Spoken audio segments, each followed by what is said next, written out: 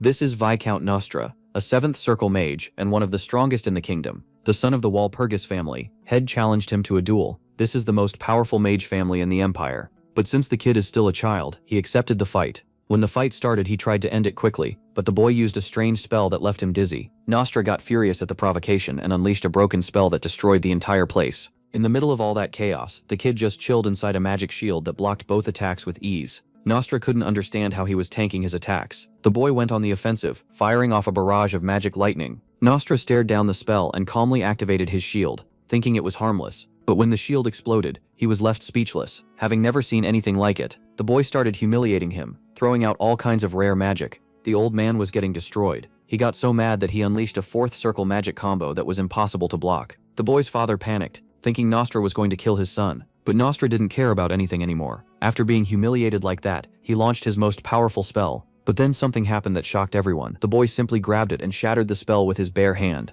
Nostra couldn't believe what he saw. Unable to understand how that kid had such an insane level of power, he poured every last bit of power he had left, but the boy canceled everything, got right in his face, and knocked him out with a single punch. Even his own father was shocked that his son crushed a 7th circle mage. This is Mikhail, and he's not just any mage. He's the reincarnation of a 9th circle archmage, the most legendary mage in history. During the war against the demons, he was going one-on-one against the final boss, who had already wiped out his entire team. Warriors, archers, mages. He was the last hope. With his 9th circle power, he unleashed a meteor shower that wiped the entire map. But the Demon King tanked the explosion with barely any damage. With no hope of winning, he activated the 10th circle for the first time. The pain was insane. When the mana exploded out of his body and a pillar of light shot into the sky, he thought the spell had backfired and that he was done for. The Demon King rushed him, landed a massive hit, and crushed him like a bug. Out of nowhere, he wakes up in a house with a butler standing right next to him. He instantly realized the return spell had worked, because he traveled back 20 years in time. The only problem is that now the MC was nerfed down to the 3rd circle.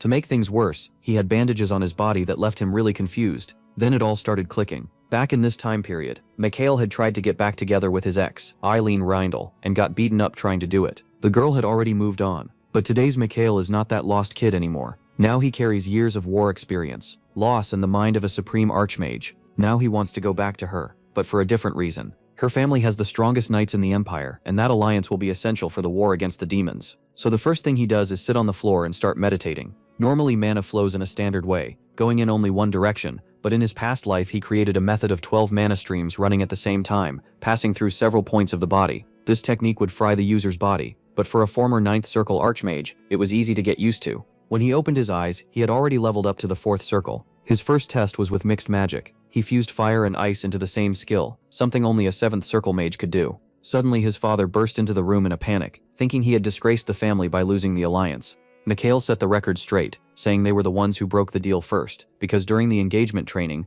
mana was forbidden, and the girl looked like a Super Saiyan with that much aura. To deal with this engagement mess, Mikhail showed up at the Reindl mansion to try and have a straight conversation with Eileen. While he waited under a tree, the girl showed up and immediately told him to get lost, saying there was nothing to talk about. But the protagonist knew all her secrets. He told her he knew that her family had already brought in another warrior to marry her. She was confused with no idea how he knew that, and agreed to hear what he had to say. A few minutes later, they were moving through the palace halls. Aileen led the way, with him and the others following behind. As he walked after her, the protagonist looked around. Sun was shining brightly through the spacious windows. A massive chandelier hung on the ceiling. The sight made him smile. Quietly, he muttered that nothing had changed. Then the butler behind him spoke up. He pointed out that Mikhail hardly ever came here. MC turned with a scowl and complained that the old man always had to chime in, and Morden shot back that he was the one grumbling like an old man. That made him snap that it wasn't true. Then he calmed down, let out a breath, and admitted maybe it was a little true.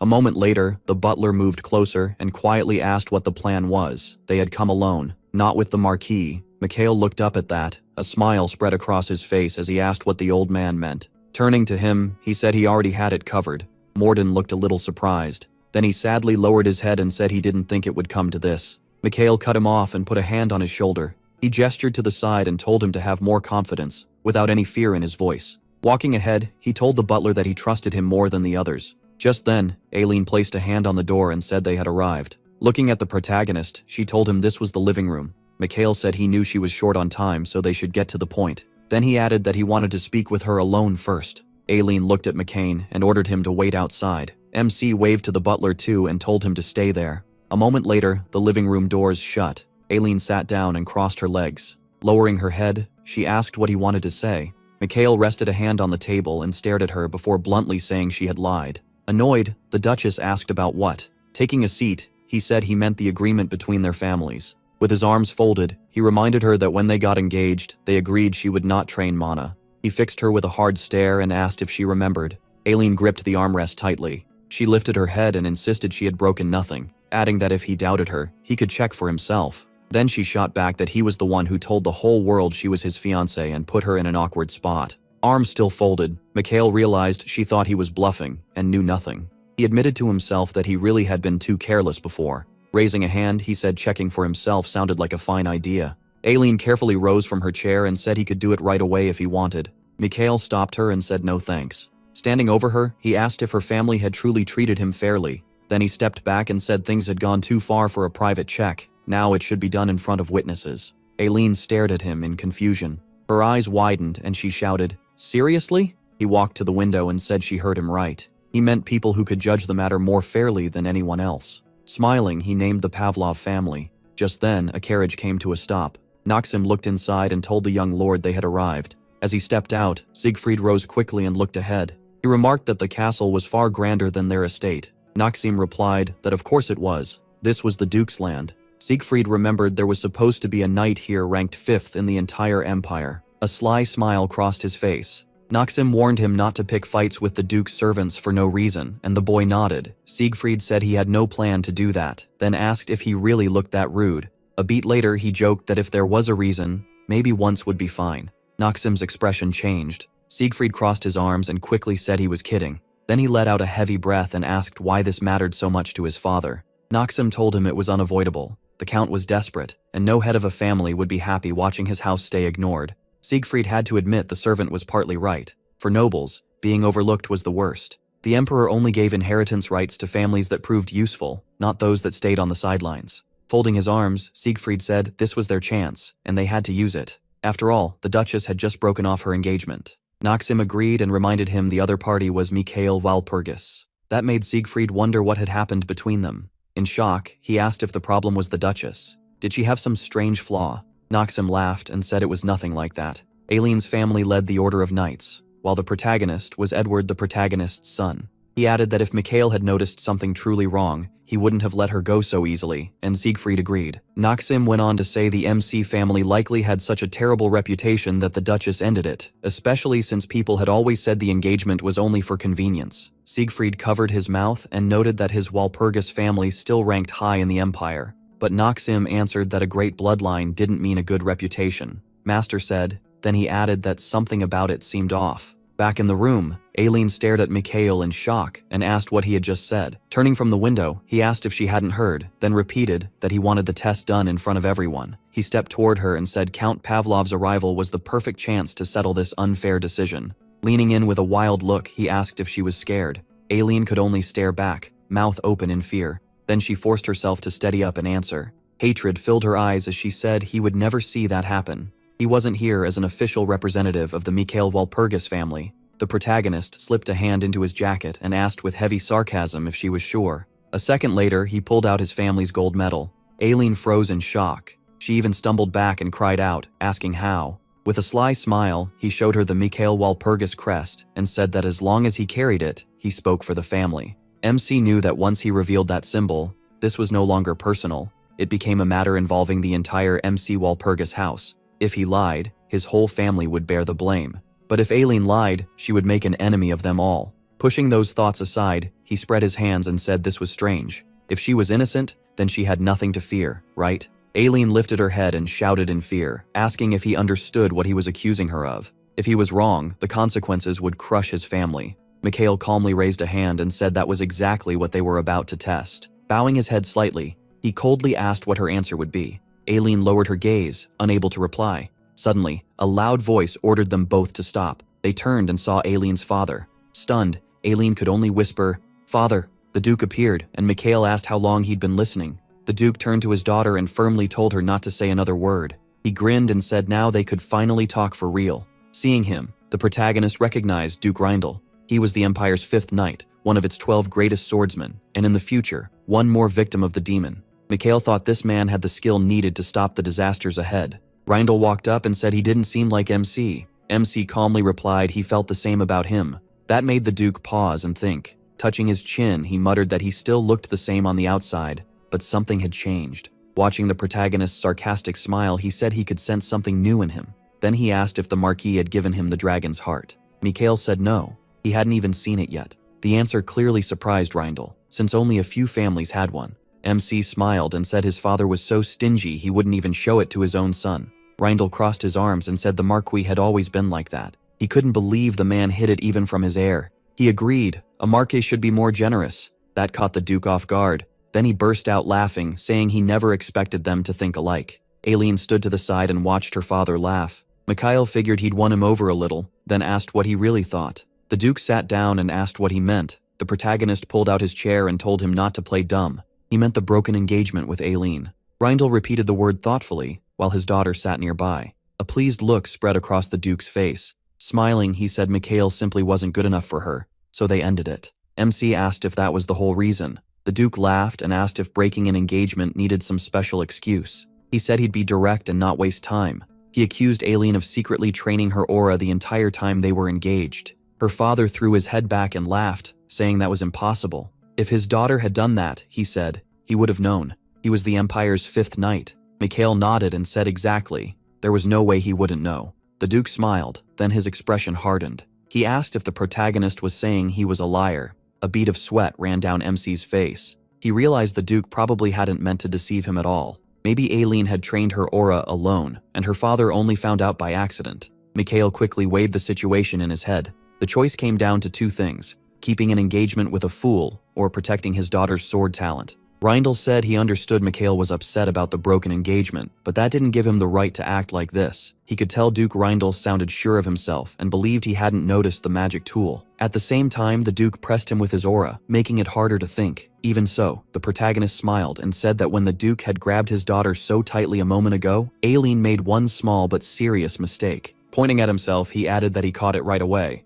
He said he noticed something, even if it was only for a second, something he thought he'd gotten used to. Aileen turned in horror. The Duke grew tense and clenched his hand. Mikhail asked if he understood what he meant. Reindl answered with a cold, unreadable stare. In a threatening voice, he said MC was wrong. Then MC asked if they still wanted to deny it. He slowly rose from his chair and said this could end right here. Then he started walking away, saying it seemed they were done. Without looking back, he added that Lion was already on the way to the castle. Mikhail turned with a smile and said he hoped to meet him on the road back. That made the Duke's face change at once. He called out for him to stop. He turned back with a sly smile and asked if he was finally ready to admit he was right. Reindl let out a heavy breath and said they needed to clear something up. Mikhail smiled and said he was listening. The Duke pressed his lips together and stayed quiet for a moment. Then, sounding unsure, he asked if they could reach some kind of compromise. The protagonist's expression shifted, and he thought, right. To him, it was only natural that the Duke would start talking like this. After a pause, Mikhail said with sarcasm that he was glad they'd come to an understanding, so he'd be going now. At the door, he added that they'd meet again. He left, leaving Reindl by the window and Aileen in the room with her head lowered. She clenched her fists, realizing MC really had noticed. Looking down, she thought he'd been hinting the whole time that he knew something, but she'd assumed it was a bluff. Now that he knew the truth, she was sure he'd do everything he could to make them pay for the lie. She turned to her father and shouted, asking what they were supposed to do. Reindl calmly told her to settle down, and a satisfied smile touched his face. Still looking outside, he said through clenched teeth that he'd thought that little brat didn't understand how the world worked, but he was wrong. Reindl had always believed he was good at reading people. Aileen stood and said if needed, she'd take responsibility since all this happened because she was careless. Her father cut her off. This was a matter between families, so it didn't matter which one of them took the blame. When she tried to speak again, Reindl added that he was the one who gave her permission. If he'd realized sooner that she'd awakened her aura, none of this would have happened. As her parent, the responsibility was his. Aileen lowered her head and stayed silent. After a short pause, she looked up again. The Duke said nothing for a moment. In his heart, he knew no one could have predicted this. He remembered the day strong magical energy wrapped around his daughter's hands. Back then, Aileen had happily said she'd done it. Reindl had stood nearby, stunned that she awakened her aura on her own. His face showed nothing. Still, he saw how happy she was. Aileen was a genius with the sword, and returning from the memory, Reindl admitted to himself that he only wanted to protect that talent. Without taking his eyes off her, he said the Walpurgis family would get what was coming to them because they were the ones who broke a knight's code of honor. Aileen looked at him with disappointment, but he firmly told her everything would be fine. He added that he didn't expect them to demand anything unreasonable. Besides, Mikhail wasn't acting for his family. That surprised Aileen, and she asked what he meant. Brindle stepped closer and said he was not as stupid as she believed. Then he gently patted her on the head. Smiling, the Duke told her that if she didn't understand yet, she should just watch. She still had a lot to learn. At that moment, Lion and Maxime were nearing the estate. Suddenly, Lion stopped in surprise. Mikhail was standing ahead, blocking his path. Lion asked who he was and why he was in the way. The protagonist introduced himself, and Lion blinked in surprise. Who? Walpurgis. MC, he repeated firmly. Lion looked him over from top to bottom. Judging by his clothes, he seemed to be telling the truth. With one hand on his hip, Lion asked what was going on. He was supposed to meet Duchess Aileen today, and now he was wondering if he'd gotten the date wrong. Mikhail smiled and said the date was right. They just had to meet first because of an urgent situation. Annoyed, Lion asked if he was serious. He frowned even more. Then he answered his own question. It sure looked like he was serious. The protagonist said it wasn't like that, but Lion cut in coldly, asking why he was acting this way.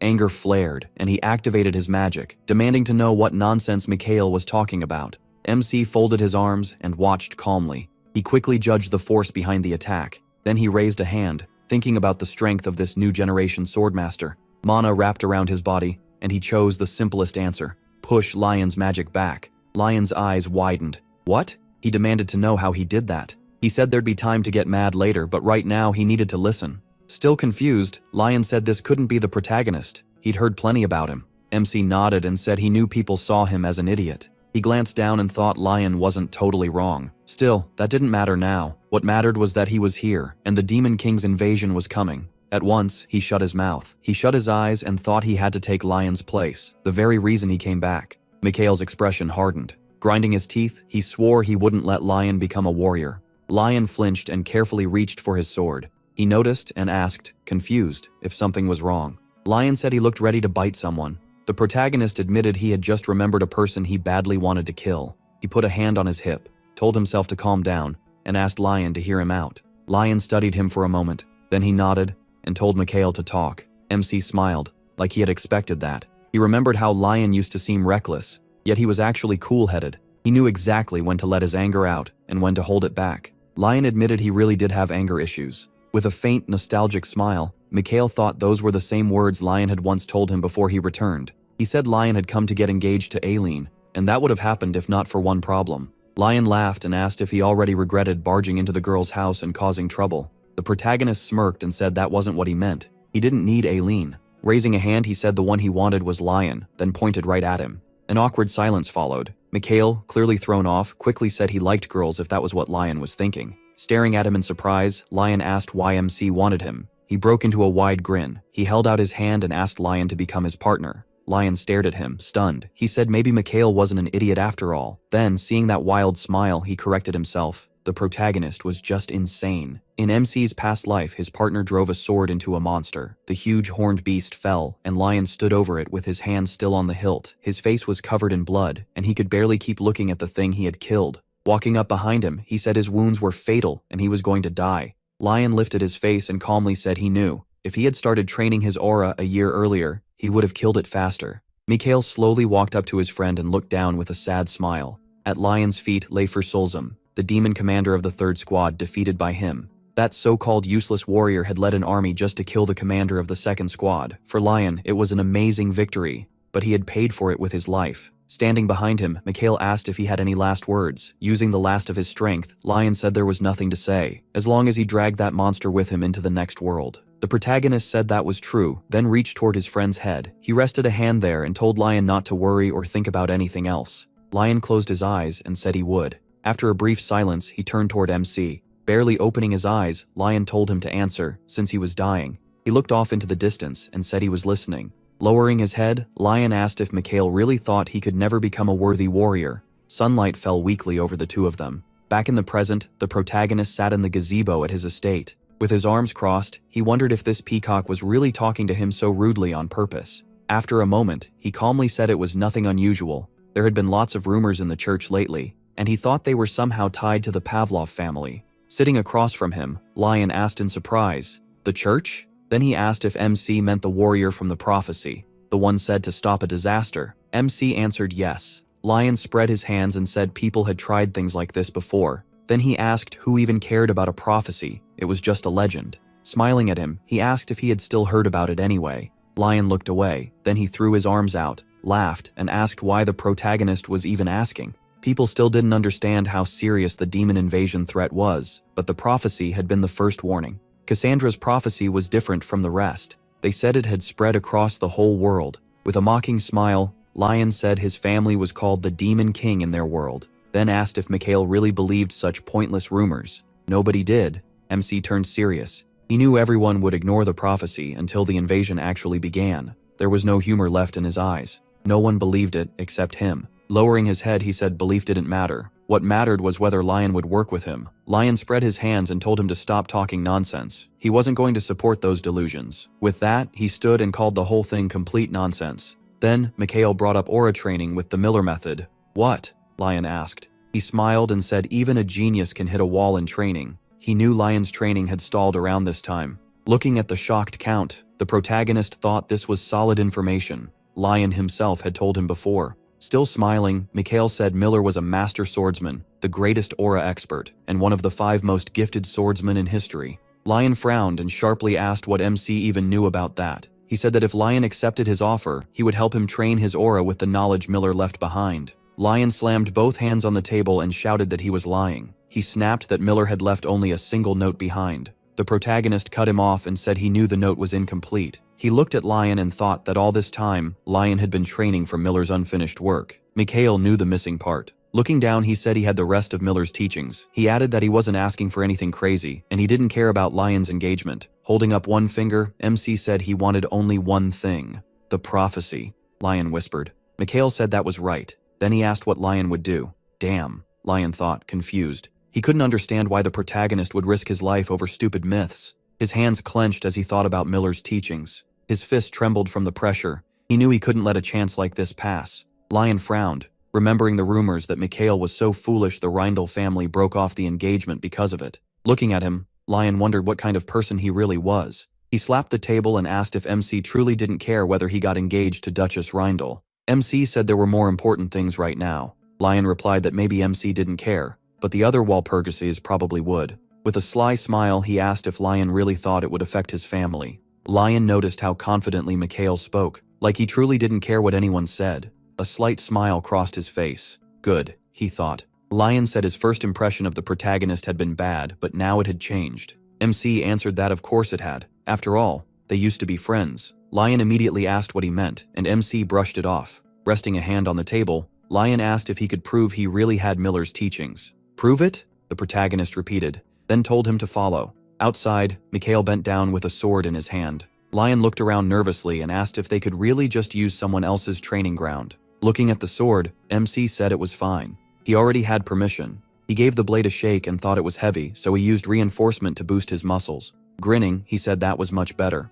Lion looked at him and asked what he was doing. With a sly smile, Mikhail said Lion wanted proof. Then he told him to watch closely because he was about to show him something amazing. Standing nearby, Lion tensely asked if he was really going to prove it like this. Looking at him, he asked if he really meant he could explain aura training, and as a magician no less. The protagonist grinned and said Miller's method was twice as effective as the others, which was why Miller got such incredible results. It wasn't very different from normal aura training, except for one thing, the engraving that appears on the body. Also, other methods usually cap mana at around 40 units, while Miller's method lets you use all 70. Pushing those thoughts aside, Mikhail held out his hand and said the first step was awakening the aura. Hearing that, Lion looked confused and asked why he did it so suddenly, but MC cut him off and said he just felt like checking. Fine, Lion said, and power wrapped around his body. An engraving slowly appeared on his forehead. Matching marks showed up on his left hand. His energy kept growing stronger. Mikhail studied the engraving and realized it looked a lot like Miller's,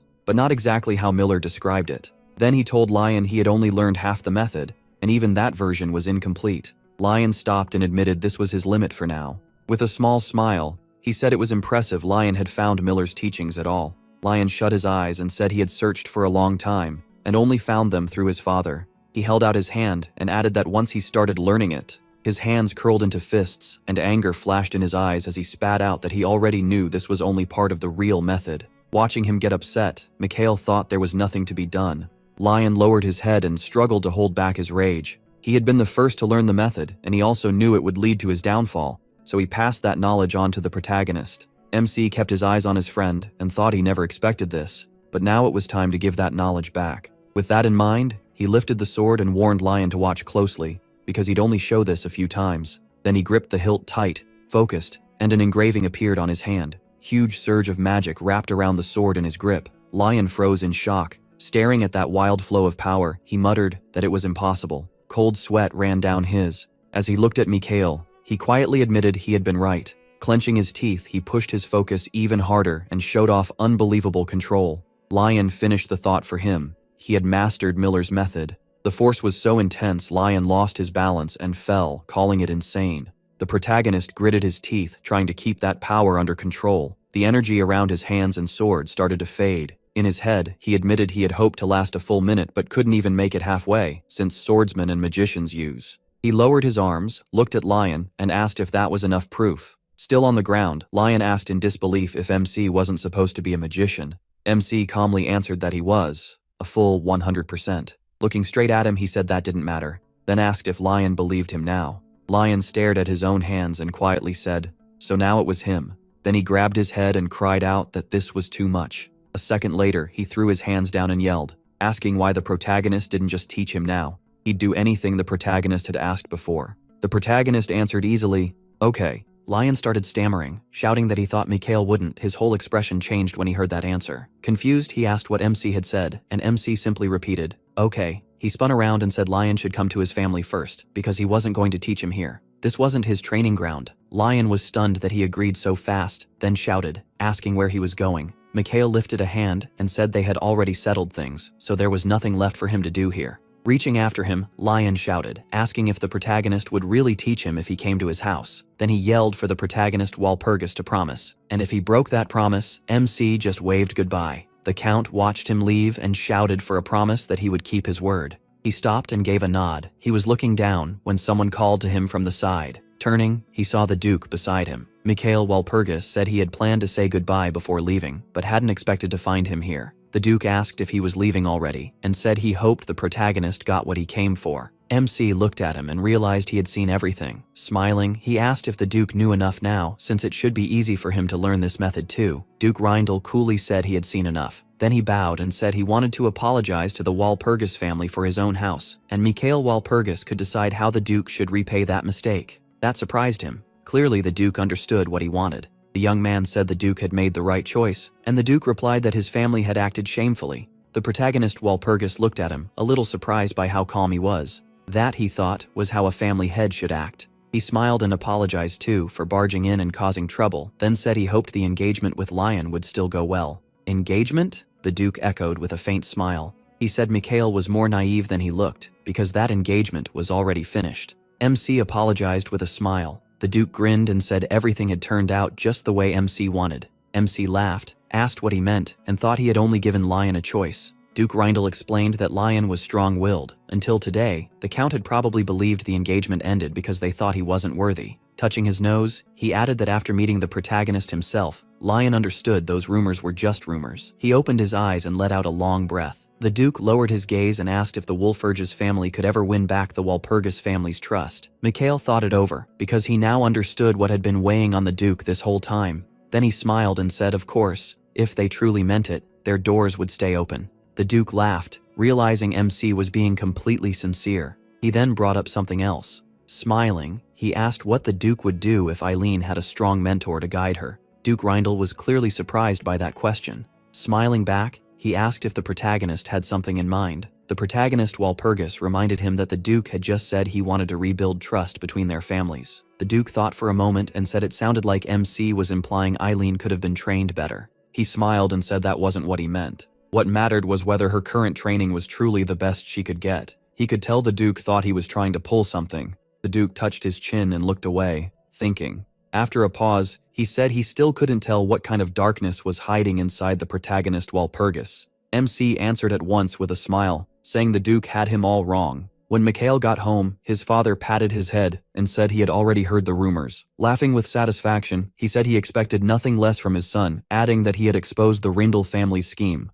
The protagonist turned to him and coldly told him not to say something so heartless. Edward asked what was heartless about it and said no father in the world trusted his son more. Seeing how pleased he was, the protagonist dryly noted that he seemed very happy. At that, the Marquis closed his eyes and smiled stiffly. He let go of Mikhail and grumbled that he couldn't even praise his own son without getting shut down. MC put his hands behind his back and said the Walpurgis family's honor had now been restored. The man replied that he was proud of him. Sitting down, Edward said a letter from Duke Rindle had arrived before he returned. In it, the Duke asked to visit in person and apologize, which showed he didn't want this dispute made public. For a knightly house, that kind of scandal would be fatal. Coming back from the memory, Edward smiled and said that thanks to his son, they now had the upper hand. He added that the Duke's arrogance had annoyed him too, then asked what the protagonist had said to him. MC closed his eyes and said it was nothing special. He had only asked whether their trust could be restored. Edward then asked how he answered. He looked at his father and calmly said he told the Duke it could, if their intentions were honest. Folding his arms, the Marquis said his son had done well. No matter how they truly felt, they couldn't show it openly. After a short pause, Mikhail said he had handled this problem himself, so now he wanted to ask for something. His father looked at him and told him to go on. Meeting his eyes, the protagonist asked him to trust him with this matter because he meant to finish it himself. Edward fell silent and thought it over. MC explained that he had found a way to settle everything, and because of that, he needed to carry it through to the end. Hearing that, his father laughed and said those weren't the words of a child, but of a real man. He admitted he had done a lot for the family, even with the risk involved. Smiling, he said that was exactly the point. Then his face turned serious, and he said there was no need to pretend. If not for him, Edward wouldn't even have noticed what was happening. And besides, Edward himself had said he trusted him. Hearing that, the Marquis tapped a finger on the table. He started to lift it again, but Mikhail firmly cut in and said he wanted to handle everything himself, from beginning to end. Hearing that, Edward slowly lowered his hand. The Marquis bowed his head a little and said, Duke Rindle was a smart man. The whole world knew him as a capable knight, but that old fox was crafty. The protagonist Walpurgis had to understand that if he kept going, he'd have to deal with the Duke face to face. With complete seriousness, Mikhail said he knew. There was no fear or doubt in his eyes. Seeing how set his son was, Edward clasped his hands near his face and agreed. He said MC would have to face this sooner or later, and he wanted to see how it turned out. After getting permission, he turned away with a smile and said he would not let him down. Edward gave him a warm smile, glanced at the desk, and quietly said, "All right." The protagonist was about to leave when Edward stopped him and said he had done well today. That caught MC off guard. He almost never heard words like that. After a brief pause, he bowed. Edward watched him with a gentle smile. Once Mikhail left, Edward slowly rose from the desk, stared at the closed door, and wondered what had gotten into him. In his memory, he had always been a weak-hearted little boy. He also remembered his son laughing bright and loud as a child. Pushing those thoughts aside, Edward quietly said maybe time had changed him. He rested a hand on the table and said they had to get ready for the meeting with the Duke. He moved to the window and admitted he could leave this to his son, but not completely. Touching his chin, he wondered what he could do to rattle that old fox and spread rumors. As Mikhail walked down the hall, he thought about how, before he returned to the past, his family's name as the strongest magicians fell apart in an instant. He knew there was only one reason. Everyone had battled over the family head's seat, and while the old men fought for power, he had been used as a tool. In time, he even helped bring down House Walpurgis. He called to the butler walking behind him. Mikhail asked if Nostra had really come looking for him, since this should have been 3 days before the engagement was broken off. Morden nodded and said yes. Crossing his arms, he added that Nostra's visit was not strange. The protagonist was the family's only heir. The protagonist thought about Nostra, a 7th Circle mage and one of House Walpurgis's strongest vassals. He had helped Edward since he was young and was very capable, but he had one big flaw. Nostra wanted power too badly.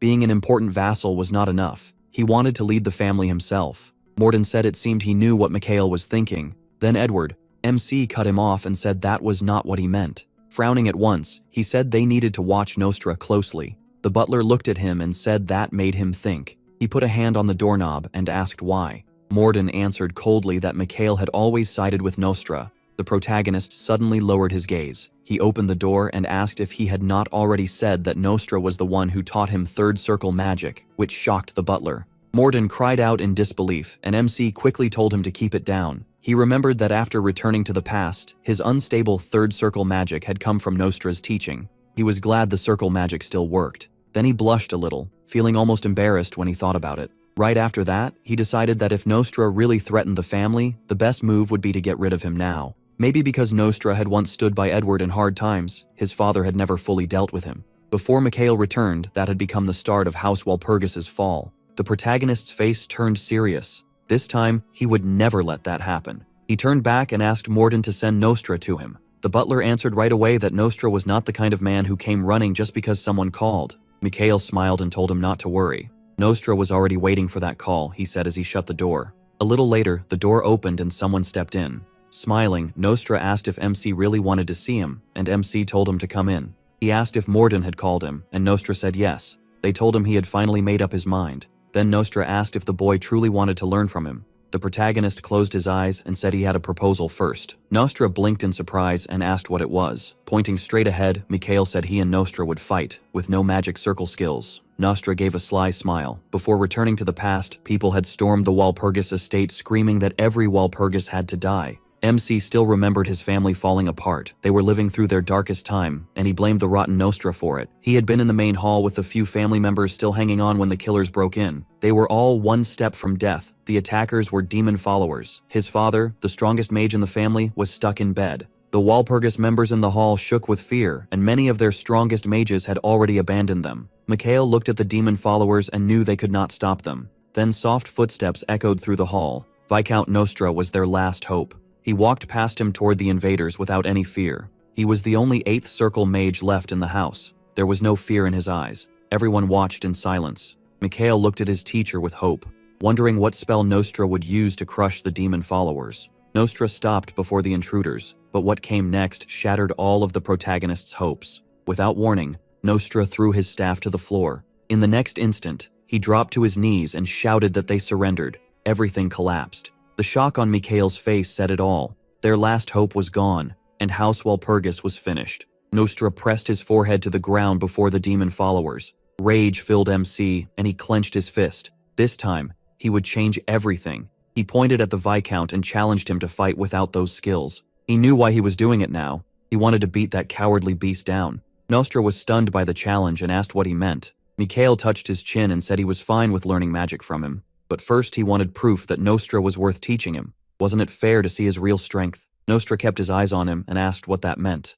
Lowering his hand, he said he wanted to judge Nostra's skill for himself. He did not know how strong he really was, and words alone were not enough. Since magic worked that way, he wanted to clear up any doubt. Confused, Nostra asked if becoming a 3rd circle mage through him was not enough. The protagonist answered at once that it was not. The Viscount gritted his teeth in shock. Then he raised his fists and shouted that he had taught MC everything he knew, and yet the boy still dared to doubt him. Mikhail turned away and calmly told him to relax. He only wanted to settle his doubts, and if a man's words were true, proving them with action should be easy. Nostra calmed down and quietly asked if he was serious. He said yes before the man even finished. He wanted to test their power without magic circles, just their own magic. One hand on his hip, he added that if he lost, he would become Nostra's student. Nostra rubbed his chin and thought it over. After a moment, he asked what happened if the protagonist won. The boy looked at him with a smile and said then Nostra would become his student. That made the Viscount smile. After a short thought, he firmly accepted the challenge.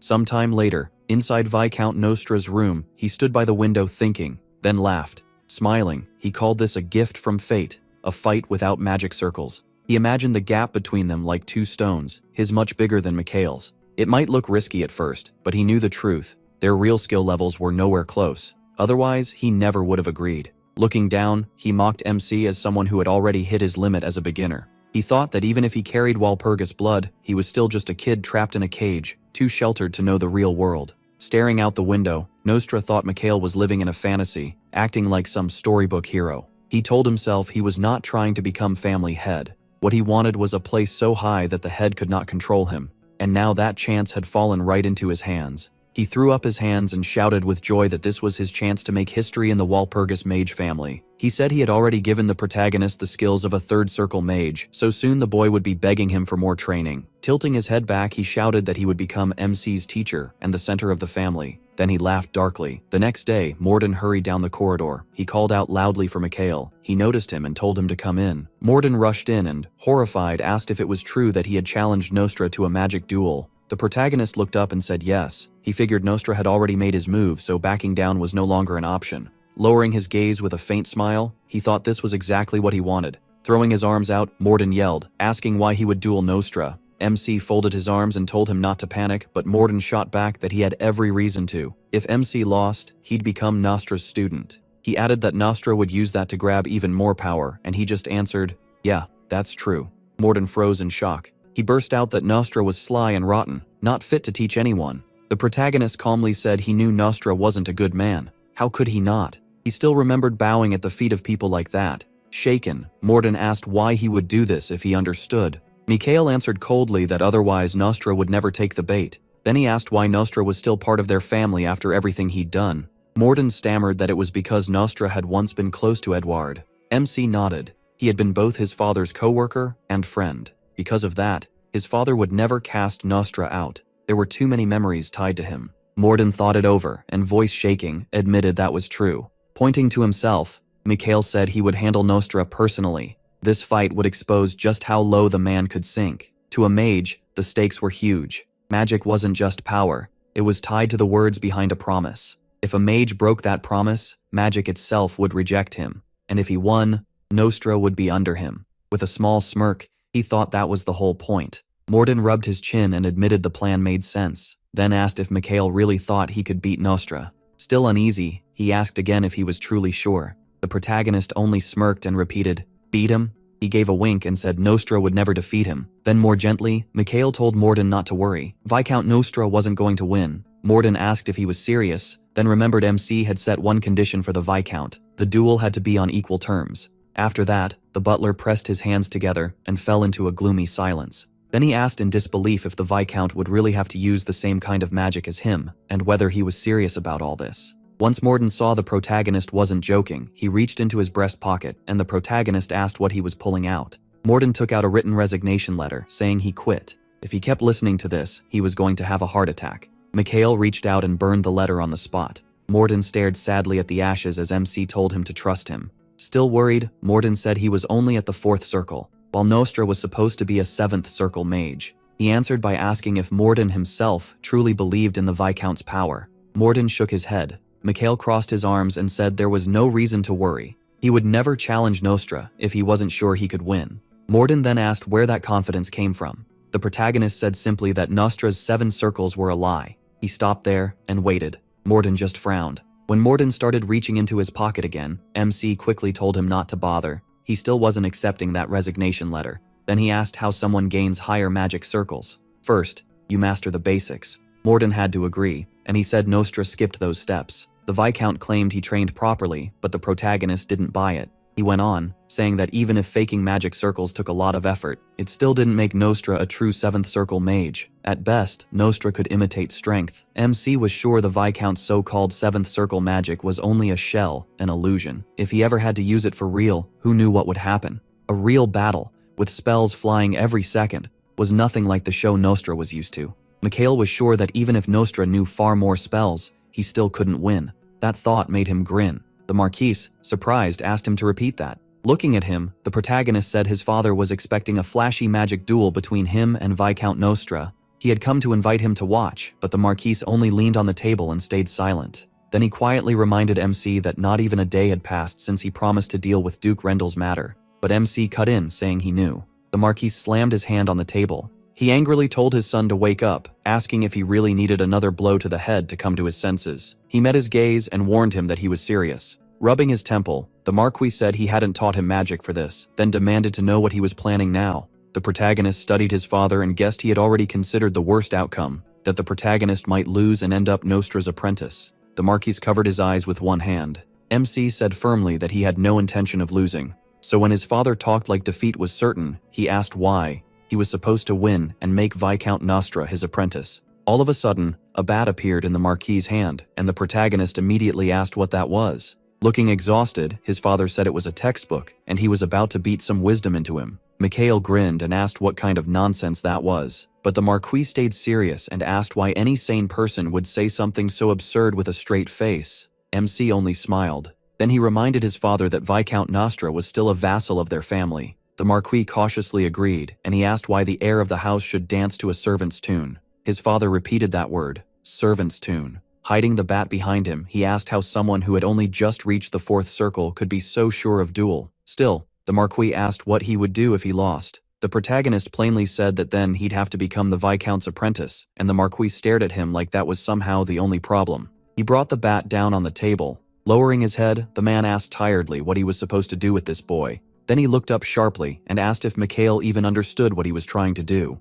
MC gave an awkward laugh, remembering how his father always threatened to beat him and break his legs when things went this far. He joked that he would offer up his legs for peace in the Walpurgis family, and the Marquis only muttered that he would remember that promise. The protagonist reached for the door, thinking everything had gone as planned and the duel issue was settled. He let out a quiet sigh of relief. His father had given permission, and now only Nostra mattered, and the Viscount probably still thought he would win. Mikhail pictured Nostra moving a chess piece shaped like a boy, convinced the outcome was obvious. In his mind, the Viscount sat over a chessboard, planning how to use MC as efficiently as possible so he could someday seize power in the family. He chuckled, muttering that this was exactly what you'd expect from someone who had never been a real mage, even before his regression. He planned to crush him. In the Walpurgis training hall, Mikhail noted that nothing had changed. The place should be strong enough to handle attacks up to the 6th circle. He knew the family's main training room was packed with all kinds of magical tools. His eyes shifted to the weapon rack.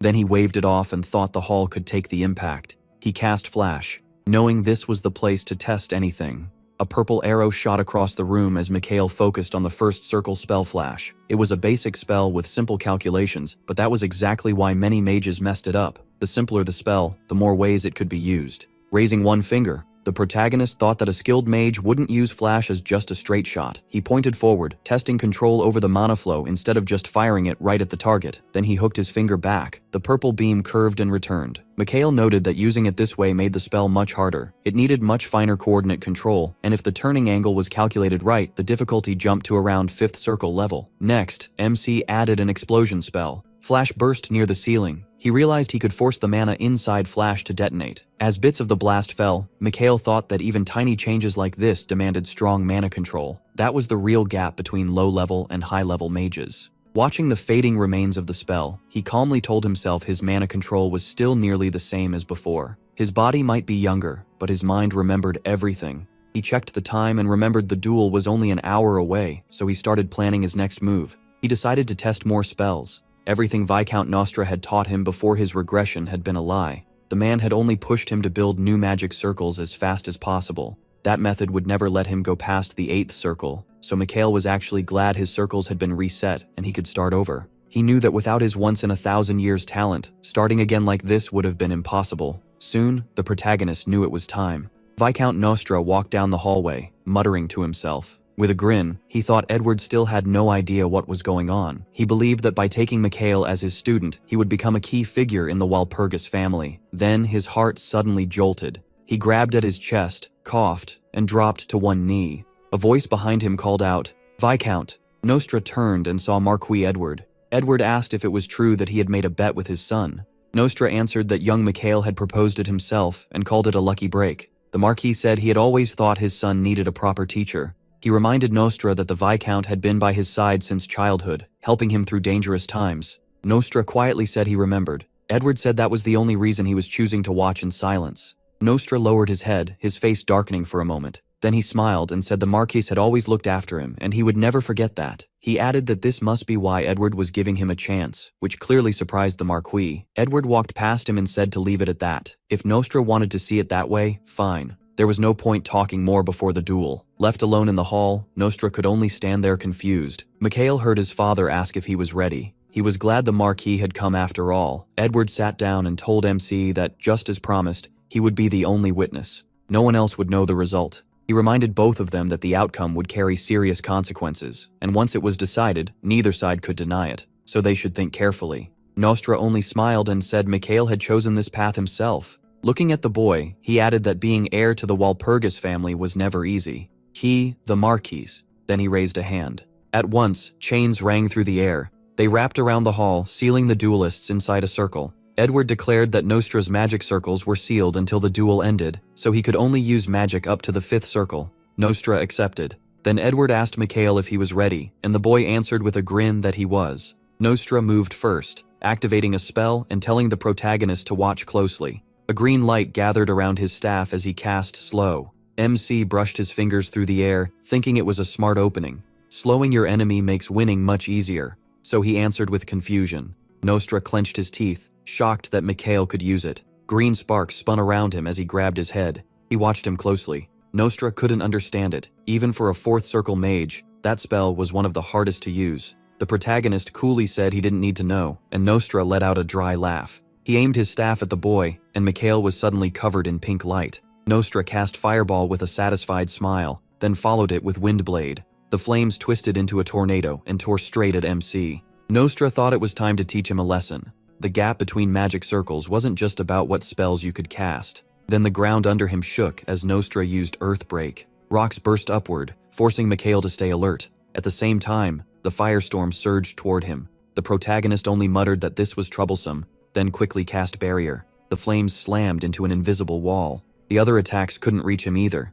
Mikhail admitted that, in a normal fight, Nostra would be right. After all, someone who had only just reached the fourth circle shouldn't be able to block attacks like these. But magic wasn't fair the way swordsmanship was. A swordsman can't simply think his way past the gap in strength and aura. Magic, though, worked differently. Mikhail raised a hand for his next spell. Knowing a mage's real weapon is his mind, he cast Flash, and the familiar glow covered his hand. Nostra frowned, annoyed that the boy was using a first circle spell. Then MC calmly added, Multi-charge. He knew even a simple spell could become deadly when used the right way. The flashes shot at Nostra like pink claws as Mikhail gave them free control. Nostra stared, stunned, barely hearing him talk about layered explosions and smart mana use. He kept watching the light as the protagonist spoke of changing direction and exact impact points. His staff slipped from his hand. MC kept giving commands, widening the attack area as Flash rushed in.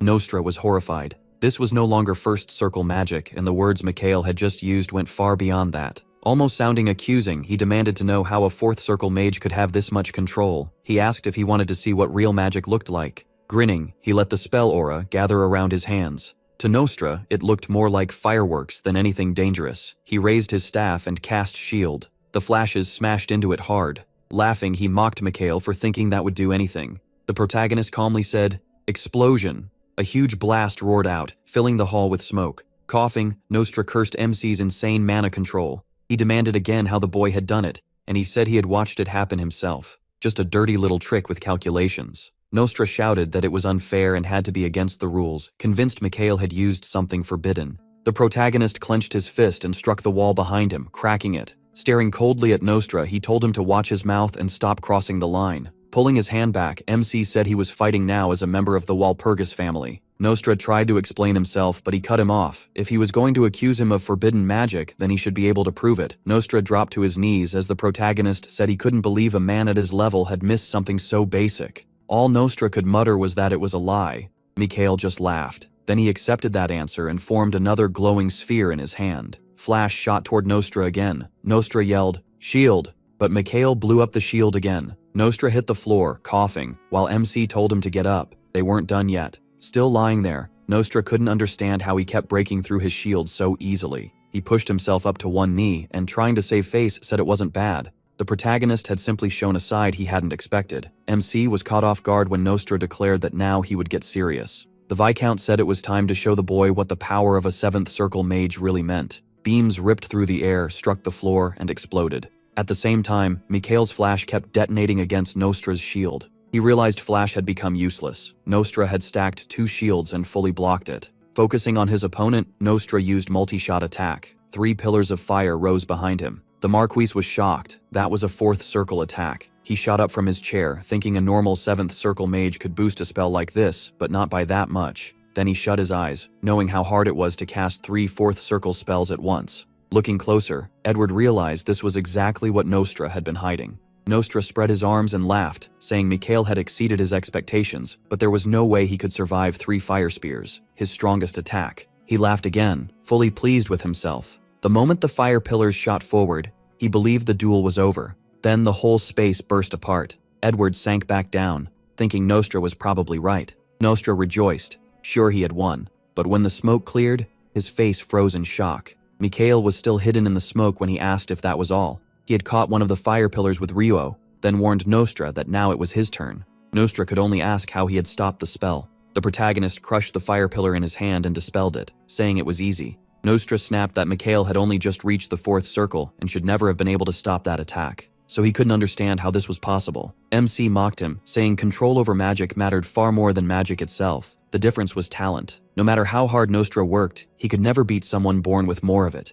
And in magic, that meant everything. Magic wasn't something you learned by logic alone. Annoyed, Nostra snapped, asking if he was saying he was more gifted than him. Mikhail just smiled, asked if that was really true, and said they should test the opposite. Nostra lifted his staff. Then he threw both hands toward the protagonist. In a burst of anger, he fired Ice Spear, Demonic Hand, and Thorn Attack one after another. The 3 spells fused into one strike and rushed at MC. Mikhail answered with only one spell. Flash. The attacks slammed together head-on. Nostra was stunned again, unable to understand how he kept breaking his spells so easily. Calmly, the protagonist reminded him he'd already explained it. It was just calculations. Another sphere formed in his hand for a multi-charge attack, and a new wave of flash spears shot at Nostra. Seeing that many flashes at once, Nostra froze in surprise. Magic wrapped around Mikhail's whole hand as he reminded him that he'd blocked the last attack with a shield. But could he stop one 10 times stronger? MC smiled at him. The flash was already almost on top of the Viscount when Mikhail said someone once told him explosions were an art. Nostra tried to respond, but at the last second he shouted a shield spell. The Viscount crashed down, coughing, his eyes rolling back.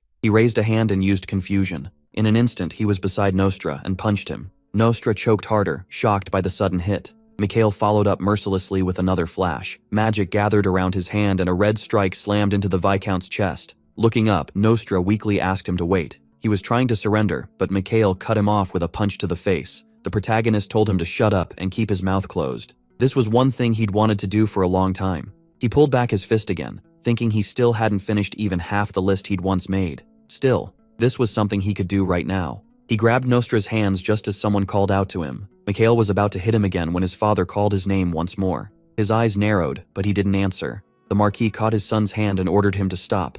The duel was already over. MC shouted back that he wasn't done because Nostra still hadn't begged for mercy. Edward glanced at Nostra and said his face was already smashed enough. There was nothing left to prove. Mikhail told his father to look closer. Nostra still hadn't properly surrendered, even though he was weakly raising his hands and gesturing that he couldn't keep going. The Marquis clenched his fist and pointed out those thick veins on it. Disappointed, he said he got it. His father was warning that violence only brings more violence. Edward turned to Nostra and asked if he accepted defeat. With blue lips, Nostra could only mumble. Edward took that as a yes. Mikhail asked to land one last hit, but Edward simply teleported the Viscount away. Nostra vanished, and the protagonist stared at the empty space in regret. Edward stayed grimly silent. Then he called to his son. The Marquis admitted he had no idea MC had grown this much, and he never expected to see anything like that. He said what Mikhail showed today reminded him of an old mage called Astal, whose teachings used similar techniques. He smiled and called it a coincidence.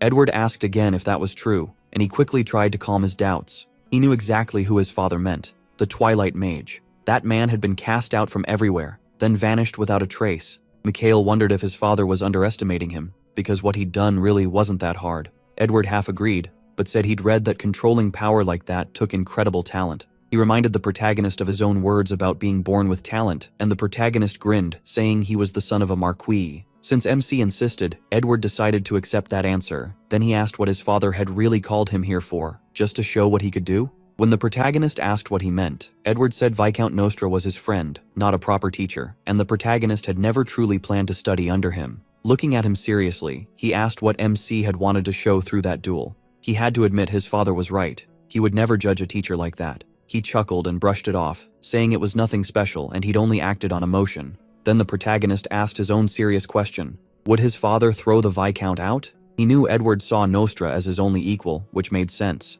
Being family head was a lonely place. Even so, Mikhail hated the situation, but he also knew his father wouldn't throw everything away without a reason. The Marquis understood that was exactly why MC had done all this. He pointed a thumb at himself and promised that from now on, he would keep the Viscount under control. Looking at his father, he thought he had to do it so everything Edward built wouldn't be ruined. Sometime later, Nostra sat at a table with his head in both hands, muttering that this was ridiculous. He was furious that he'd lost to a boy who had only just reached the 4th circle. Lowering his head, he thought about how Marquis Walpurgis had seen the whole thing, so there was no changing the result now. As he wondered what to do, a voice reminded him that he'd lost. and now he had to answer for what he said. Nostra looked up at the unexpected speaker. It was Mikhail, asking if he remembered their agreement. Nostra remembered. He was supposed to become the protagonist's student. He raised a hand, trying to speak. Clasping his hands, Nostra realized how strange this was. MC had known from the start he would win, so why make the losing side become the apprentice?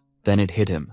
This had to be part of some plan even meaner than just humiliating him. Nostra studied Mikhail and convinced himself this was a test, meaning he still had a chance. He asked if he understood, and Nostra answered that this was about the future of their family. The protagonist pushed his chair back and told him to go on. Nostra said MC had hidden his real goal for a long time. Revenge on Duke Rindle for what that family had done. Mikhail listened without a word. Nostra thought he finally understood everything. Spreading his arms, he smiled and promised to help him get that revenge. Then he asked if he really thought this was about revenge. Nostra only stared at him. The protagonist smiled, and Nostra was shocked to hear that it wasn't. Mikhail lowered his head and said his student talked too much, so he should stay quiet and call him teacher. Nostra just stared at him.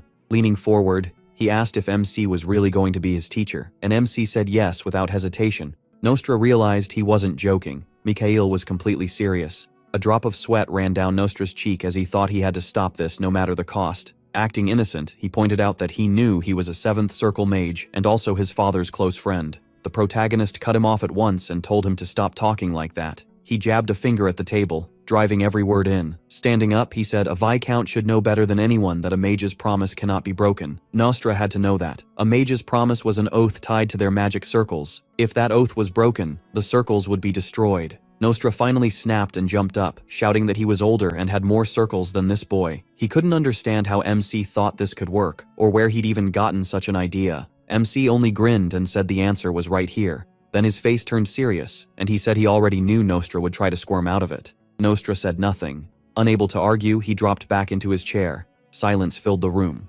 Later, outside, he called Nostra his student. Nostra could barely force himself to call him teacher. He clenched his fist, knowing he had no choice. If he ignored Mikhail's orders, his circles would be destroyed. He remembered the protagonist saying that now, as his mentor, he would teach him a few things. The thought made Nostra grimace. Still clenching his fists, he said he was listening. Teacher. MC frowned as he remembered the time before his regression. He knew destroying Nostra wasn't the smartest move. Funny enough, the Viscount could still be very useful. For one thing, he had 7th Circle magic and real potential, and that could help Mikhail. So he decided to start by asking what Nostra wanted to know. Nostra shut his eyes and said there was nothing, but the protagonist was sure there was. He waved a hand and brought up Nostra's unstable circles that he still couldn't fully use. Then he tapped a finger against Nostra's chest and said, "That proved it." Nostra remembered how even slight effort made his heart ache. He twisted in pain and dropped to his knees. Mikhail watched him without emotion. Usually, circles can't become stable unless lightning comes first. There is another way, but anyone who can do that is called an apostle.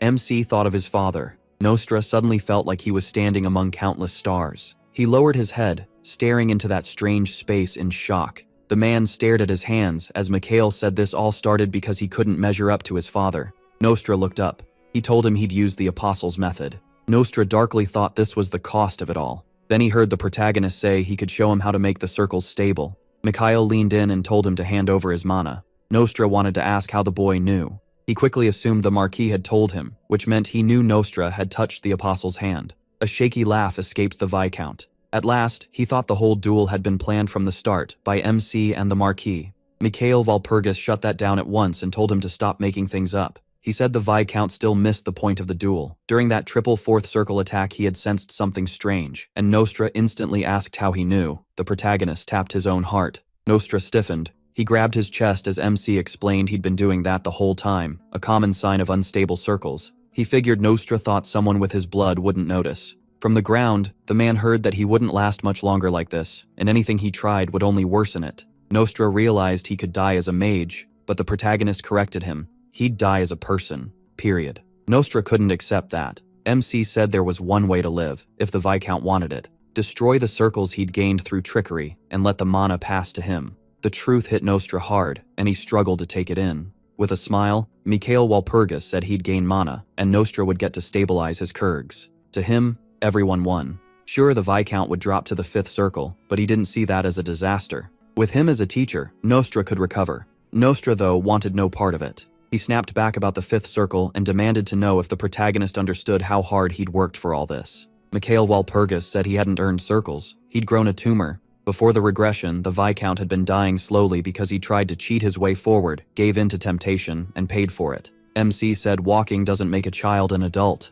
Then he asked what good being a 7th circle mage was if Nostra couldn't really use that power. To him, those circles were empty, made only because Nostra felt small next to his father. They had no real value, they just looked impressive. Looking at the crushed man, he asked if he really thought the Marquise didn't know. Nostra thought of the Marquis and realized he had known all along. Of course Edward knew. In Mikhail's past life, he acted like he knew nothing until the very end, and that had been a mistake. The protagonist asked if he understood now, then made it clear. Trying to use the Marquis' son had failed. The Viscount shut his eyes as those words sank in.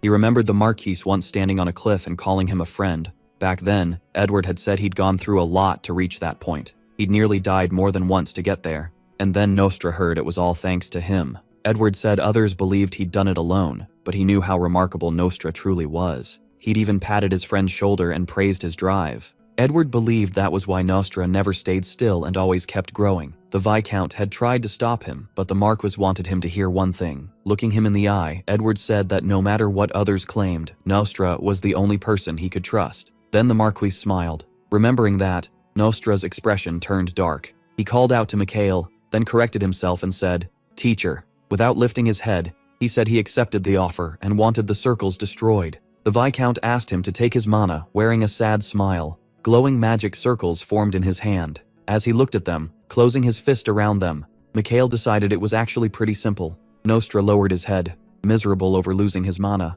MC gave an awkward smile, thinking it wouldn't be easy seeing the gloomy Viscount every day. Hand on his chin, the young man decided he'd handled his first task well. Then his thoughts turned serious. He needed to put out a spark before it became a fire. In 7 years, a disaster would hit, and he couldn't ignore it when he knew what was coming. Cassandra clasped her hands together. Her eyes shone. Exactly 7 years from now, her prophecy said demons would appear. A demon's red eyes flashed. Winged demons filled the sky. People refused to believe the warning, and that doubt turned into disaster. Humanity wasn't ready, and the demons were far stronger. People ran for their lives, trying to escape. Even if the demons couldn't replace their numbers, no living creature could really stand against them. One demon crushed a man in its fist. The Empire finally understood the scale of the disaster when Kelbian, the 7th Knight of the Iron Wall, was killed. Blood sprayed across his armor. After that, there was no changing the war between the two worlds. Men shook in fear. People called for heroes, but by then, it was too late. Swords dropped, and the demons wiped out half the Empire. In the temple, a huge cross hung on the wall. The heroes had gathered there in a rush. Among them were fighters strong enough to battle monsters and even tame them. Argo's squad faced forward without fear. Mikhail tilted his head back and decided the key right now was Cassandra. He remembered that in his past life, no one believed her prophecy. She was 2 years younger than him, so she should be about 18 now. Cassandra locked her hands together. Her prophecy had become deadly, yet no one wanted to hear her warnings. The castle doors stayed shut. Before the regression, Cassandra had spoken of a hero who was supposed to save humanity, but that never happened because nobody believed her. Mikhail realized a prophecy means nothing if no one trusts it. He narrowed his eyes. He had no idea what became of Cassandra after that, but he doubted it ended well. This time, he had to stop history from repeating itself. Looking up, the young man decided he would personally take part in choosing the warriors this time. He picked up a pen and thought about bringing in Lion to help with the selection. Then he realized he had another problem. The pen froze in midair as Mikhail stared at the paper, wondering what to do about Cassandra. After no one believed her prophecy, she ran from the temple. He scratched his head, annoyed. He had no clue where she was. Grabbing his head, he decided he had to find some way to reach her. He shut his eyes and tried to think it through. Then someone stepped into the office. Morden looked in, called for his master, and asked what he was doing there. The young man leaned back with his hands behind his head, said it was nothing important, and asked what Morden wanted. When he heard a guest had come to discuss something important, he closed his eyes and guessed it was Lion. The butler asked how he knew. Mikhail got up and told him to send the guest in. The door opened, and the boy turned with a smile when he saw his friend.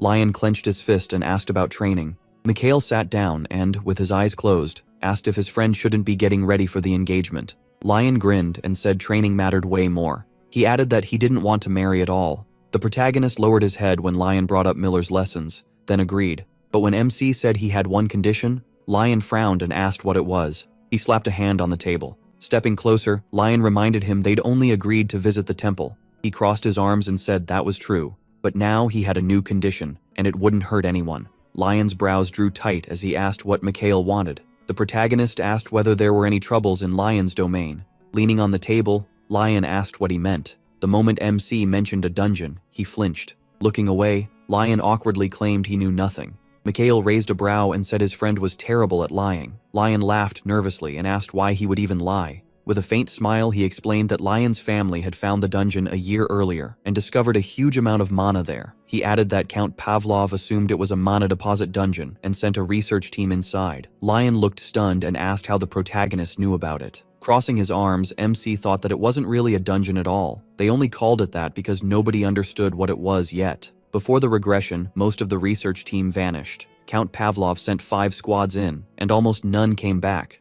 The Pavlov family had wanted a marriage tie with the Reindl family because they were running out of money after spending so much on that so-called dungeon. Lion put a hand to his forehead, shocked anyone else knew, and muttered that there must be a rat in the family. Mikhail shook his head and said no. He had only heard rumors from mercenaries. Narrowing his eyes, Lion asked what he meant about the dungeon. He smiled. Then he said the forest held ancient ruins, and those ruins were what had been causing the Pavlov family so much trouble. He added that he was interested in that place and expected a lot from it. Lion frowned and asked what he was getting at. Mikhail explained that most of the research team never came back, and since it was not a real dungeon, it could not be cleared. He looked down, remembering that before his regression, the Pavlov family had struggled with that place until the very end. In the end, they got nothing. Someone else uncovered the ruin's secrets and took everything. So the protagonist offered to help and go into the ruins himself instead of sending another research team. Lion asked if he could really do what even hired experts failed to do, and Mikhail said yes. Exploring places like that needed basic magic knowledge. Lion grabbed his head. With a hard frown, he asked where all that confidence was coming from. MC smiled and said his plan would not hurt the family at all. If he succeeded, they would learn what the place really was. If he failed, the Pavlovs would lose nothing. Lion accepted that. Lion fell silent and rubbed his chin. Then he looked up and brought up the training again. Mikhail promised to teach him everything he knew, and the swordsman agreed to give it a shot since he had nothing to lose. Still, Lion warned that his approval meant little. His father would have the final say. He got up with a grin and said they should go see the Marquise right away since the matter was settled. Edward covered his eyes in annoyance. Sitting across from his son, he reminded him they had agreed he would focus on the Reindl family, then asked what this new Pavlov idea was. Mikhail said it was all part of the same plan. Edward asked if his son planned to go to their land and stir up more trouble. The protagonist denied it, promised he would not repeat his old mistakes, and said he had already made a deal with Wyan. Holding his blood-stained staff, Edward warned that a magician's promise must never be broken. MC looked away and wondered why his father was so gentle with. He asked his father to put the stick away and promised he could handle everything. Edward rested it on his shoulder and corrected him. It was a staff. Squinting, Mikhail said it looked more like an orc-smashing club. Edward held it out and declared that anything a mage carries is a staff, then started talking about using it to hunt demonic creatures. Demon blood still stained the staff. When he asked why a mage's staff had blood on it in the first place, Edward frowned. Mikhail only gave a sly smile. Holding out his hands, he said there was more than just a promise. Edward shot up from his chair when his son refused to explain further. The Marquis set the staff on the table. Then he relaxed his hand and asked if he could trust his son. The protagonist looked up, surprised. A smile slowly formed on his face. He said his father always did this, always chose to believe in him. Edward lowered his gaze. Mikhail remembered that in his past life, his father had trusted him until the very end and never gave up on him. That memory hurt even more. Standing before his father's corpse back then, he had regretted not acting sooner. The crown had faded into history, which is why MC Walpurgis refused to be a warrior. Leaning on the table, Edward asked if he was truly confident.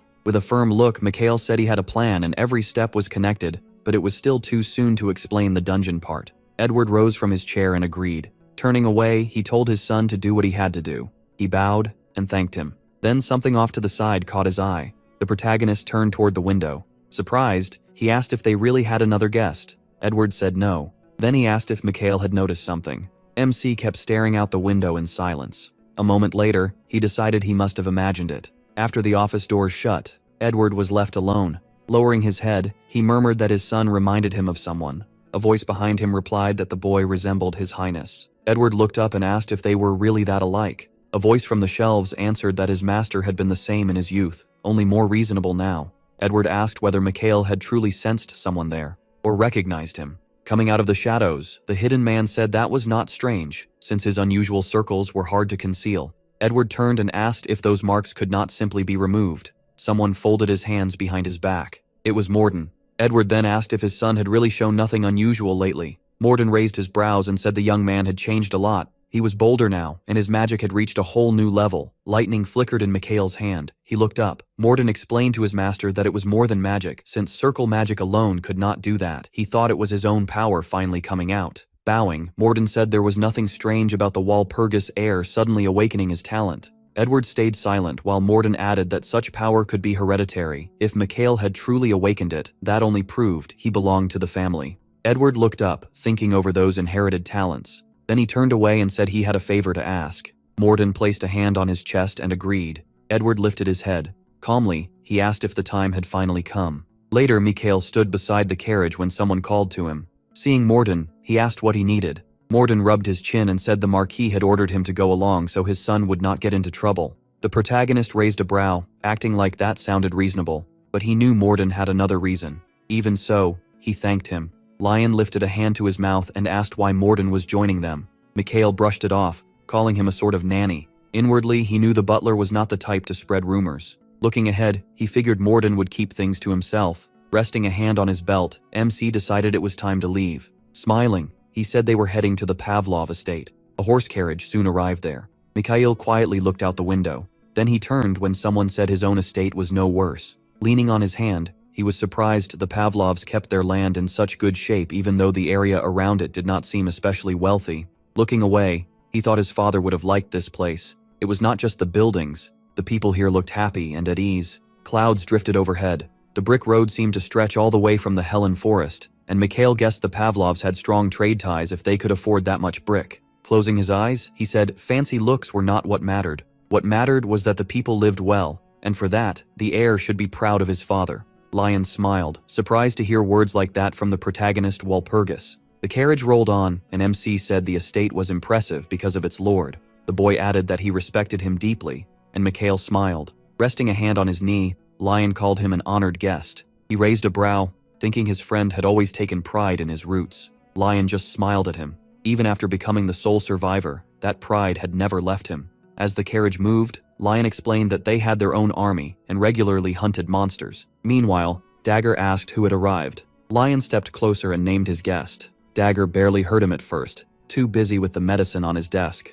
Grabbing one bottle, the Count muttered that he would die without his medicine, while Lion pointed out he was taking far too many pills. After setting the bottle down, the head of the family looked a little better. He looked up and told his son to continue. Frowning, Lion repeated that his friend had come to the estate. Dagger, seated at the table, said that was unexpected and suggested preparing a proper welcome at once. Lion replied that the guest was already in the living room. Dagger leaned on his hands. Seeing his father start swallowing pills by the handful again, Lion told him to calm down. The Count looked down, complained this job would kill him, and asked what else he needed to know about the Walpurgis heir waiting in the living room. Lion touched his chin and said he had already mentioned a small problem with the dungeon. Dagger looked up and asked what he meant. A smile spread across Dagger's face. Then he laughed, eyes wide. Picking up a pen, he said he should have done this long ago. The Count said he should just leave it all to his son and step down for the sake of his own sanity. But Lion protested that he could not decide everything by himself. Lion raised a hand and said he had not even finished explaining yet. The Count dipped his pen in ink and told his son to explain everything. Narrowing his eyes, the Count reminded them that the Wolfurges stood above their family in rank. They were still one of the Empire's greatest houses. That dangerous dungeon was hanging over them like a curse. Dagger quickly figured the Wolfurges might take the dungeon for themselves. Siegfried said he knew that already, but the mage's offer was too good to turn down. With a hard look, the Count asked what exactly had been offered. When he heard it was Miller's full aura training method, his eyes went wide. He shot up from his seat, demanding an explanation, and Lion said his friend had all of Miller's teachings and would share them under the contract. Remembering how Mikhail had used magic through a sword, the boy said he had already seen part of that power himself. The Count then asked about the promise, and the boy replied that his father should know better than anyone how huge that promise was. Dagger wondered what could be hidden in that dungeon if the Wolfurges were willing to trade Miller's complete method for it. He lowered his hand and said he needed to speak to the guest himself. Clutching his head, Morden groaned that everything was ruined. Mikhail asked what had him so upset. The butler stared at him in horror and asked if the young master truly understood nothing. He raised his voice, saying the Pavlov family was far from simple. Because of the shouting, the protagonist spilled his tea. Morden grabbed his head and asked how the other nobles would react once they learned the dungeon existed. He asked why he was so worried. The man looked away. Mikhail admitted the butler had a point, but he was missing one key detail. Calling up memories with magic, MC thought through what he already knew. He knew exactly what would happen and how much Miller's teachings mattered to the Pavlovs. He also knew they saw the dungeon as a burden after failing to explore it again and again. He smiled, sure things would make sense once he spoke with the Count. He said it would work out, but Morden folded his hands and asked if the Count would really make a deal with someone from the Mikhail Walpurgis family. The protagonist calmly assured him the head of the family would come rushing over any minute. The butler frowned and decided his master was out of his mind again. Then he heard the Pavlov family had entered the living room. Mikhail rose from his seat and said he had been right. Bagger frowned. Even before the regression, he was known for making fast decisions. Holding his cup, the Count got straight to it. His guest wanted the dungeon. MC said he planned to explore it with magic, since that would be more useful than a normal expedition. The Count replied that he wanted to understand the situation too, and asked what value a magician could possibly see there. Hand near his mouth, the Count guessed his guest already knew what was inside. He raised a brow and said it had to be worth at least as much as Miller's teachings. Mikhail lowered his eyes. He knew Miller's method alone wouldn't be enough to get him inside. Crossing his arms, Bagger ordered him to say everything he knew. He looked up and decided it was a bluff. In his mind, it was like a chess match, and he still had the better position. Wide-eyed, he said he wasn't even sure the dungeon held anything valuable, then asked if he could ask a few questions first. After a sip from his cup, Mikhail asked whether the Pavlov family could really clear the dungeon on their own in their current state. The Count frowned, chose honesty, and admitted they couldn't, but that still didn't mean they needed a partner from the protagonist Walpurgis family. MC touched his chest and asked, what if the partner was just him? The Count checked if he meant himself alone, not his whole family. He confirmed it and said he wouldn't even need an escort. Clasping his hands, Dagger asked how long it would take. Mikhail smiled, raised one finger, and said 1 day. The man stared in shock and asked what happened if the expedition failed. The protagonist spread his arms and promised to hand over Miller's teachings if it did. Smiling, he added that if they succeeded, they would split the rewards evenly. They soon stood at the entrance to the ruins. Lion asked if they were really going in together, and the boy let out an annoyed sigh. Looking aside, Mikhail said that if his friend was scared, he could stay behind. Siegfried stepped forward at once and said he wasn't afraid. The Pavlovs never ran from a trial. The young man reached his hand out and his companion suddenly froze. The knight looked back and asked what was wrong. Mikhail explained that the dungeon entrance itself was a trap, so they had to prepare first. Warden covered his mouth and sighed. Then he raised a finger and realized they couldn't just walk in. This was a simple but safe way to keep unwanted guests out. The swordsman asked what he meant. MC explained that this dungeon was alive, full of living creatures.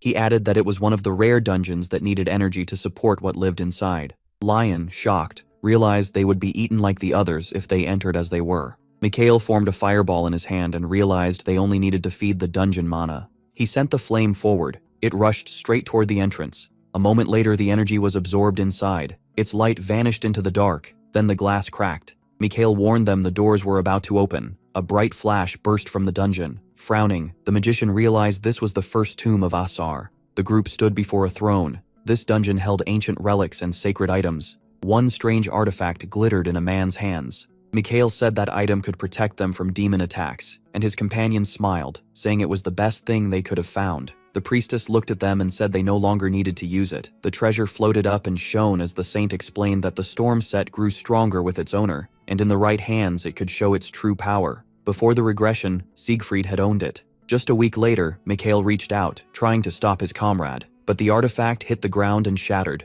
Thinking back on it, he was still angry at his friend's stupidity. Squinting, he realized this dungeon held part of the storm. Ahead, open doors shone with bright light. The protagonist decided to take the relic himself so that future disaster wouldn't happen again. They moved into the lit room. Looking around, Lion said it didn't match the reports from the research team. Mikhail explained that time didn't move inside this dungeon. The boy looked up and asked if time had frozen, and MC confirmed it. The knight asked who could do something like that and guessed it had to be divine-level magic. He agreed and said it became even clearer when a time-stop spell covered a huge area. Looking down, the swordsman was stunned that something like this existed in their lands. Mikhail raised a hand and told his friends to stop. Lion looked ahead and asked what was there. Then his eyes widened. A group of goblins was waiting in the ruins. One sat on the ground gripping a club. The boy frowned and suggested going back to bring soldiers, but the protagonist said regular troops would die in large numbers if they fought here. This was only the first gate. The knight frowned and asked if the three of them were really going to fight.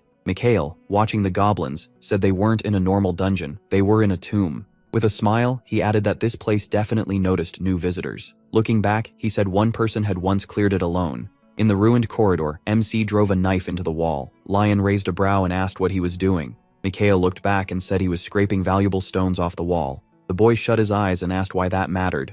Holding the dust, he explained that goblins absolutely loved it. Smiling, he said monsters reacted to this powder the way cats reacted to valerian.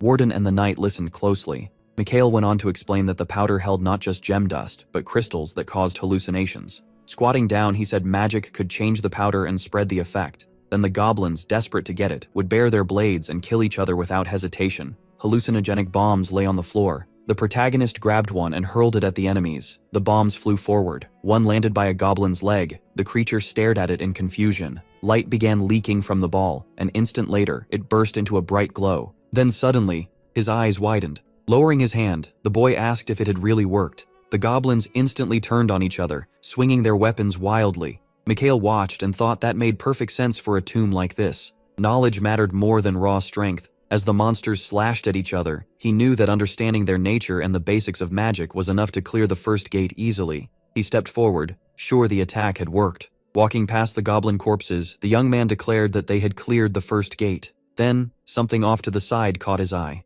A glowing object lay beside a dead goblin's body. The mage reached into his pocket. Inside was a spatial bag. Mikhail was stunned. He'd never seen an artifact this valuable so early in a dungeon. He paused and thought it over. Before his regression, Siegfried would have just charged in and tried to kill every monster. Then a holy light appeared in front of him. A sharp flash lit up the goblin's face. The goblin swung its club. Clutching his head, Mikhail groaned that he'd warned him, then started cursing his teammate out. Lion pointed at the bag and asked what was wrong with it, but Morden told him to ignore that. Once he picked it up, MC confirmed it was a spatial bag that could hold all kinds of things, and he couldn't believe they found one right at the dungeon entrance. He looked around and warned them this wasn't some ordinary item. They probably wouldn't get this lucky again. Hand on his chin, he wondered why they found it now. Before his regression, relics like this only showed up much later, so something had clearly changed. Mikhail held out his hand and asked his friend to pass him the bag. Then he noticed writing on it. Inside, the message told them to let go of greed. The knight leaned in, asking what that meant, and the butler guessed it was a clue for the next gate. Staring at the bag, he thought escape from this place wasn't going to be simple. As he pictured the dungeon's layout, he realized this greed had to be somewhere inside the tomb. Then he suddenly stiffened and brought up the goblin chief. The servant didn't see the connection, so Mikhail explained that the biggest goblin had been closest to whatever this greed referred to. Walking to the corpse, he said they needed to take its magic stone and put it in the bag. Lion opened his mouth in shock, then said he'd do it himself since pulling out a magic stone wasn't easy. The protagonist frowned, surprised to hear that. The knight threw up his hands and said a swordsman would handle it better than someone using a staff. Then he grinned and said he had an idea, but the swordsman soon noticed there were 2 chieftains here, which meant 2 magic stones. Eyeing the bag in Mikhail's hand, Lion said it looked expensive and suggested a bet. Pointing to himself, he said he needed to know he'd get something out of this dungeon, and MC narrowed his eyes at him. Standing on the huge goblin's stomach, the knight declared that the spatial bag would be the perfect prize. His eyes widened, and the swordsman used acceleration. Blue waves of energy burst from his hands. A red stone appeared beside his sword. Grabbing it, Lion called it an easy win. Mikhail looked at him and said that was enough. He was holding the same kind of red stone in his own hand. The knight just stared, shocked. The magic stone was still glowing, proving the monster's mana hadn't faded after death. The knight dropped to his knees and admitted defeat. Mikhail tossed his stone into the bag and claimed the win. A surge of energy burst from the bag. Inside was a blue key. A bright wave curled through the air. Then it slammed into the wall, and a glowing door appeared. The group turned toward it. Mikhail touched his chin and thought this place was nothing like the rumors from before his regression. He figured there were still around 4 gates left if this really was an inaccessible space. Smiling, he said they'd found a shortcut. The 3 of them headed up the stairs. Lion frowned. Covering his mouth, he asked who Mikhail really was, because he clearly wasn't like the rest of them. Morden closed his eyes and said most of the rumors about his young master had been true. Lion raised a brow and asked if he was serious. With a smile, the man said yes. The protagonist really had lacked skill, charm, and good judgment before. Lion found that strange, since most people try to hide their past failures. But Mikhail just accepted all of it as part of who he was. The butler lowered his head. He added that his master had changed so much he was almost unrecognizable. MC raised a brow, feeling like they'd still missed something even after making it this far. Soon they stood before the 4th gate. Looking at it, he knew everything ahead was a guess. Before his regression, he'd only ever reached the 4th gate a few times. Since this route was hidden, the next trial might be different. Mikhail placed his hand on the runes. His eyes widened when he understood the words. They warned him not to try guessing, so he figured the answer was simple: just go in. Lion reached out and asked if he was really about to open it. He looked around and said they had no clues, so standing there and guessing was pointless. The mage lifted a trembling hand. The others looked down at themselves in confusion, and Mikhail explained he'd put a small safeguard on them against physical and mental attacks. With a bright smile, he told them to move forward. The fourth gate opened. The protagonist stepped into the darkness, where nothing could be seen. A glowing orb formed in his hand. Looking up, he guessed the room was huge, but that was all he could tell. He looked around and realized the darkness was so thick he couldn't even find his friends. Standing alone, Mikhail worried about Lion and hurried to figure out what kind of place this was. Then bright light flooded the room.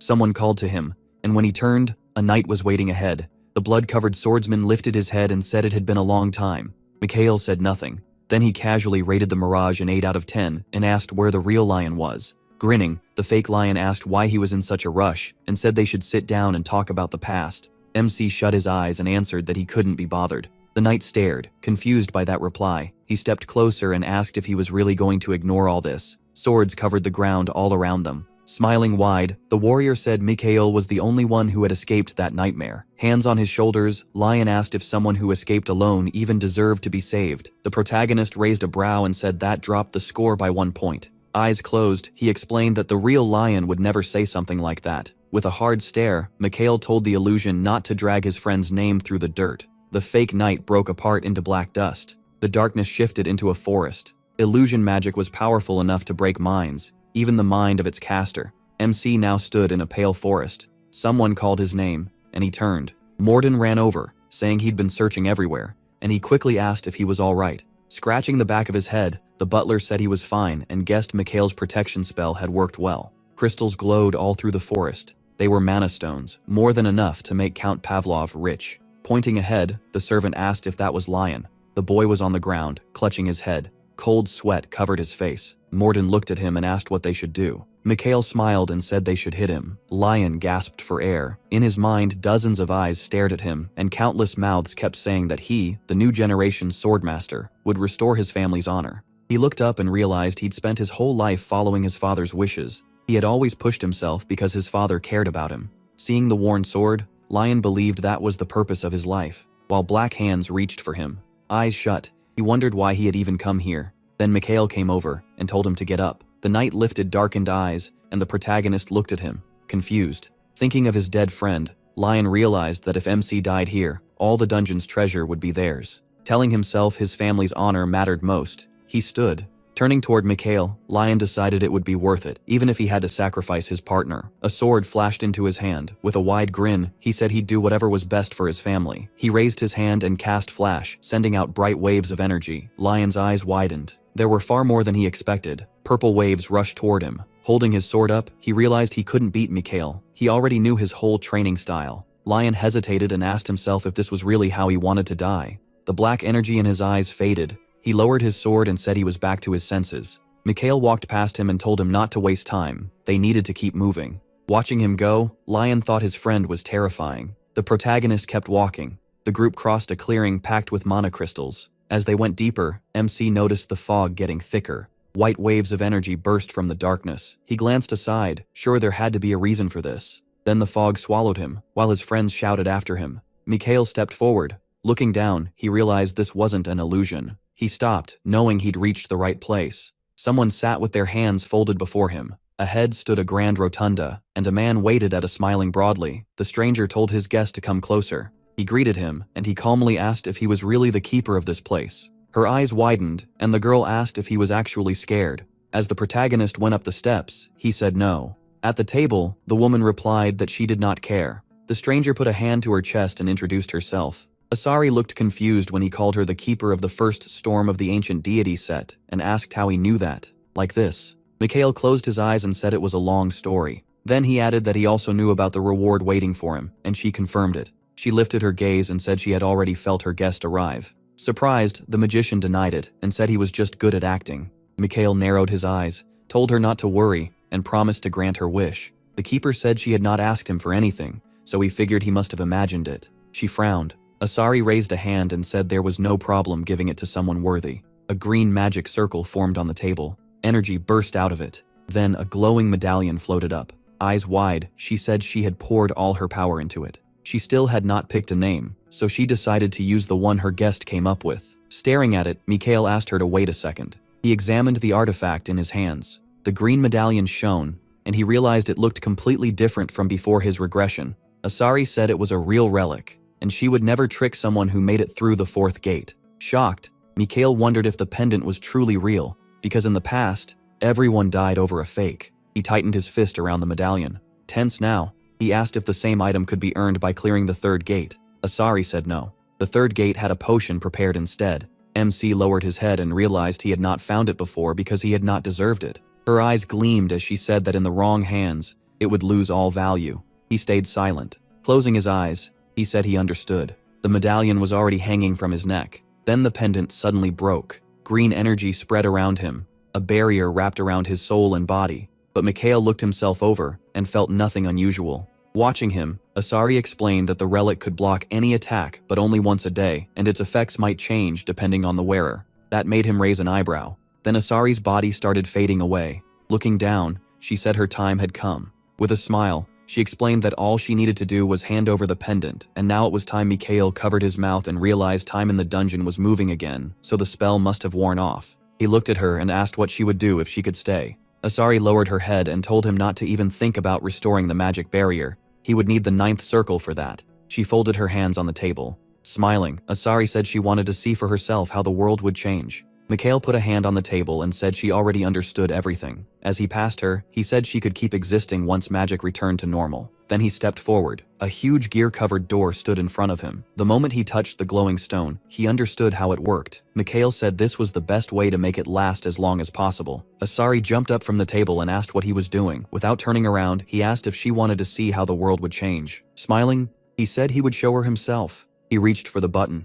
At once, her body started to glow. Asari's eyes widened as she asked what was happening. Purple crystals appeared. Soon the whole door was covered in mana stones. Looking at it, Mikhail said it was perfect, then turned when he heard her voice. Her hands were shaking. Now much smaller, Asari demanded to know why her beautiful body had become this awful little chunk of meat. The protagonist just raised a brow and said she looked pretty cute. Waving her arms, she shouted that she was a priestess of the ancient gods. He apologized and explained he had to do this to keep time frozen as long as he could. Frowning, Asari asked if he was really a 9th circle mage. Mikhail looked at her and said no. She flew up to him and asked how he stopped time, saying she had never seen anything like it. Her fists clenched. With a grin, he called himself a super talented genius. That only made the keeper narrow her eyes. Floating there, she asked if talent alone could really give someone magic this strong, and he said yes. Dagger crossed his arms. After standing there a while, he noticed a lot of time had passed. Pinching the bridge of his nose, the Count wondered if he should ever have agreed to such a ridiculous deal.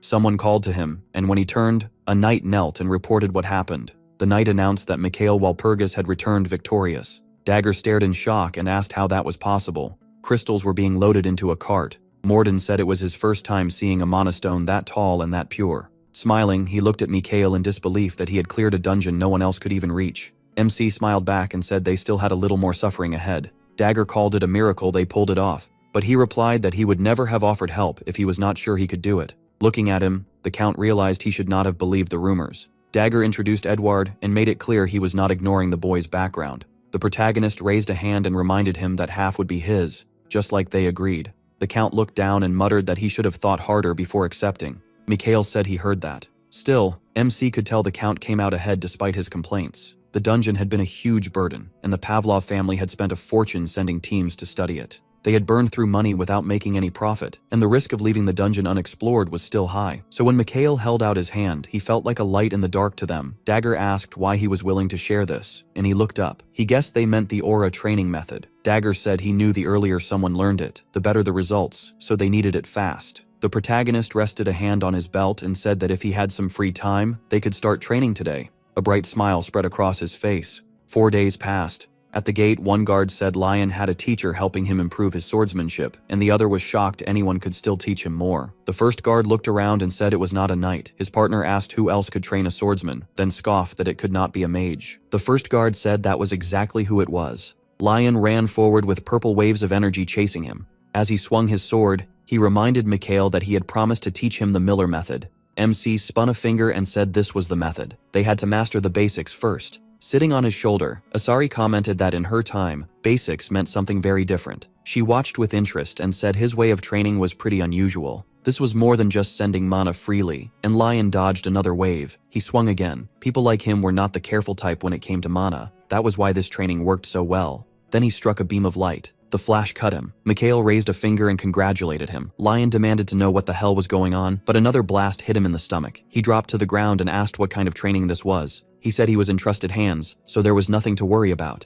Hands on his hips, the protagonist said even a mage should know how to use a sword. Thinking back, he remembered his friend once trained him the same way. Then he knelt and told Lion to move all his mana. The boy shut his eyes, then looked down. Seeing blue aura around his sword, Lion said the burden on his body was gone.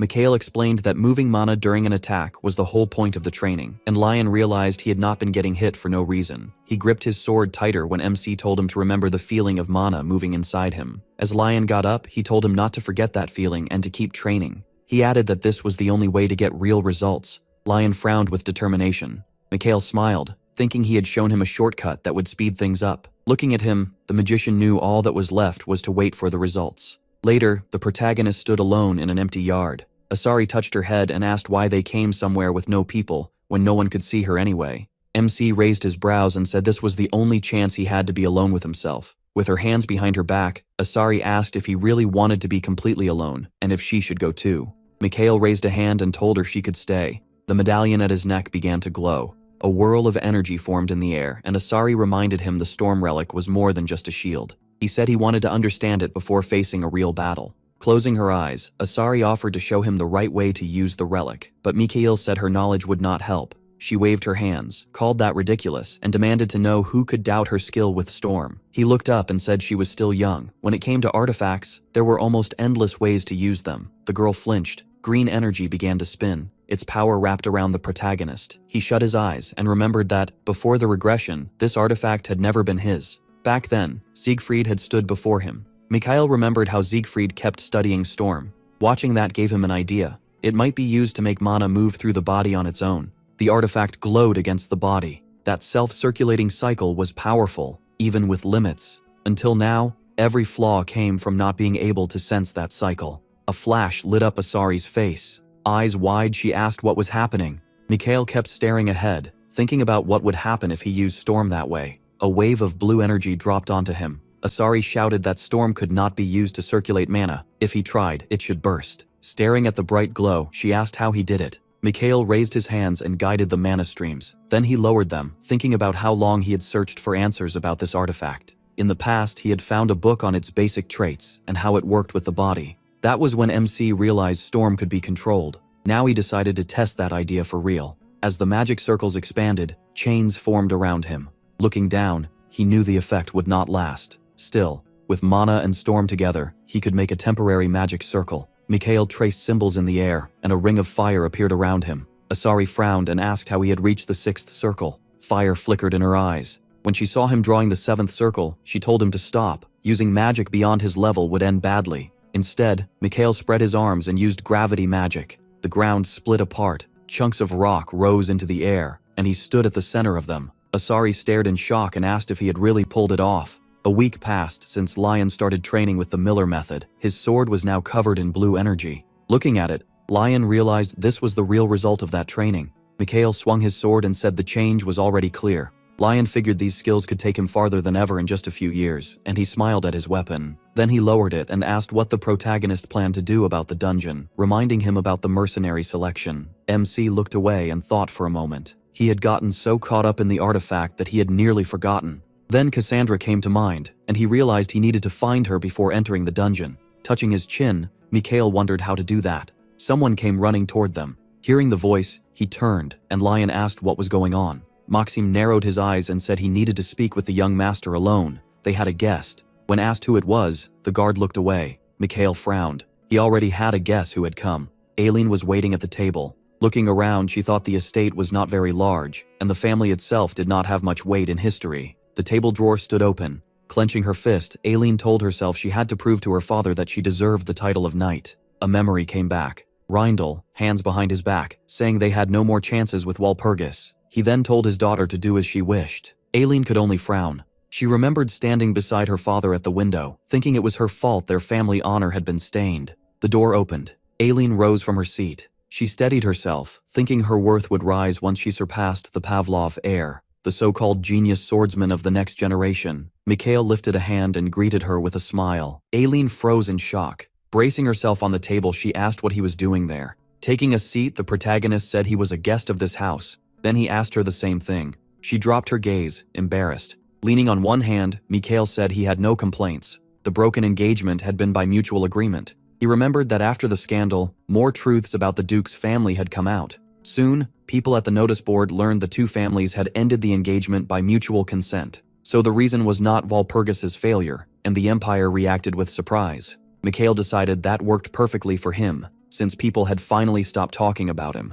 Aileen stared quietly into her tea, then looked up and asked where Lion was. MC said Lion was washing up, so for now she would be speaking with him. Then he asked what brought her here. Looking down, Aileen said she wanted to learn the sword style of another family. With a small smile, she admitted that probably sounded rude.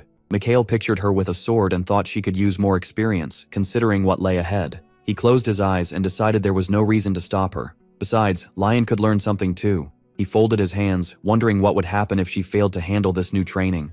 A smile spread across his face. He closed his eyes and called out to his former fiancée. Tense, Aileen asked why his eyes were glowing like that. Mikhail put a hand on the table and said that if she came here, she must want to grow stronger. Then he stood and decided to give her that chance. Aileen raised a brow and asked what he meant. Walking closer, the protagonist explained that Lion was quick-tempered, so he probably would not like her visit. When she realized they meant to help her, her eyes widened nervously. Later, Lion crossed the yard, scratching the back of his head and asking why he had been called. Mikhail saw him and smiled. Lion instantly tensed. Standing there were his friend and his future bride. Pointing at MC, Lion asked what that grin was for. He frowned, already guessing his friend was about to suggest something insane again. Mikhail squinted and told him not to complain. Finding a teacher like this was hard. Tilting her head, Aileen asked what was going on. Lion pointed at her and demanded to know why they were together. Sweat slid down his cheek. A few hours later, Aileen ran as bright waves of light chased after her. Asari asked if this was really necessary. Grinning, Mikhail said he had not lied. He really had given his friend a chance. Aileen kept running. Blue energy covered Lion's sword, and he knocked away the incoming wave. Aileen's eyes widened when she realized he could block every attack. Then pink energy swept down and slammed her off her feet. On the ground, Aileen realized the gap between her and Lion was still huge. Mikhail said that was not the real issue. The weaker fighter was not the one with fewer skills. It was the one with more flaws in their technique. She looked at him, disappointed. Stretching her legs out, Aileen admitted she had overestimated herself. After brushing herself off, she saw Lion was not tired at all. Aileen pressed her lips tight to hold back tears. Mikhail thought that, even with all her flaws, she clearly had natural talent. Her hands trembled. He put his hands on his waist and decided to explain why he had done all this. When she heard he had partly done it for fun, Aileen looked away and let out a heavy sigh. Holding out his hand, the protagonist thought she could become much better, maybe even surpass him. Training her would definitely be worth it. Standing before her with his hand still out, he knew it would not happen now, but someday.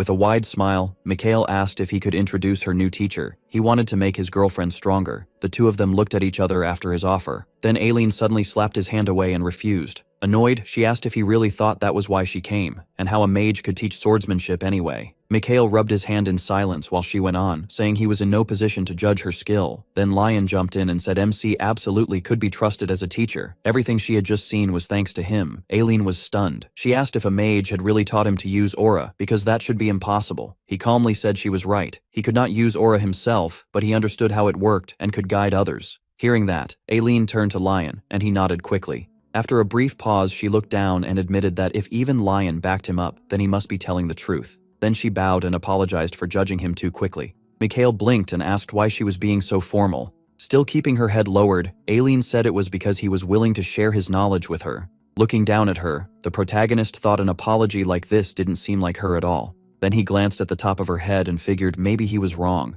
Aileen lifted her head and asked why he was staring. He brushed it off, saying he was just surprised she could be this honest and direct about it. That answer clearly annoyed her. After a moment, she put her hands on her hips and said they should start training already. Mikhail crossed his arms and muttered that she really was full of surprises. Then he held out his hand and asked if she seriously thought he'd teach her for free. Of course he wanted something back. That made Aileen lower her eyes and cover her mouth. Then she looked up and asked if that just meant she'd owe him a favor. MC shut his eyes and firmly said no. She let out a heavy breath and reached into her pocket. From it, she pulled out a purple stone and asked if that would be enough. Mikhail stared at the perfect mana stone, caught off guard. Seeing his reaction, Aileen said she could tell he liked it. Peeking up at him, she explained that the stone could make dungeon runs easier, and she'd planned to use it through Lion to start negotiations. He immediately realized something. If she was offering an item this valuable for negotiations, then the Reindl family already knew about the raids. Lowering his head, he thought that her old man was a lot more dangerous than he looked. After a short pause, he took the stone and said they had a deal. Shake on it. Then he looked away and asked if they knew the Judge of Lawlessness. Lion was stunned. From a distance, he shouted, asking if the protagonist meant the continent's wandering swordmaster. The protagonist said he was exactly right. The Judge of Lawlessness, the Holy Sword of the West, Milliwatt Air Iron. Before MC's regression, that man killed the commander of the 7th Legion, one of the 12 demon commanders. That was the teacher he planned to introduce them to. Hearing that, Aileen lowered her gaze. Then she looked up from under her brows and said that whatever he was planning, there was no way he could actually pull it off. How was he even going to do it? Mikhail waved a hand and told her she'd sleep better the less she knew. He turned to Lion and asked if he remembered what he'd said at the temple. Lion nodded and said they could head there right away. He turned aside and said, "Tomorrow." Then he told Aileen to get ready, because she was coming with them to the capital. Clutching her chest, she asked why she had to go too.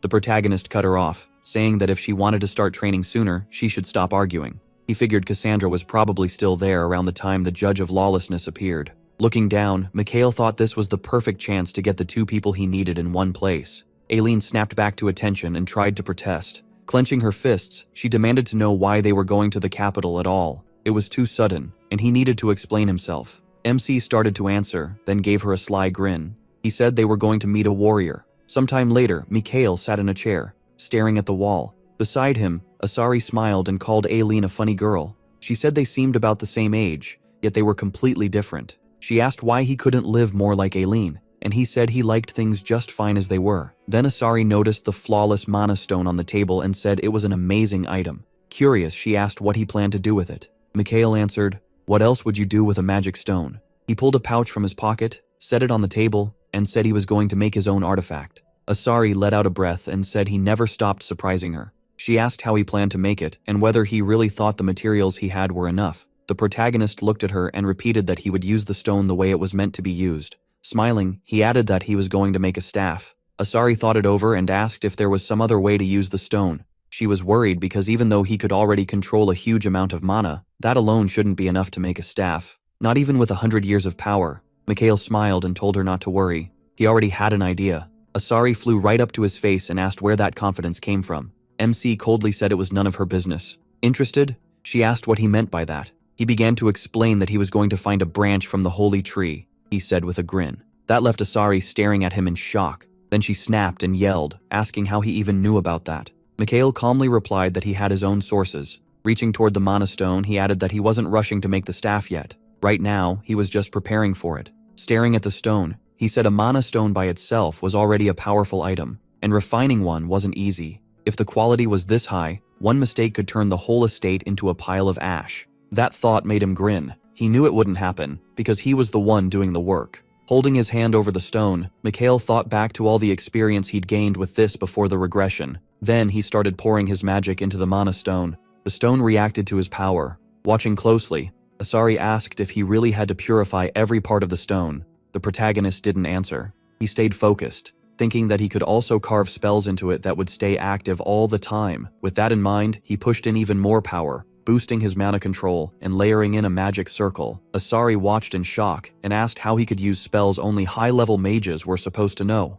Without looking away from the stone, Mikhail answered that it was talent and hard work. Then he pulled out a blade and said only one step was left. He cut his finger and blood began to spill. It fell one drop at a time. As the blood landed on the mana stone, Mikhail said he had to become one with it. A few seconds later, the stone turned blue and started shaking. Soon after, MC said it was done. The mana stone had become black and perfectly round. Asari leaned in and asked why it was black. It was supposed to have a color, and that color usually showed what kind of magic it held. Wiping the blood from his finger, he calmly said that rule didn't apply to him. Then he explained that he could use every type of magic. Asari stared at him and shouted that it was impossible. Mikhail held the mana stone in one hand and made a small fireball in the other. The stone turned red. Showing it to Asari, he explained that he could change its color like that. Then he brought the stone closer and noted that he'd used less mana than before, but the result felt even better. His eyes lit up, and he said they needed to try it again. Looking out the window, he said he wanted to test his limit.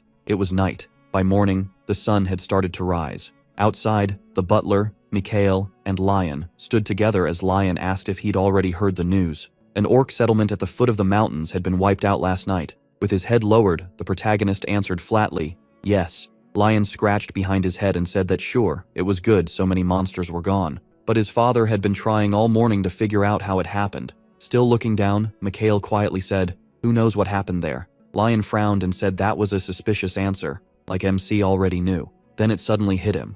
Lion grabbed him by the jacket. In disbelief, he asked if the protagonist had really done it. MC answered with a wicked grin. He asked if Lion had taken care of the orcs. An awkward silence followed before Lion asked if he was seriously saying that. Meanwhile, in the holy church, the monarch's leg stuck out from under his cloak. An old man approached from behind and started talking about the prophecy. He said he'd done what he was told. The monarch asked if it had gone well. Narun nodded and said no one really listened. The monarch replied that it couldn't be helped. The prophecy still existed, so they would deal with things as they came. The archbishop agreed. Then the monarch asked whether they had found Cassandra. Narun looked down and said not yet, adding that searching for her might not be a good idea. The archbishop asked what the point of the prophecy was if nobody believed it anyway. The monarch suddenly asked if he was calling it a lie. Narun said he didn't know. Turning sharply, the monarch said they still needed to keep watch on Cassandra. Looking at the stained glass, he added that they couldn't just ignore what she had said. Gritting his teeth, the man asked them to wait until God revealed the truth, he said, lowering his eyes. A little later, Aileen looked ahead and asked about the prophecy. Mikhail crossed his arms and said that was exactly why they were going. The girl protested, asking how a prophecy could count as reliable when it was hard to believe even if it was real. The protagonist looked at her and thought her doubt made sense. Nothing at all pointed to a coming disaster. He knew warriors were not highly respected right now, and people seemed to think defeating demons should be their job by default. With a smile, he said this could also help them get closer to the church. Aileen looked confused and asked why. A moment later, she seemed to get it and brought up that judge of lawlessness. Mikhail told her he already knew what to do, so she didn't need to worry. Looking up, he added that once they reached the capital, they could handle everything. Then he frowned. Only Cassandra was left to deal with. He turned to Morden and asked if he had learned anything about that request. The butler nodded. He had asked around the temple about Cassandra and the prophecy, but even they didn't know where she was. The boy asked if not even the Holy Church knew, and Morden said that seemed to be the case. He was about to say more when the boy suddenly looked to the side with interest. Morden lowered his gaze and added that she had been seen near the border with a knight. Mikhail looked at him, confused, and asked what it said. The girl stood there in a cloak, staring ahead. Then she turned and said she would wait. After hearing that, the protagonist held out his hand and used teleportation. His magic wrapped around all three of them, and in a flash, they were somewhere else. Lion let out a long breath after the jump. Wiping his mouth, he groaned that he hated magic. He raised a fist and shouted, asking why he had teleported them without warning. He flatly said it saved time. Then he pointed toward the city and told him to look. They had arrived in the capital. Lion looked around and said it was amazing here, way beyond their village. Aileen told him to stop talking nonsense. It was fancy, sure, but luxury wasn't the same as beauty. Mikhail rested a hand on his hip and said she might be right. Still grumbling, Lion called them dirty bourgeois. The main character stepped forward. At the same time, he lifted his head. Spotting the capital's flag above, he thought the whole place felt different. He closed his eyes for a second and said they should head straight to the temple, but Asari suddenly stopped him, pointed aside and told him to look. Mikhail saw a man dragging a cloaked girl into a narrow alley. Without a trace of fear, the girl warned that if he didn't let her go, he'd be in serious trouble. Death was already behind him. The protagonist stared at her, wondering who she was. He could see her face under the hood, and it looked familiar. Something about her was off, and it gave him a bad feeling. "Could it be?" he blurted out, then rushed in to help. The man flew into a rage and swung his sword. He shouted as he tried to strike the girl. Mikhail threw out a hand to cast a shield, but a knight suddenly appeared in front of the girl and slammed into the barrier. The knight's face was hidden by a helmet. The attacker dropped to the ground and fearfully asked what the knight was doing. Coming up behind the knight, the protagonist demanded to know who would pull a sword in the middle of the capital. Was he insane? He glared at the armored man and said he shouldn't make a scene. Anger flashing in his eyes, he ordered him to put the weapon away. The girl stepped up from behind and asked Sir Aaron to lower his sword. Then she folded her arms. Without revealing her face, she greeted Mikhail and the others. Realizing who she was, the protagonist walked up and said, "What a surprise." Cassandra answered that at least they had met. "It happened," the protagonist murmured, unable to look away from her. Cassandra only looked back in silence. Had she really foreseen this? He wondered. While he thought, Lion put a hand on his shoulder and suggested finding somewhere quieter. He pointed behind them and said too many people were staring. The protagonist turned, agreed, and said they needed another place. Meanwhile, the attacker started slipping back into the crowd. Mikhail noticed and used a numbing spell. The man instantly began shaking, unable to move. The protagonist searched his pockets, and the man angrily asked what he was doing. MC pulled out a bag and told him he should be glad to be alive. He was just returning what had been stolen. The man cried out that it was his. Holding up a cross, the guy asked how long he'd been pretending to be a priest. Then he put a hand on the man's shoulder and called him Mr. Pickpocket. With a wild look, he told him to let his rats know Walpurgis was looking for them, so he'd better run. When the man tried to mention Walpurgis, the protagonist clamped a hand over his mouth, then raised a finger to tell him to stay quiet. Mikhail handed the bag back to the girl, and she thanked him. She looked down as she checked it. Then she asked if there was any point in her imagining things. When Aaron suddenly got upset, Cassandra said it was fine. They had seen everything. Lion crossed his arms and asked what was going on, and Aileen admitted she didn't get it either. Behind them, Morden quietly whispered, "Prophet." The boys stared in shock when they heard that. "That's right," the girl said, adjusting her hood. Then she pulled it off and revealed that she was Cassandra. Not long after, the rat was sitting in a dungeon. She jumped into the water and swam ahead. A bald man knelt there while the leader asked what happened. In a cold voice, he asked if Walpurgis was looking for him. Smiling, he said he had heard the protagonist was nothing special. The man instantly broke down, screaming apologies. He said Mikhail had robbed him, and it was all because of him. The leader's expression changed. If the rumors were true, then how had he managed to cross that man? He suddenly stretched out his hand and sentenced him to death. At once, poisonous roots started eating through the man's body. The victim remembered grabbing Cassandra's cloak and her warning that if he didn't let go, death was already behind him. Fear filled his face. Then he screamed as pain tore through him. After a while, the leader looked at the skull and said that was one less idiot. He told his servants to move. They still had plenty to do. Frowning, he looked away and asked what that bastard was planning. He got up and started walking. Then he heard something odd from the side and turned sharply. He recalled they had him, then suddenly noticed a masked knight standing before him. Ariram swung her sword and asked what they were going to do. The fat man laughed and said he had almost forgotten the greatest swordmaster was right in front of him. Ariram thrust her blade toward him and ordered him to talk before she killed him. The fat man stiffened and hissed that if she did that, how would she ever find what she wanted? He told her to calm down and handle his problem first.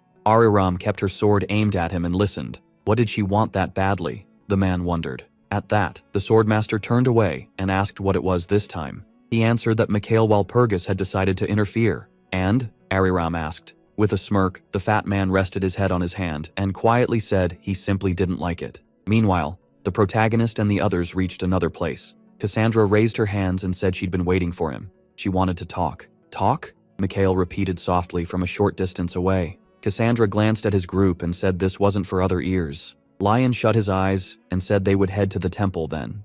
Aileen looked at him and coldly said she was going too. Before she left, the protagonist put a hand on her shoulder and told her to wait. Leaning closer, he said that if they ended up in danger, she had to remember one thing. He whispered in her ear, "Carry him on." After that, the others left for the temple with the butler. Mikhail waved them off. As soon as they were gone, he turned to Cassandra and asked what she wanted to discuss. Looking at him with clear nerves, she said she had one question. Clenching her fist, she asked him to answer honestly. Her eyes were full of fear and hope. Then she suddenly asked if he had received the prophecy. As soon as she said it, her expression changed and she drifted into thought. Since childhood, she had been able to see the future. They appeared on their own, friends dying, a carriage disaster she tried to stop, and the ending never changed. The more she tried to fix the future or stop someone's death, the more she wanted to curl up in a corner and never see anything again. She cried without stopping. That terror only grew because nothing could be changed, and the vision of demons destroying the world filled her with that same awful fear. She begged her father to believe her,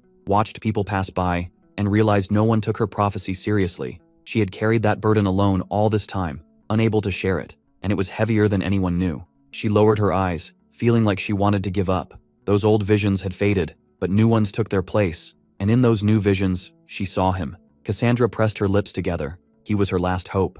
After a pause, Mikhail said he had never seen any prophecy. She just stared at him, shocked. Then her gaze fell in disappointment, while he admitted he didn't know if he could help her. Confused, Cassandra asked what he meant. Mikhail answered without dancing around it. He gently placed a hand on her head. Smiling, he said he believed her prophecy about the demons, and humanity's destruction too. The moment she heard that, tears ran down her face. Her voice shook as she asked why. The protagonist spread his arms and asked if she thought he was lying. Then he brightly declared that he was a curious wizard and he wanted to know if the future and prophecy could be changed. With shining eyes, he said it was fascinating. A perfect chance to prove fate wasn't fixed and anything could happen. Cassandra looked at him with renewed hope. She had been scared he would laugh like everyone else, since no one ever believed her prophecy. She bowed her head, surprised by his answer, but sure of one thing now. She trusted him. Laughing through her tears, Cassandra called him funny, then asked if she could speak to him more casually. She stepped closer with a small smile and said that if he believed her,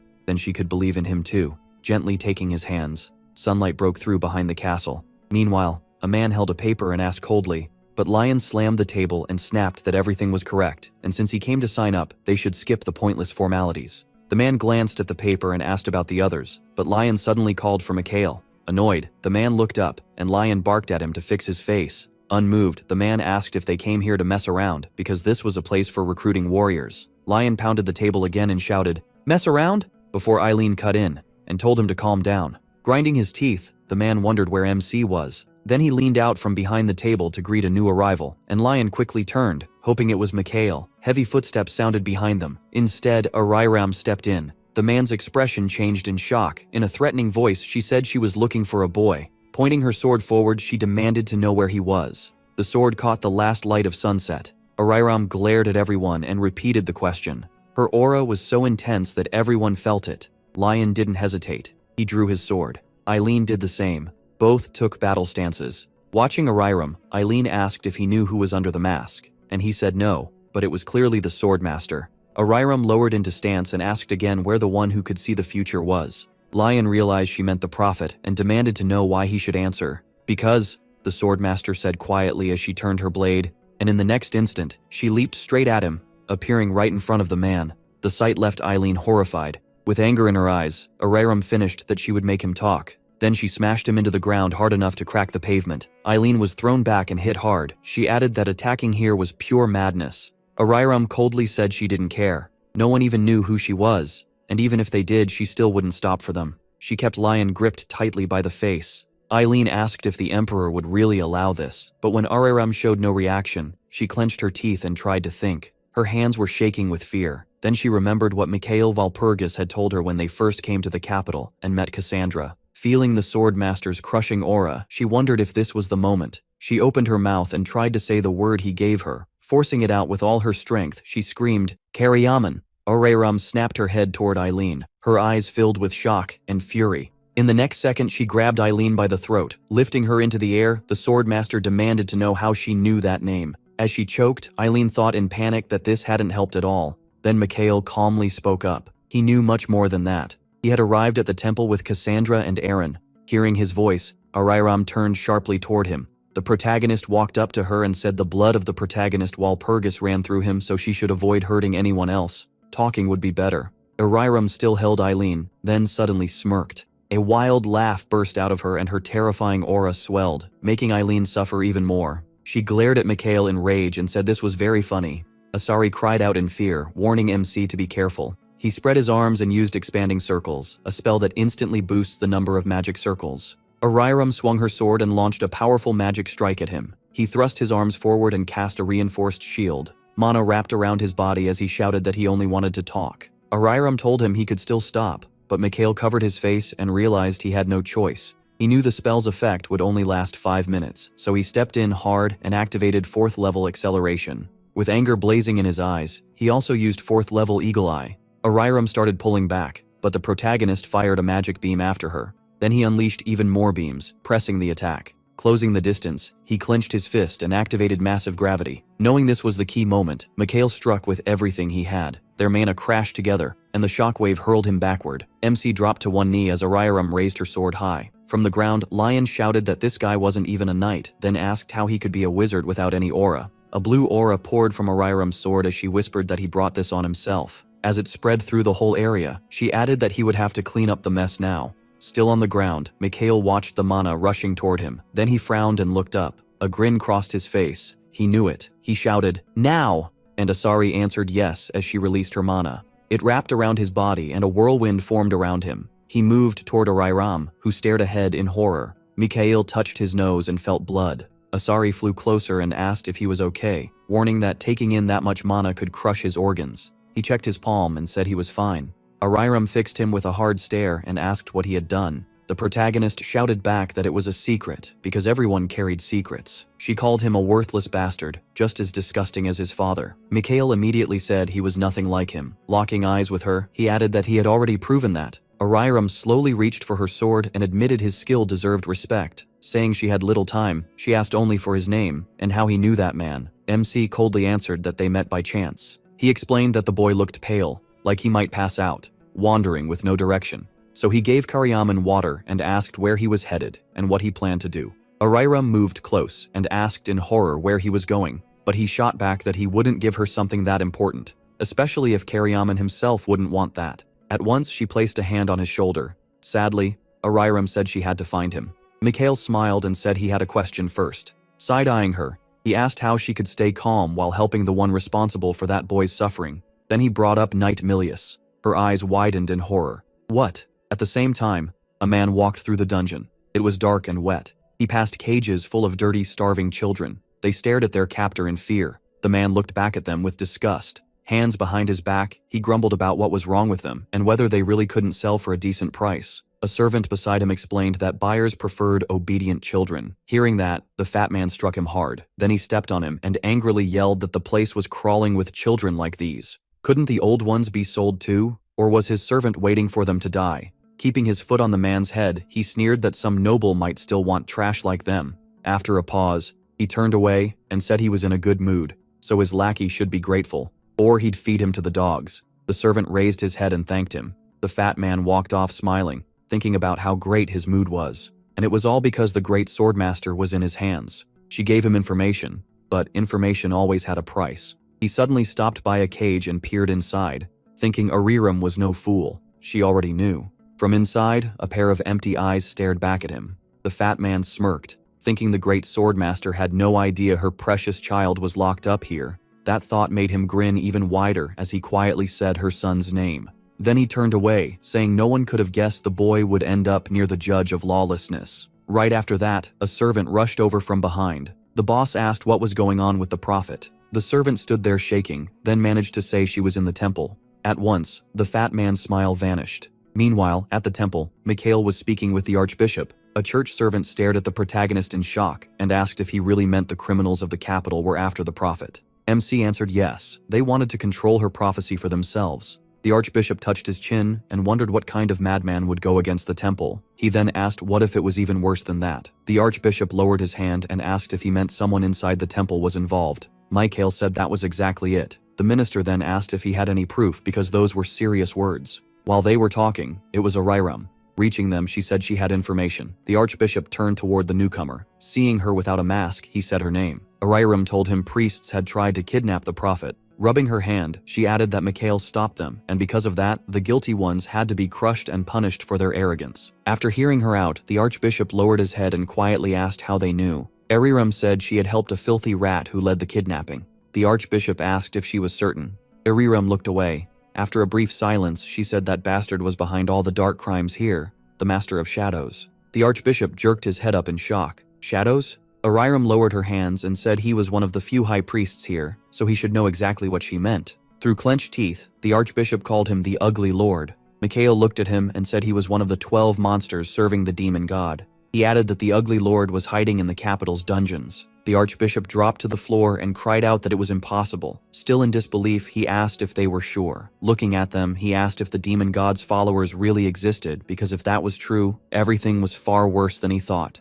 Mikhail told him to think about it. Leaning in, he said the prophet had warned many times about a demon invasion. So was the archbishop really saying it couldn't happen? The archbishop's face changed, and he tried to argue. The protagonist could tell the priest had no real answer. If he denied it, he'd be going against the temple's own will. Mikhail knew even demon remains believed to be extinct were still kept in the capital's lands. Would the archbishop really pretend he didn't know that? Even thinking about it was tearing at the man's pride. MC rested a hand on his leg and said he would handle this. Standing before him, he said that he and Ariram would defeat the Lord, and the archbishop only had to do one thing. The man fearfully whispered, "A signature," as Mikhail asked to be appointed a warrior. Folding his arms, he asked if that was really too much to ask. He pointed out that killing the Ugly Lord would be a deed worthy of the title. The archbishop closed his eyes, then answered, "Fine." He brought out the pen and said he believed in them. Raising one finger, he spoke about the ugly lord's existence and the order tied to him. Then he started signing the paper, saying he was bound to support Mikhail and name him a warrior. Sometime later, they headed outside. The protagonist and Ariram left the temple. She thanked him right away, saying that without him, she would still be trapped in that man's scheme. Then she said that if he had spoken that name to Duchess Reindel, it meant he knew the truth. Mikhail let out a breath and said he had already told her everything he knew. He explained that the lord had been captured and almost turned into a slave for nobles. Standing behind him, Ariram quickly asked if she could find him. MC turned and asked what she would do if the answer was yes. She said she didn't want pointless bloodshed. As she drew her sword, she added that was especially true when it involved this child. Then she drove the blade into the ground. Ariram dropped to one knee and asked if she could find him and restore her honor. Looking up at Mikhail, she said that in return, she would offer him her sword. He stared at her coldly, and then she made a promise. She had lost her husband, murdered brutally by a tramp. Even though she got revenge, the hatred never faded once she truly understood he was gone forever. That was when she understood the cause of this lawlessness. To her, it was why people were split into beasts and prey. So she took up the mask and left her old life behind. She became the judge of lawlessness. At that same time, the ugly lord slammed into the wall hard enough to dent it. Furious, he cursed and said he never expected Mikhail to interfere this much. Lowering his eyes, he muttered that nothing had gone to plan, and first he needed to get out of here. Then an unseen voice said it would not allow that. A grin full of razor-sharp teeth appeared in the dark. The shadow turned into a monster and declared that it had to absorb the prophet. The ugly lord snapped back that it was too dangerous now. They should wait for another chance. As he spoke, a shadowy hand grabbed his leg and asked if he had really decided to break their contract. The fat man shook it off and complained, asking what contract mattered more than his own life and growth. Then a servant suddenly yelled that they were under attack. Hearing that, the boss gritted his teeth and swore. He moved to leave, but behind him the shadow took the shape of a man and spoke again. After a brief pause, the monster screamed that it would eat him and lunged. Shadow chains wrapped around the boss and dragged him away. A few seconds later, a terrible scream echoed through the dungeon. At the same time, his servants tried to flee in terror, but Ariram cut them down one after another. Once she was done outside, she sheathed her sword. Wyan and Eileen ran up behind her. Wyan laughed awkwardly and said the swordmaster was incredible. Eileen looked at Ariram with envy and thought she wanted to learn to use a sword like that too. Not far away, Mikhail was watching. Asari sat on his shoulder, saying Ariram's skills were amazing. The protagonist watched her and said they were in the capital. Once a blade is drawn, rumors spread fast. He folded his arms and added that the rats wouldn't keep them waiting long. At least no civilians were here. The girl spread her arms and said he seemed to be forgetting their real goal. Lowering her head a little, she asked him not to look at her like that. Mikhail kept his eyes on the keeper and thought that dealing with the villain's sister wasn't important right now. Looking away, he reminded himself that their real target was the main rat. More exactly, MC pictured him in his mind and thought that was the one they needed to find, the ugly overlord. The overlord spread his arms and asked the monster what good it would do to eat him. After thinking for a moment, the monster said a human had no food value. The man decided it would be enough to eat Cassandra. Grinding his teeth, he said he never expected to feel her energy here. He ordered the monster to devour all of them. They had to find it. His smirk faded, and then he said he had an idea. Looking at the bars, he asked if they had been taking good care of the younger generation. The overlord laughed and said they should make use of it. Eileen frowned and swung her weapon hard. She fired a beam of magic straight ahead at the enemy. Angrily, she thought her power was still unstable. Thinking of Ariram, she knew this went against her family's teachings, but there was no other choice. Her sword burst into flame and she kept going. With a fierce look, she stared ahead. Then she pushed her mana to the limit and attacked again. In the end, her sword cracked and blood spilled from her mouth. Eileen wiped it away and realized she was too tense, and her sword couldn't handle that monstrous aura. Ariram came up behind her and said she was doing well. She added that Lion was a strong swordsman, and it was clear Eileen had studied many styles. Then she looked at the stunned girl and said Eileen was different. Eileen quickly bowed, begged her not to doubt her, and asked Ariram to become her teacher. Ariram looked at her and said, "Excellent." She told her to follow. Training would start right now. Eileen stared at her back, about to cry out about the fight. Ariram turned back and told her not to worry. Mikhail could handle it on his own. He carefully placed a hand on the floor. Asari nervously asked if coming here instead of Ariram had been a bad idea. The protagonist got back up and told her it was fine. Then he stared ahead in confusion. Standing by the cell bars, he asked what the Lord was planning. He couldn't understand why the man was here with children if he had no use for eating them. Asari looked up and started to stammer in fear as the children suddenly screamed for help. Horrified, Mikhail realized the Lord was using them as hostages. In the main hall, the ugly Lord sat on his throne. He leaned on one hand and waited. Soon, footsteps reached him. He slowly opened his glowing eyes. Seeing Mikhail, he said his guest had finally arrived. MC looked at the demon's servant and asked if he'd been waiting long. The fat man laughed, saying it was fun to watch the children fight. It really lifted his mood. Hands on his hips, he figured it out. This was Krima, the commander of the Demon King's army. The ugly lord grinned and said he only expected to feast on the girl prophet. Rising from the throne, he added that he never thought one of her underlings would come to him first, helping him recover his power faster. Mikhail crossed his arms and coldly told the fat man to go ahead and try. That answer made the ugly ruler tense. He stared at the protagonist, wondering where this brat got such confidence. His eyes caught the tattoo on Mikhail's neck, but he quickly dismissed the idea that it was because of a deity. He'd already dealt with that. Dropping the thought, he decided the boy was just bluffing. Then he waved to the side and said MC had made things easier by coming here himself. He followed the gesture and understood at once. The children were there, in the prison cells behind that wall. Dark magic wrapped around the ugly lord's hand. A swarm of shadows shot at the protagonist. Mikhail quickly raised his hands and cast a shield. The barrier appeared just in time and blocked the strike. The ugly lord chuckled, saying maybe the boy was more than a simple snack. MC looked at Asari and told her not to step in. Her job was to protect the children. Startled, she asked what about him. Turning away, Mikhail said not to worry about him. A huge wave of dark magic burst from the lord as he mocked him for refusing a deity's protection. His eyes went fully black, and he called his enemy a fool. The instant he spoke, shadow tentacles lunged at the protagonist. MC raised 2 fingers and used flicker. He vanished and reappeared in the air above the spot the shadows hit. Looking down, he noted that the fat man's shadow attacks could change shape. After a brief pause, he realized the enemy was much weaker than before the regression. He could dodge this. The terrifying overlord kept firing more shadows. Mikhail crossed his arms and used a strengthening skill. Then he spread his arms and activated Wind Cutter. Magic blasts flew at the overlord and cut through his attacks. The overlord stared in shock and anger. His attack had been stopped. He quickly looked ahead. Asari carefully controlled her mana, making sure none of the magic reached the children. The overlord grinned and said he'd like to see how Mikhail handled this without protection. He thrust his mana-covered hand forward, and the shadow of a raging monster formed behind it. Then he launched the spell at him in the air, aiming to kill him. The protagonist frowned and activated Shimmer. Wings formed on his boots as he used acceleration. In a flash, he appeared right next to the enemy, face to face. The overlord kept glaring at him with rage, then sneered and called him an idiot. He struck for Mikhail's shoulder and asked what he thought would happen at this distance. Perfect, MC shouted. He shot his hand forward and grabbed the enemy's face. Smirking, he started repeating, "Be kinder, be more humane." The overlord listened in horror as Mikhail went on, saying he should remember the kindness hidden inside him. Still holding his face, he heard the lord shout how a mere human could have heard it. He knew those forgotten words were a message from the afterlife. The protagonist thought about how, even in weakness, the Demon King had kept watching this world. Warriors had given their lives to leave that message behind and bring down the enemy. Pressing harder, MC thought that message was carved into the demon's heart, so it had to affect him. Before the regression, Mikhail had failed to learn the full message, but now he pushed harder and shouted that the Lord would die. Then he looked at him and called him Beelzebub. The Lord's face twisted as he demanded to know how he knew that name. The protagonist looked at him coldly and whispered that he was letting him go. Then he clenched his hand into a fist, crushing the monster. Black slime from Beelzebub spilled across the floor. Asari could only stare with her mouth open. She looked at Mikhail and asked if the enemy was really gone.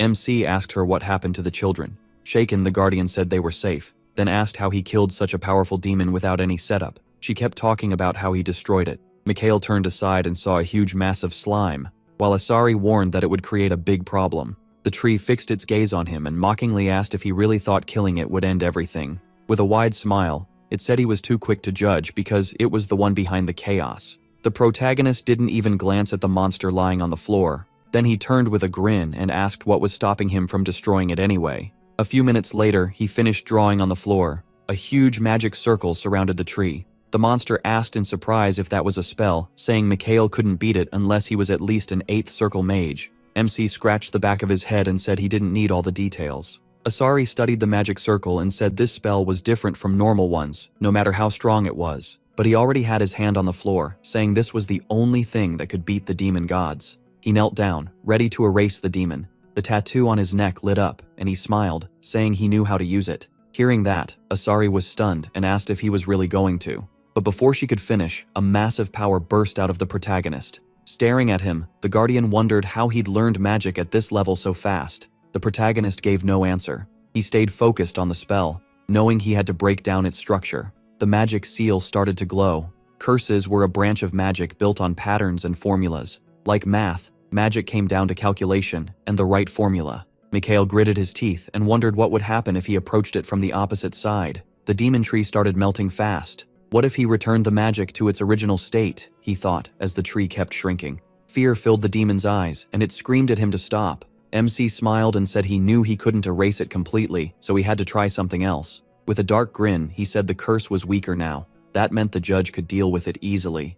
As it shrank, the demon screamed in rage. Mikhail looked at Asari and ordered her to activate the storm set and blast the demon away. She threw out her hand and agreed at once. The demon's heart pounded in fear as death closed in. A wild storm completely swallowed its body. Asari watched and happily said she never thought he could do that, but Mikhail just turned and walked away. Noticing, she asked where he was going. With a sly smile, he said he needed to check something. After all, it wasn't often you met someone who'd been cursed. He turned to the Guardian and added that before it vanished completely, he had to go somewhere. As he spoke, a black lump of magic formed behind him. "Him!" Asari screamed in horror. A massive blast of dark magic shot from the roof into the sky. The butler kept his hands behind his back and said his master had hidden so much from him. Arayaram stood behind him and asked what they had done to him. The old man kept watching the pillar of dark energy and quietly asked what kind of question that was. Without looking away, he asked if she thought he was equal to the great master. The girl stepped closer and said the boy claimed he knew what to do.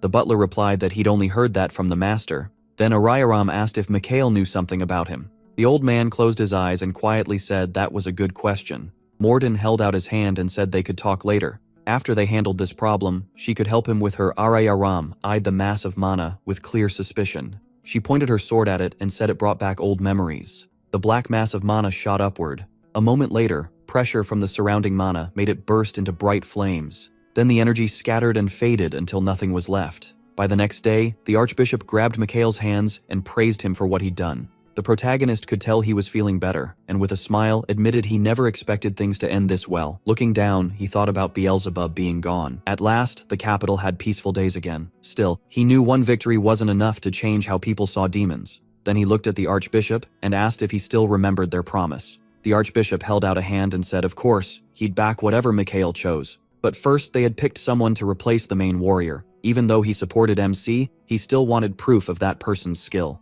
He looked away, already knowing who it was. There was no way he wouldn't. He remembered Siegfried calling him an idiot. While heading down the stairs, Mikhail suddenly heard someone thanking him. He turned, saw Aileen, and asked why she was thanking him out of nowhere. She looked down and explained that since he planned to leave the capital right away, he was now looking for someone else. The protagonist told her she could just come with him if she still saw him as her teacher, but Aileen hesitated and said she wanted to go back. She glanced at her shaking legs, then faced him. Her ears turned red as she asked him to forgive her. Aileen said that if they had no past together, she could understand his distance, but now she didn't know how to finish that thought. She only hoped he would accept her apology and let things get better between them. Mikhail broke into a wide smile. Aileen narrowed her eyes and asked if she'd said something funny, but he quickly said no. He told her they weren't tied together by feelings. Folding his arms, MC simply told her to do what she thought was right. Aileen listened, then gave him a gentle smile. With one hand on her hip, she said this was only the start of her path. Pointing forward, she added that she wanted to keep growing as a swordsman. Sometime later, Arayaram came down the stairs and asked if Mikhail was done talking with his student. He answered coldly that since she wanted to leave, she needed to keep the promise she made him. Right away, he asked where her son was. Back at the temple, the Archbishop and the monarch were talking. The monarch asked in shock if there really had been an ugly ruler in the capital. Slapping his face, he cursed and said that if that monster had fully shown itself, it would have caused a disaster. The Archbishop let out a heavy breath, then quietly said, everyone would have died. The monarch stared at him, stunned and confused. Naran explained that people believed the great demon could have erased everything in less than a day. He added that, according to Archbishop Ali, all of this was the work of one person. Then he handed over a letter, saying it proved it. After reading it, the monarch said Walpurgis had stopped hell on earth by killing the ugly lord. And it wasn't just the bishop saying so. The judge of lawlessness and Cassandra confirmed it too. Even then, the monarch said it was hard to believe. But if it was all true, after a short pause, he asked if Walpurgis was a warrior. Elsewhere, Mikhail looked down and said Karyaman clearly hadn't liked his offer, so he chose the exact opposite path. Ariaram stood nearby, listening in silence. He said he didn't think the boy wanted revenge. Instead, he chose to join the defenders. Then he asked how a little boy like that could ever escape a monster like this. The answer was simple. He joined someone even stronger than that rat, the Condor mercenaries. That left Ariaram visibly shocked. She looked up and asked if he had really gone with the Defenders of Freedom. The Condors were founded to fight for freedom itself. Joining them took a huge amount of effort, and every member was exceptional. On top of that, both the Empire and the Four Kingdoms recognized them, something no other mercenary group could claim. Mikhail said he wanted to join them too, though as a knight, Ariaram likely already knew all that. He added that when she became a Condor, she threw away her old name and took a new one, which meant Karyaman would be even harder to track down. Still, the protagonist calmly said that if they found the mercenaries, they'd find her son. Ariaram lowered her head, discouraged. Then she quietly asked if she really should do this. Mikhail was taken aback. She had spent so long searching for him. Ariaram looked up and said the time when her son needed her was already gone. Staring ahead, she said he had chosen his own road, and someone like her probably wasn't wanted in it. MC silently watched the grieving mother. Ariaram reached out and said it hurt that she had failed to be a real mother to him. She lowered her eyes, unsure whether she should keep searching. Mikhail immediately placed his hand over hers. He told her to calm down. They should meet him and talk first. If she told him everything honestly, then he could decide what to do next. Even if her son rejected her, she would still be his mother, and that would never change. Then he pulled his hand back as he placed a small bottle in hers. Mikhail said the medicine might help, so she should use it when the chance came. Ariaram clenched the bottle and said he was right. She couldn't give up that easily. She looked up and thanked him. Moving on, she called out that if she ever got the chance, she would repay him. Soon after, the Judge of Lawlessness and Aileen left the capital. Watching her go, he wondered if he should do the same. Then he turned and noticed Lion, asking if he felt sad about Ariaram. Lion briefly said no, his hand tightening. What upset him was that he hadn't even managed a proper fight. She was just too strong. He added that he couldn't help Mikhail either. Looking up, Lion said Ariaram never told him anything. What hurt most was that she didn't even say he had disappointed her. The protagonist looked at him, thinking that wasn't true, and he hadn't expected Lion to be shaken by something like that. So he suddenly called out to him. Something bright flew through the air toward Lion. He caught it at once and asked if it was a pendant. Hands on his hips, MC said it was a gift. Their first stop would be the temple, but Lion gripped the pendant and argued that MC had said they needed to reach the capital. He shouted that he had obviously heard him before, so this had to mean he doubted his strength. The protagonist just smiled and said that was exactly why Lion should keep traveling with him. Then he asked if the next generation's genius swordmaster was really going to give up over something so small. Lion's face turned red, and he shouted that he would never give up.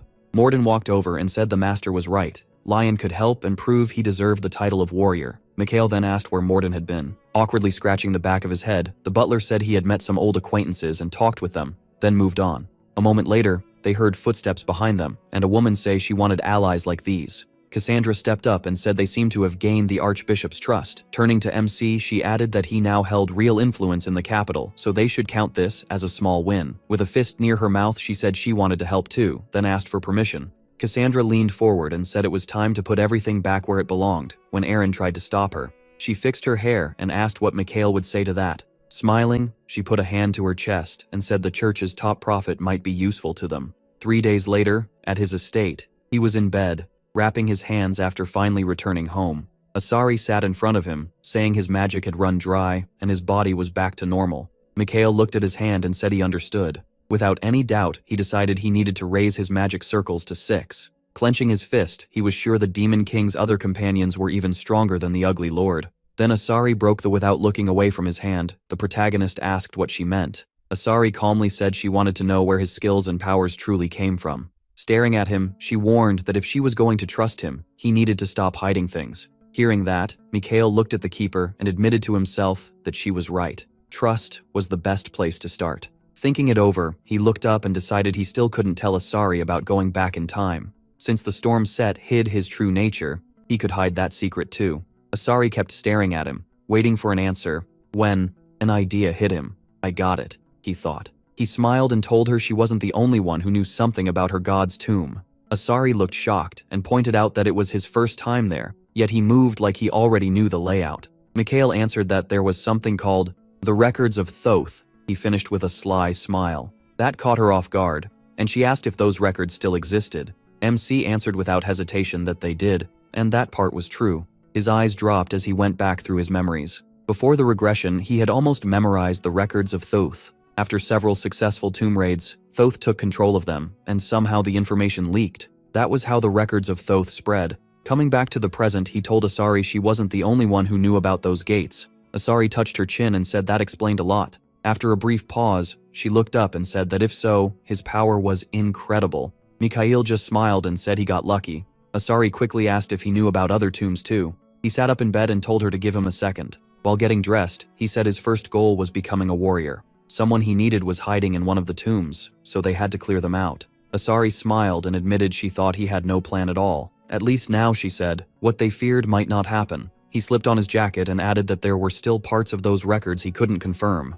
Then he suddenly asked the keeper which deity they worshipped. The question threw her off, and she looked away. Mikhail then said that the continent now recognized Hecate the Wise as its deity. Before his regression, she had been known as the only god. So if there had originally been two, and Asari's god was so great, why did no one remember him now? Asari didn't answer right away. After a pause, she said she couldn't explain everything. The protagonist fixed his collar and said he understood. Then she told him the reason was an accident. That was enough for him to realize she knew about Hecate too, so he asked if all information about the gods was being hidden. Asari lowered her head and quietly said yes, for now. Mikhail dropped his gaze and thought that now he understood her silence, but he already had enough for now. A few minutes later, he left the estate. Lion scratched his head and asked if they were heading straight to the temple since it was better to settle this fast. MC said he was right, but they needed to stay put for now. When Lion asked why, Mikhail explained that the one he killed was an important servant of the Demon King. By now, news of that death had probably spread across the empire, maybe even the whole kingdom.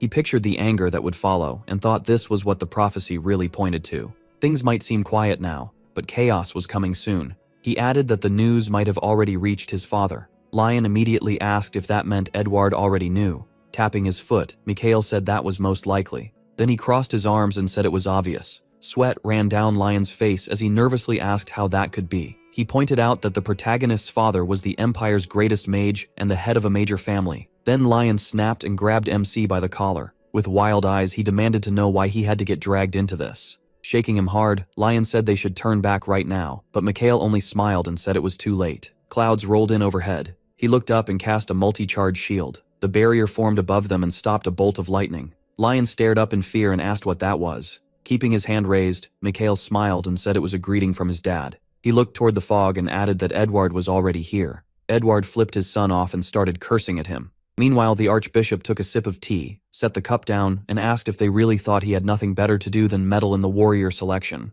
Still, he said they couldn't ignore the threat of the Demon King's invasion. Mikhail's image suddenly flashed through his mind as he stood by the window. A nasty grin spread across his face. If not that boy, he asked, then who else could become the hero? The office door flew open and startled him. His assistant rushed in and the archbishop sharply asked if the demons had attacked already. No, the man shouted. He yelled that Edward, horror in his eyes, had cast magic on Mikhail. Edward thrust his hands forward and sent mana at his son. The archbishop frowned, confused, and asked what was going on. The protagonist darted away from the incoming lightning. He knew this electric magic used massive voltage, but Edward wasn't aiming to kill him, just striking close by. Looking back with a grin, Mikhail thought that was exactly what he'd expect. Why master magic just to use it for something this pointless? Then he shouted back that he sent his respects. Edward roared in anger while controlling the lightning. What did he just say? And why was he still alive? A bright flash lit up MC's face as lightning closed around him, but at the last second, he used flicker and slipped right out of the lightning cage.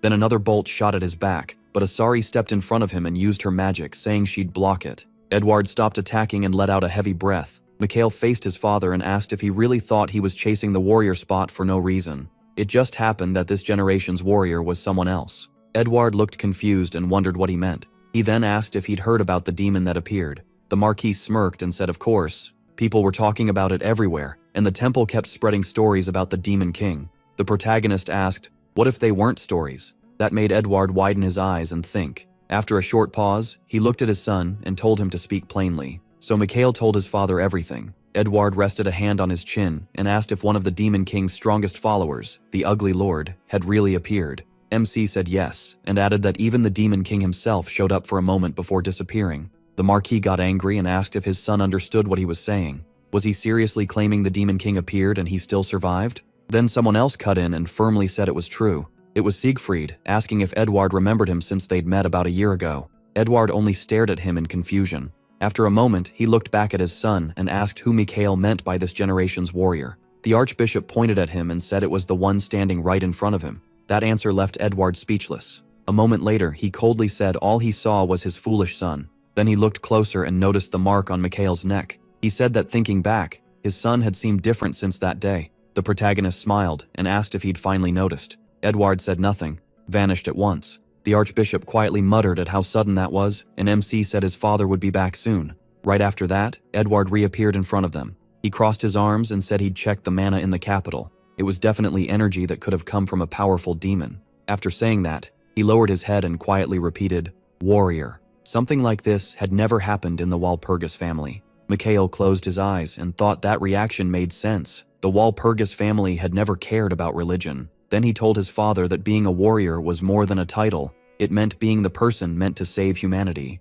If the prophecy came true, only a warrior could stop that disaster. As he said it, he thought his father would surely change his mind. Edward heard him out but said the temple elders were talking nonsense. Besides, the prophecy said one warrior alone wouldn't be enough to save everyone. Then Mikhail activated the storm set, and wind wrapped around him. Edward and the archbishop stared at him in shock. The archbishop trembled and asked, "Could it really be?" Looking at the protagonist surrounded by mana, he asked if this was truly divine power. Then he added that if the disaster was really that huge, none of this would be enough. Asari turned to look at MC. Mana covered his whole body as he clenched his fist and shouted that the Lord was with them. He said the choice now belonged to the temple. It had no right to lose its chance to choose a warrior. Edward narrowed his eyes and asked if Mikhail had really found a worthy candidate. He smiled, pointed at Lion and said, "Right here." Lion looked confused, and Edward said he didn't look ready for something like this. The protagonist nodded and said he believed in him. Then he turned and added that he had promised Lion something amazing in return. Even Lion was surprised to hear that. He spread his arms and answered with total confidence that it was true. Grinning, he added that Mikhail always keeps his promises and never says things like that without a reason. Then he looked at Edward and said, "A father should understand that better than anyone." Those words hit Edward hard, and he remembered MC asking him to trust him because he would keep Nostra under control. He asked why his father never trusted him. Edward lowered his eyes for a moment, then looked at the archbishop. He asked if his son could really do this even though he was not part of the temple. The archbishop stood up from his knees. Facing Edward, he said with certainty that he was ready to swear it before God. After thinking it over, Edward said there was no reason left to doubt. He turned at once and told Mikhail to do what he had chosen. As he walked away, he added that he would not stop him. The protagonist watched him leave with a smile. Edward only said he would wait and see how it turned out. Lion came into the room and called for Mikhail. He yelled out, asking if he was finally going to get his reward. MC slowly turned to him and thought that, one way or another, whenever promises were involved, Lion became painfully annoying. He pointed at the bed and told Lion to lie down first. Lion quickly did as told, not caring much. He asked why, but Mikhail moved a magic finger over him and told him to sleep. A stream of mana flowed into Lion as he said he was about to show him something he would not forget. Lion lay there wrapped in magic. His eyelids slowly grew heavy. Before long, his eyes shut completely. Then he suddenly opened them again. He looked around in horror. He was standing in a ruined city, and he asked where he was. A stranger suddenly welcomed him. Lion froze in surprise. He spun toward the voice, saw a black figure on top of a monolith, and demanded to know who it was. The man casually replied that he was a local guide, someone who could show him another world. Since he still could not see the stranger's face, Lion only said the man's voice sounded strange. At that, the unknown figure jumped down from the monolith. Looking up, he ordered Lion to draw his sword. The moment he said it, he charged in. Shock flashed across Lion's face. He forced himself to react, grabbed his hilt, drew, and barely blocked the attack. But the impact was so strong that his sword flew from his hands. Now, unarmed, Lion panicked. His opponent was clearly far beyond him. Before he could think more, the stranger swung again, and raw fear filled Lion's eyes. The unknown struck and pierced him. Lion looked down at the wound and let out a terrible scream, but in the next instant, no one was around him. He stared at his hands in shock and asked what that was. When the stranger's voice greeted him again, Lion went stiff with fear. After a brief pause, he slowly turned around. The stranger was there again, sitting on the monolith. The figure dropped down at once. Lion reacted by grabbing his sword, which seemed to please the stranger, though he still had no idea what was going on. Keeping his eyes locked on the enemy, Lion said he would not go down that easily. Magic wrapped around his hands and sword, then spread over his whole body as he used Miller's technique Type 1. Covered in mana, he rushed forward. He closed the distance fast while the stranger just stood there, and Lion thought his enemy was not ready for this attack. He reached striking range and prepared to slash. Then, a knee shot at him. The stranger cut him off and drove the blow into his stomach. Blood burst from Lion's mouth. The stranger threw him back and mocked him for being so full of himself. Standing over Lion on the ground, he said Lion should have known what he was stepping into. Then he asked if he wanted to die one more time, and killed him again. Lion jolted upright on the bed with a scream, and Mikhail calmly welcomed him back. Lion shouted that he had to go back there. The protagonist said there was no use asking now. When the time came, he would send him back. Arms folded, he added that this was what Lion would face for real after learning to control his aura. Lion grabbed his head. Completely confused, he asked what all of that was. Mikhail looked away and said he would learn later. In his mind, he knew Lion had just seen his future. He told Lion to get some sleep because tomorrow would be rough, but Lion suddenly asked if this had something to do with the temple. MC said the temple was their final stop, but they would visit another place first. Lion asked with interest where. Mikhail answered, the magic forest. He replied that she had already mentioned it herself. Aaron said the elves would likely be stubborn since they only listened to their leader. He nodded, said good, and asked how he should address the night. Aaron introduced himself. Morden quickly cut in, saying no one had ever believed those prophecies anyway. Aaron turned to him and said he was right. Then he asked whether they would believe even after seeing proof. The butler answered harshly that they simply did not have the brains to understand it. The two immediately shook hands. Watching from the side, Mikhail was glad they had somehow gotten along. He raised a hand and told them to stop, because the tree mattered most right now. Lion turned and asked what they would do next. Straightening his jacket, the protagonist said that was a silly question. With a smile, he said they were going to snap off its branches. Everyone stared at him, confused, and the room went quiet. They quickly asked how they were even supposed to enter the magic forest. Mikhail looked away and said he would show them now. They all faced the half-dead trees. MC placed a hand on one and said that even here, the roots were still connected. The others looked confused and asked what that meant. He explained that this tree had spread its roots across the whole world. Then he added that every one of those roots led to the tree's heart. Cassandra said exposed roots meant the tree was in bad shape, and Aaron asked if Mikhail really planned to reach the heart that way. It was a higher being, so normal tricks should not work on it.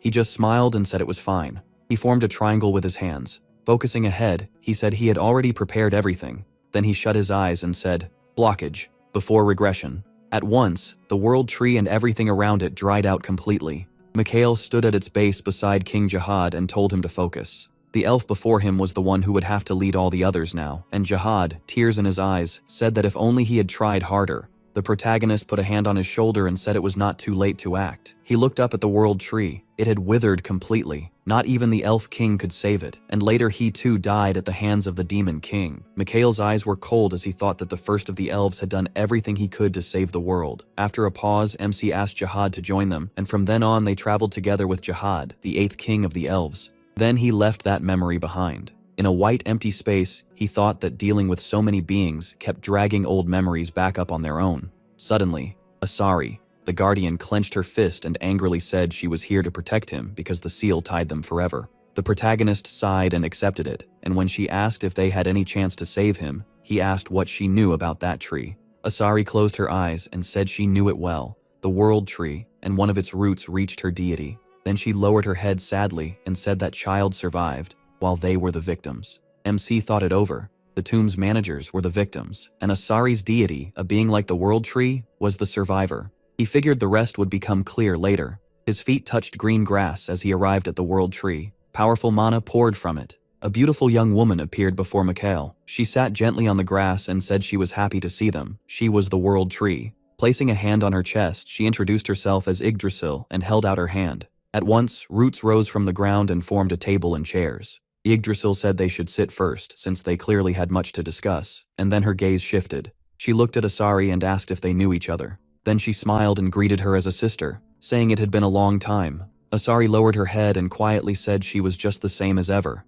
Yggdrasil sat in the chair and said that made sense. If she were any different, she could never carry the role of the world tree. She added that she never expected anyone in this age to know about the morning message. Glancing at Asari, she pointed out that he even carried it with him. Asari flew closer and said Mikhail also had Thoth's records. That clearly surprised Yggdrasil. She turned to him and said that if he had those records, then he already understood the situation he was in. The protagonist answered without hesitation, then asked if all of this was tied to the Demon King. That question left Yggdrasil stunned. She admitted that he really had left his records behind. Reaching out her hand, she said he had also left behind a huge mess. Then her fingers started to crack. Dark mana leaked from her hand and scattered into the air. Asari stared at her in fear, while Mikhail quietly watched. Yggdrasil said it was strong demon blood, and she had no idea if it would ever fully disappear. MC finally understood why the world tree had withered. He asked if she had really been trying to handle this alone, even though the Demon King would eventually take over the whole world.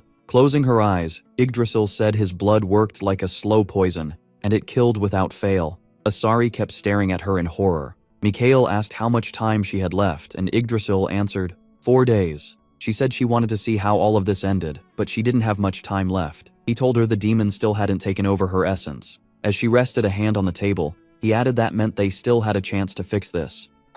But not long after she died, the Demon King still broke into this world. Thinking back on it, he understood what her choice had led to. He looked at Yggdrasil and realized her death had been for nothing. But this time, things were different. Mikhail asked what had to be done to stop it within those 4 days. Then he said with confidence that he would find a way to heal her before time ran out. They still had hope. Asari crossed her arms and told Yggdrasil to trust him. Flying closer, she added that MC was incredibly talented. Yggdrasil lowered her eyes, clearly struggling to decide. Her hand tightened into a fist, then she folded both hands together. Before she could answer, Mikhail held out his hand and cut in. He said he wanted his reward first. Yggdrasil blinked in shock, and Asari yelped in confusion. She grabbed his cheek and pulled hard, while Mikhail calmly said that if he solved her problem, he wanted payment afterward. After a brief, awkward pause, Yggdrasil asked what he wanted. He raised one finger and said it was nothing big. He thought this wasn't only for himself. He was doing it to save her too. Then he pointed upward and asked for the best thing she had. Yggdrasil waited for him to explain.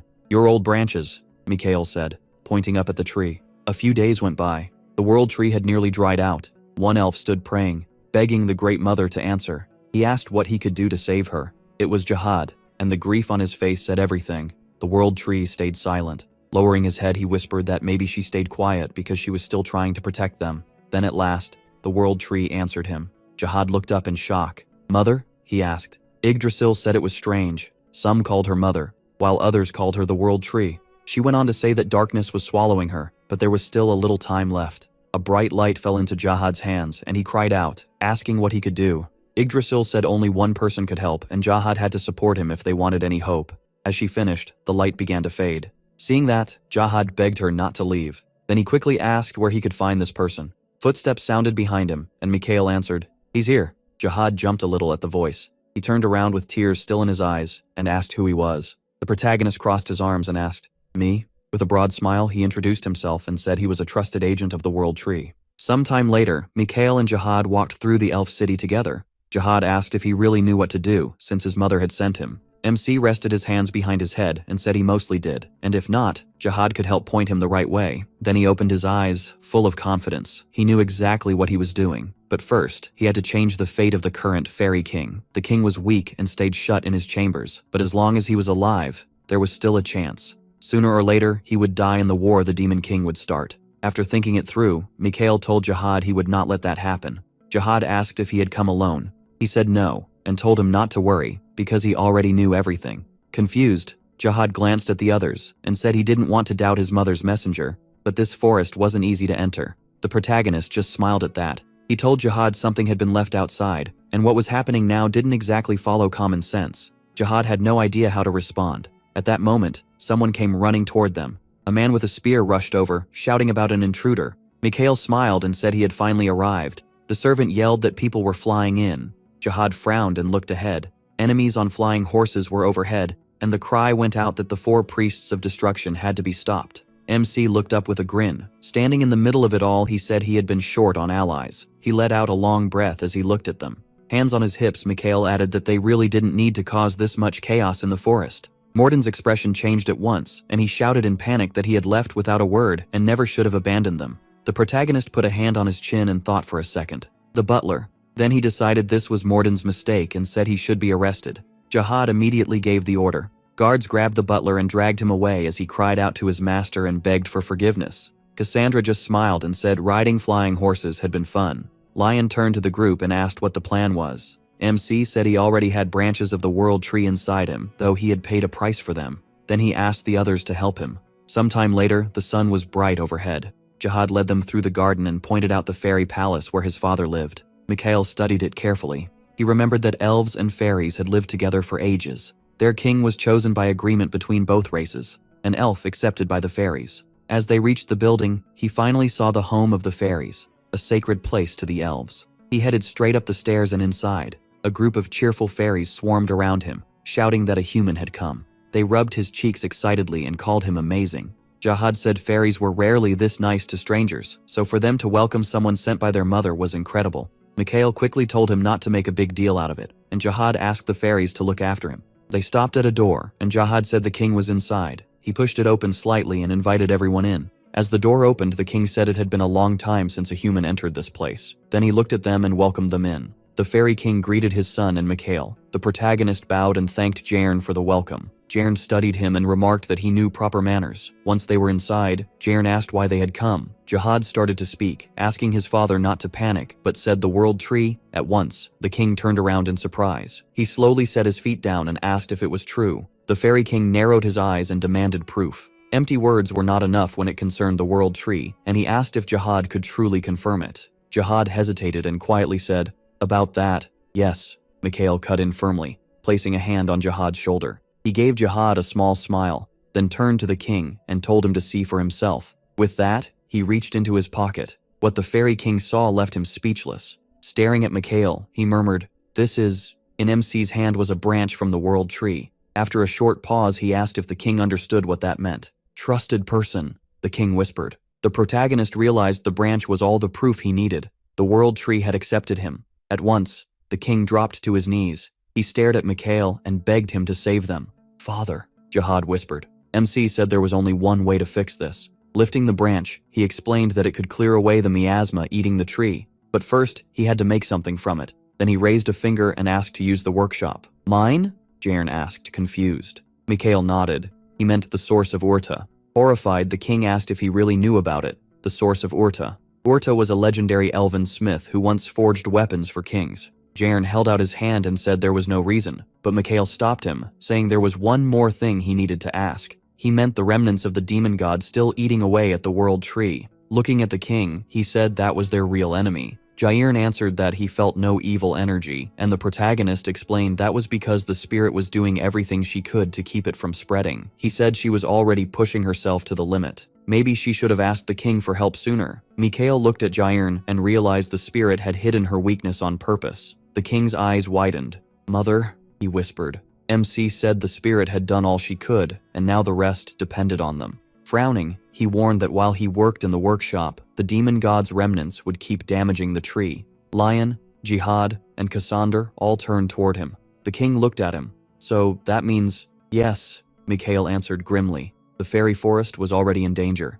There was no time left to waste. Hearing that everyone had a role to play, Jairn straightened himself. He turned to Jihad and ordered him to lead Mikhail to the source. Then he told the others he would gather the forest's knights and warriors. Looking down, the king vowed they would protect the forest no matter what. Another disaster could not be allowed. He stepped over to Cassandra. She already knew what he was going to ask and said she and Elaine would help the elves. Smiling, he said having a prophet around was pretty useful. Then he asked Lion to help too, and the boy told him to count on him. Mikhail smiled at that. Then he faced everyone and said it was time to save the world tree. A while later, they reached the place, and Jihad told him they had arrived. Pointing ahead at the source of Erda, he admitted no one knew how Erda used it to make magic tools, not even a guess. Then he turned to Mikhail and asked if he knew. Of course, the protagonist thought as he looked ahead. He remembered making countless weapons in a place like this, back when survival depended on it. Looking into the water, he realized Erda's method was brilliant and he likely meant to keep it secret. Holding up the sphere in his hand, MC said Erda had used it well.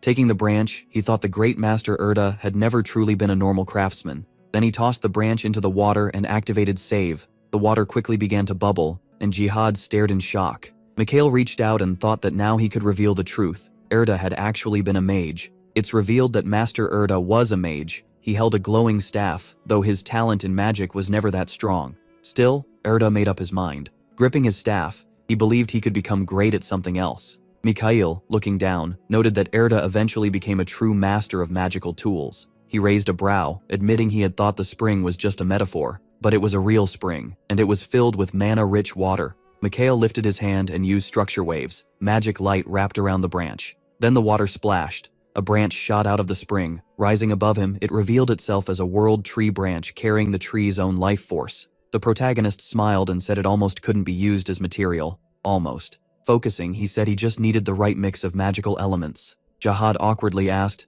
"Then what?" Without stopping his spell, Mikhail said that once he found the right level of mana, he could refine the branch and use it. Glancing aside, he said it would take around 4 days, but Jihad worried about what was happening in the forest. MC calmly closed his eyes and said it would be fast. Then he turned and asked if Jihad planned to just stand there. Stretching a hand toward the source, Mikhail said they still had to carry out the plan. Jihad looked surprised when he learned this place held more than the source. It also had other things Erda left behind. Pointing at the branch, he said the old king's weapons should be here too. Startled, Jihad realized those were the weapons Erda made for the fairy king. He asked where they could find them, and the protagonist spread his hands, saying they were about to find out. Jihad watched him in silence. Then his expression hardened. He had accepted Mikhail's words. As the spell continued, MC spoke again about the 4 days. Closing his eyes, he prepared himself and said he was starting as the water rose into the air. 3 days passed. A group of elves appeared. Among them were hooded elves carrying bows. Lion suddenly grew thoughtful,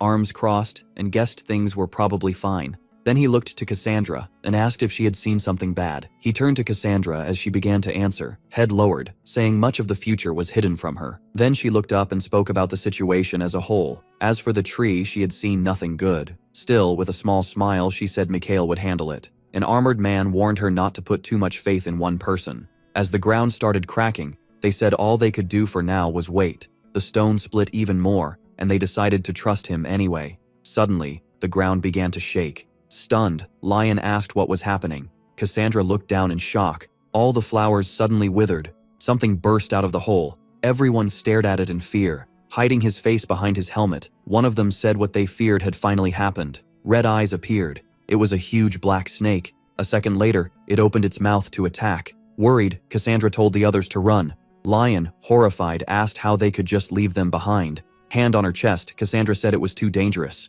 They couldn't win. The snake hissed at them. Lion froze in terror. His mouth hung open as fear took over. It was the kind of fear that crushes a person. With the giant snake right in front of him, Lion thought he could never beat it. Then he grit his teeth and angrily asked why he was so useless. He lifted his head and remembered the one he met in the dream. Frowning, Lion cursed Mikhail for not being back yet. Magic particles began gathering around his hands. Eyes shut, he wondered when the protagonist would return. Then MC's eyes snapped open. Wilted flowers lay crushed underfoot. The black snake had entered the elven forest. Lion stared at the monster, tense. Jiran looked up with resolve and thrust out his hand, ordering the soldiers to fire. The bows were drawn at once. Arrows struck the snake directly. The beast opened its mouth in pain, and they tried to hit its head next. But as the attack came, the monster pulled back. Jiran frowned, thinking about the item sent by the World Tree's messenger. That item had been in Mikhail's hands. The magic tool had proven incredibly useful. It was made from a branch of the World Tree. Jiran winced, unsure how much longer they could hold out.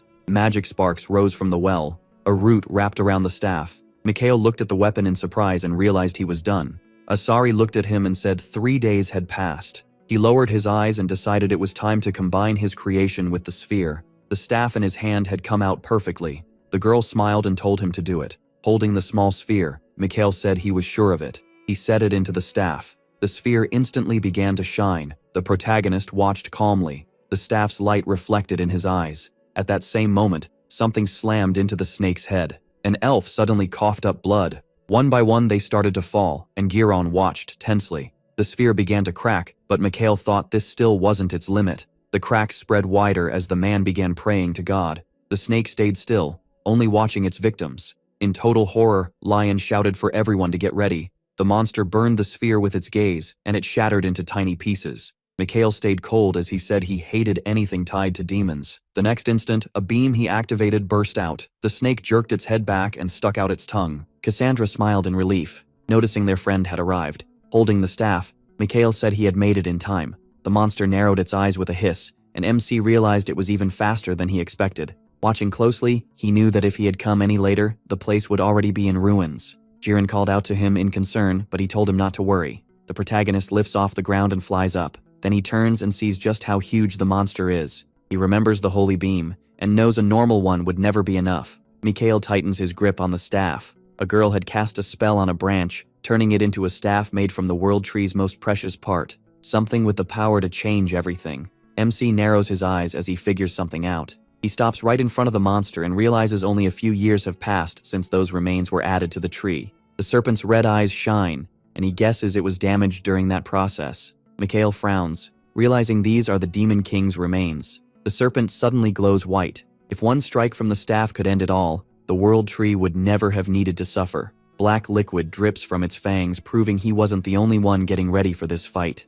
The serpent opens its mouth in rage. The protagonist watches carefully, staying tense. Then the monster lunges. A magic arrow suddenly appears. It shoots straight at the serpent. The impact triggers a burst of light that fills everything. Mikhail grits his teeth, shields himself with his arm, and wonders if those are elven arrows. Another arrow appears. It's a treasured weapon said to hold the strongest divine power. MC hears something and looks to the side. When he turns, he spots the archer Jihad with a bow in hand, calling for the messenger. Mikhail just smiles. He says his partner showed up right on time. Black smoke rises near the serpent, and after hits like that, it should be dead for sure. But the monster suddenly turns white. It's shedding its skin. Asari turns with a firm look as he tells her he needs a favor. Then he clenches his fist and charges ahead. The serpent's mouth opens, and a magic beam shoots straight inside. It's Mikhail forcing his way in. He heads straight for the monster's throat. Asari frowns, clearly grossed out. Flying beside him, she realizes these are the remains. They hang there, covered in thick black liquid.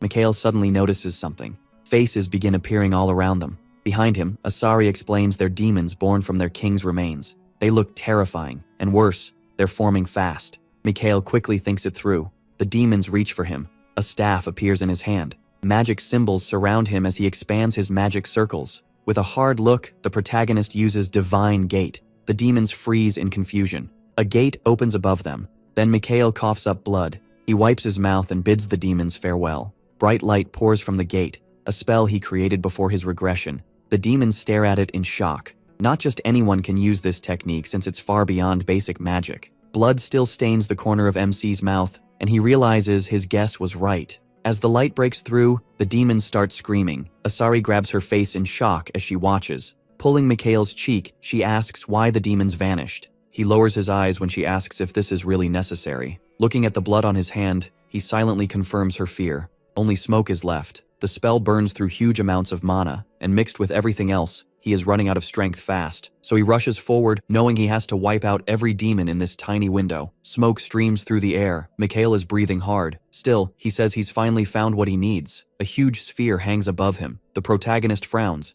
It's the Demon King's eye, or rather, the serpent's heart. The eye opens. This is the thing tormenting the world tree. A giant eyeball with a red iris stares back. Magic symbols still circle Mikhail, and he knows he has 3 minutes left. The eye narrows at its guests, then lashes tentacles straight at MC. Turning to face it, he declares the fight has begun. With a determined frown, Mikhail activates Shimmer. He rushes for the eye, but now only 1 minute remains. The eyeball suddenly opens wide, and its pupil shrinks. He holds a small magic item in his hand. Asari tenses up when she realizes it's a signal stone. He grips it tight. Only 30 seconds left. At once, he charges straight into the eye's tentacles. Then an arrow flies in right in front of him, striking the girl. The snake twists as green smoke pours out. Jihad appears, bow in hand, full of confidence. The eye glares at Mikhail, but he says they won't let it leave and destroy the world tree. The eye flashes. The protagonist refuses to let that happen, even if it feels like everything else has lost meaning. Pointing his staff at the enemy, MC casts Yggdrasil. The staff touches the eye. At once, sprouts begin to break out from the ground. The tree takes root. It never gave up. Even after using all its strength, it still left hope behind. Its roots reach the serpent's heart, and Mikhail prays those seeds of hope will take hold. As he falls, he thinks it has to happen before the remains consume everything. With a smirk, he says he'll grant the girl's wish. This is a spell he learned for the world tree alone. The blonde smiles and thanks him. Tears run down her face, but she keeps smiling. As the snake disappears, it's clear Mikhail plans to erase Jihad's regret too. Jihad looks up with tears in his eyes, and he chooses to create a new reality. He smiles, satisfied with what he's done. A tree with an eye is born, a brand new beginning. Soon, that tree starts to fade, and a blinding light takes its place. Jihad freezes in amazement. Green mana rushes into one of the trees and starts flowing through it. Its leaves are quickly wrapped in mana. Then the whole tree blooms from that power. Elves and knights can only stare. Jihad watches, completely amazed. Then he turns around, his eye wide with shock. Mikhail tells him the tree will recover and the world tree will be reborn. Smiling, he says now it's Jihad's turn to do his part. Jihad grins and agrees. Then he looks at the tree shining bright with mana. Mikhail stands in the field and says this is truly her world. Yggdrasil comes over and says she can now heal the forest and watch over the children. When she thanks him, the protagonist grins and says, there's no need for that. He only kept his promise. Now it's time for the world tree to keep hers. Yggdrasil closes her eyes and says the moment has come, but that alone won't be enough. Opening them again, she asks if he wants her essence to increase his number of magic circles. With a smile, she says even a small piece of her essence could help. And lately she's wondered if her life was too cheap. Then she puts a hand to her chest and says she'll give him a part of herself. Asari hears that and gets upset. Flying up to her, she asks how Yggdrasil plans to keep balance in this world if she starts giving herself away right after gaining freedom. She glares at Yggdrasil, clearly jealous of Mikhail. MC asks what's wrong. She puffs her cheeks and insists it's nothing. He looks back at Yggdrasil as she says he'll soon be able to absorb not just mana, but other kinds of energy too. Smiling, she calls him a truly determined person. Then she hands him a strand of hair. Looking at it, Mikhail says that's pretty symbolic. Then he dumbly asks if he's supposed to eat it, and Yggdrasil quickly says no. Instead, she ties the hair around his wrist and says, that's enough. He closes his eyes and pours mana into the hair, making it glow a moment later. That mana spreads over Mikhail's whole body. He instinctively opens his eyes as the world's own energy flows through him. His wounds heal, and his magic returns. The protagonist reaches out his hand, trying to control all the mana around him. Mana floods his body. Absorbing her essence might not be strange, but the speed of his recovery is still incredible. Mikhail grits his teeth through the pain. A few minutes later, he smiles and says it finally reached the same level. Now 6 circles float around him. That evening, everyone celebrates with drinks. The elves dance and fire arrows into the air. Mikhail takes a sip of beer, surprised as he watches the elves. Even after everything they suffered, they can still laugh. All around him, people talk and mingle. Seeing that, MC smiles and says, this is much better. Then the king sits beside him and asks how he feels. He recognizes the king of the fairies and says, unlike him, he doesn't carry so much on his shoulders. The man grins and says he's doing much better now. Looking at the crowd, Mikhail says Jihad is very talented. With training, he could even meet a spirit. There's a real chance he could form a contract with one. The king smiles and says that as his father, he's very proud. The protagonist looks at the king and remembers Jihad saying his father was a truly good elf. Seeing him now, Mikhail knows Jihad was right and he's glad he could help. Then the king got up and apologized for cutting the talk short. That made everyone look his way. MC listened without much interest as the king announced that reviving the world tree had brought back their honor. His lips shook as he admitted the elves had not done this by themselves. Raising his fist, he declared that the messenger had saved them, and from this moment on, they were allies of Mikhail Walpurgis Balfurgas. The king firmly added that they were no longer trapped in the forest. The elves cheered and threw their hands up. A second later, they were tossing him into the air and shouting for his eternal glory. He only gave an awkward smile. He clearly had not seen this coming. Then he suddenly went still, realizing he had forgotten something. Elsewhere, deep in the dark forest, someone cried out and begged his lord for forgiveness. The story then shifts to the church. The head archbishop let out a tired sigh. Then he turned to his guests. 6 other archbishops sat around the table. One of them closed his eyes and said he had learned a new candidate for warrior had already been chosen. The head archbishop calmly confirmed it, adding that even Archbishop Aliyah had said the young man deserved the title. Another archbishop looked aside and pointed out that the candidate came from a family of magicians. Hylian gave a quiet nod. A moment later, the head archbishop said nothing had been officially approved yet. The man turned away sharply, wondering since when they had started pushing back against him. He frowned, thinking these old men had grown far too proud. Facing them again, he reminded them that they served God's will and had no right to make such choices on their own. With a hard look, he said their job was simple: to prepare a warrior. Hylian suddenly slammed the table and argued that this was exactly why they had to reject the new candidate. He said in anger that their wish to survive could end up ruining someone's life. The head archbishop watched him in confusion, realizing Hylian was putting on an act. Hylian glared right back. Closing his eyes, the head archbishop said that if the new candidate surpassed the current one, the title would go to him. Then he looked toward the window and added that the first candidate still had more than one path ahead of him. Hylian heard that and sat back down.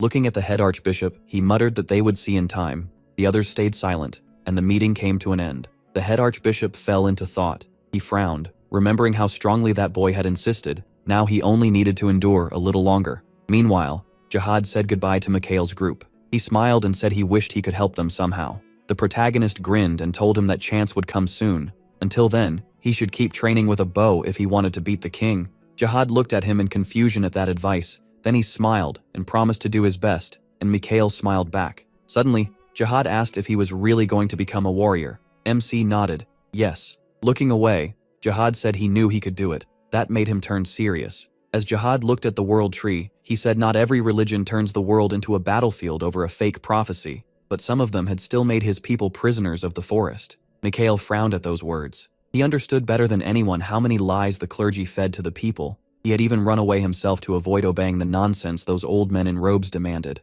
Closing his eyes, the protagonist told Jihad not to worry. He knew exactly what he was doing. Jihad smiled and wished him a safe journey. Mikhail waved goodbye and said he believed in Jihad's people too. Then MC suddenly shivered. He looked aside, then turned sharply to Jihad and asked if he remembered what he had said before. Pointing at him, he warned that he must not carry everything alone, because that would only break him. In a serious voice, he said he hoped they had learned something this time. Jihad had saved many people and done countless brave things, but he was still chained to his past. In his previous life, Mikhail had watched that friend with sadness. Jihad had always been fair, yet the weight of the past never left him. Now the protagonist saw that same image of his old friend in Jihad. Because he had regressed, he decided this time he would help him. Jihad smiled, closed his eyes, and said Mikhail always understood better than he did, so he would repeat those words like a prayer. MC smiled. That was exactly what Jihad needed to hear to guide him the right way. After all, he was a partner fighting just as hard to save this world. Soon, his group set out. Aaron looked at him and finally asked who he really was. The protagonist cut in at once, saying he was from the protagonist Walpurgis family. Aaron got annoyed and said that was not what he meant. Resting on his shoulder, Asari said she had always known he was special. Still looking ahead, MC said it might be time to tell them everything. Aaron flinched at that. Lion lifted his head too, and Morden's face turned serious. Mikhail bared his teeth in a grin. Then he spun around and claimed the reason he could do the impossible was because God's voice was guiding him. All three froze, realizing he was messing with them. He then remembered the first time he met Siegfried, when the man smiled, held out his hand, and asked his name. His bright hair and golden eyes made him look like a hero straight out of a fairy tale. Back then, Mikhail had been fooled by that image. He took the offered hand, not knowing Siegfried was dumber than a beast. The protagonist had warned him again and again about possible traps, but Siegfried never listened. He was smug, more worried about looking impressive than doing things right. A lot of people died because of him, and he never admitted it. Lion crossed his arms and asked if Mikhail was saying he got a revelation in an age when even saints could not. Asari pushed herself up and insisted the boyar was telling the truth. Then Cassandra frowned and asked what kind of revelation he had received. MC looked right at her and grinned, saying it told him to send them all packing. That answer left her shaken and confused. Looking toward the pond, Mikhail said the temple was rotting from the inside. Then he turned away and said the age of the old temple was almost over. He lifted a hand and declared he would send that holy temple away for good. Cassandra fixed her hair. Her eyes were wide as Mikhail faced them again and said they now had to destroy the system those old temple men had built. The scene shifts to the capital of the kingdom of Nut, to one of the saints' towers. Looking at the spire, he said it was the kingdom's symbol, and it also showed someone important had arrived. Soon, the group reached the entrance. An attendant greeted them and asked for their names and where they came from. Mikhail handed over a scroll at once. The man opened it and was stunned by what he read. He even shuddered when the protagonist explained it was a recommendation letter from Archbishop Aliyah. The attendant immediately released his mana and asked Mikhail for a drop of blood. MC placed one drop on the scroll, and after the check was confirmed, he went inside. He started looking around. There were many other candidates for warrior there. He did not care who had noble backing or high status. Lion glanced around and asked if they were really trying to stand out, but he stopped in shock. Mikhail smiled as he felt the breeze. Asari smiled too, saying she finally understood what he meant. A tattoo appeared on his neck, and a staff formed in his hand. Everyone nearby was stunned. Even the Templar could not hide it. Mikhail was soon wrapped. He looked at the crowd and silently told them to watch closely and remember it well for the old men who sent them. Then the protagonist focused on one man in particular. Morden noticed and followed his gaze. He walked up at once and reported that a suspicious man was hiding in the crowd. A moment later, the man flinched when Mikhail asked if he wanted a few days off. Smiling, MC told Morden he always worked hard and deserved some rest. He could count flies, visit a brothel, or dig up secrets. Morden stared at him in surprise, then slowly started to smile. He bowed and said that in that case, he would accept the vacation. Lion and Cassandra looked a little thrown off by that. Mikhail looked at them and said it was time to move. At that moment, Killian shouted and asked the Templar if he had truly seen divine power. The old man frowned and said it was impossible. Mages could not use divine power. Mana and divine power could not exist in one body. Having both at once was supposed to be nothing but a children's tale. He stared upward in disbelief and said none of this made any sense. The Templar bowed and added that there was more. They had also confirmed Cassandra was with him. Hearing that, the old man froze in shock. At the same time, Cassandra walked forward without hesitation. The story then moves to one of the main temples. A young priest named Sion greeted the group and said he would attend to them. Mikhail frowned a little, thinking Sion looked too young to be a mid-level priest. A moment later, he asked Sion to guide him, and Sion glanced at the others, asking what should be done with them. He looked at his companions and said they already knew their roles. Then, fixing his eyes on Cassandra, he asked her to come with him. Once she stepped closer, he asked if she understood that the archbishop had noticed she was here. Cassandra lowered her head and said she knew. He was one of the people who feared her prophecy most. She looked at him and asked what she should do. That caught her off guard, and she said he understood this better than anyone. Mikhail just smiled. Standing before her, he said he would support whatever she decided. His answer left her stunned.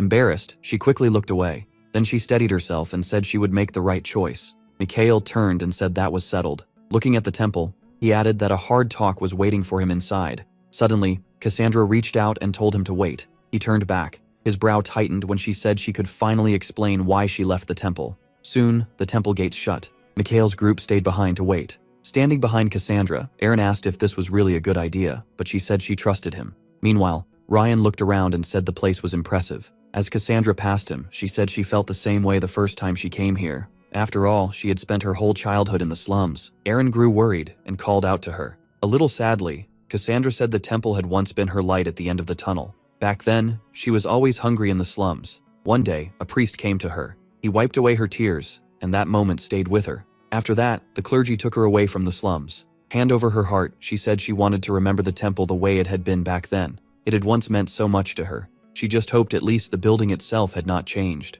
Lion and Aaron fell silent, unsure what to say. Cassandra smiled and said that if they refused to believe her prophecy, then she would do everything she could to change it. And in that moment, she truly meant it. At the same time, Mikhail walked through the temple corridor. Sion guided him toward the main hall. Then someone called out, "The protagonist Walpurgis." He looked over as they asked if he was really the one who showed a miracle from God. Mikhail Walpurgis narrowed his eyes, confused by the question. A second later, he realized they were talking about his little performance earlier. Sion lit up when MC said a mage using divine power would shock anyone.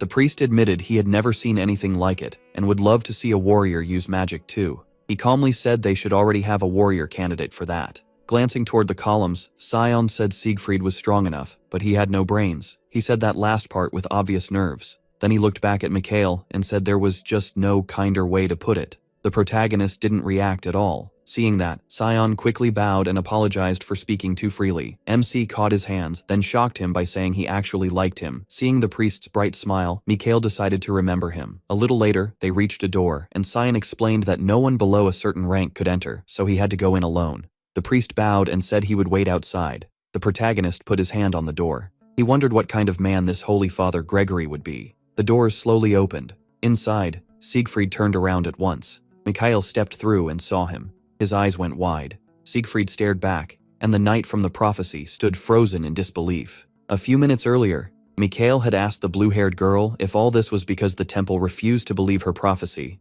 She started to answer and said it was not exactly that. Looking ahead, she admitted the real prophecy was a little different from what she had told them. MC fixed his eyes on her and asked what it actually said. Her eyes widened and light flashed inside them. Then she described screams everywhere, with human blood flowing like a river. An image of a lion's paw appeared. She said a lion with a golden mane and a huge charm on his neck stood against the demon. Then she added that the thing around his neck was an upside-down sun. Looking down, she explained that the sun was a symbol of warriors, though it could also mean the warrior would lose. Mikhail thought that kind of meeting did not sound like any warrior the temple would choose. The girl went on, saying that if so, it was a terrible prophecy for a warrior. Then she added that the whole world should know about it.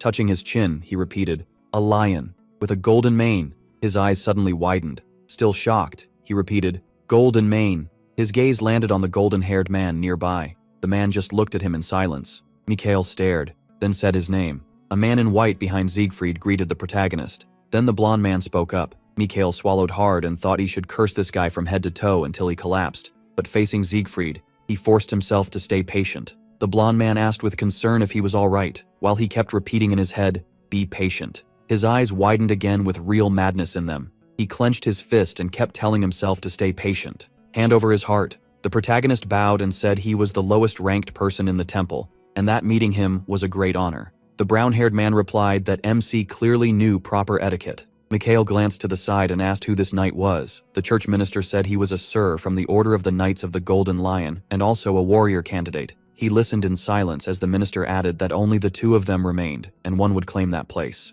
The blond man stepped forward. With a smile, he offered his hand and said he was glad to meet him. Mikhail stared at the hand coldly, then shook it and said the feeling was mutual. His gaze dropped. Siegfried smiled as a strong turquoise aura burst around him. The protagonist sensed that Siegfried's divine power was overflowing and figured this was the perfect time to test his skill. With a twisted grin, he decided they should trade magic and activated auto-circulation. Green streams of magic slowly flowed from his hand into Siegfried's. Mikhail quickly realized the power went in easily, but had trouble coming back out. Siegfried gritted his teeth in shock, his face changing at once. Still holding his hand, MC kept the flow going until Siegfried cried out in pain. Then the green-haired girl poked his cheek and warned that he would kill him at this rate. Mikhail closed his eyes and let go of Siegfried's hand. The blond man pulled his hand back, a little shaken. Staring at the protagonist Walpurgis, the priest said he carried pure divine power, maybe even stronger than his own. Then the brown-haired man asked if the protagonist had received a revelation.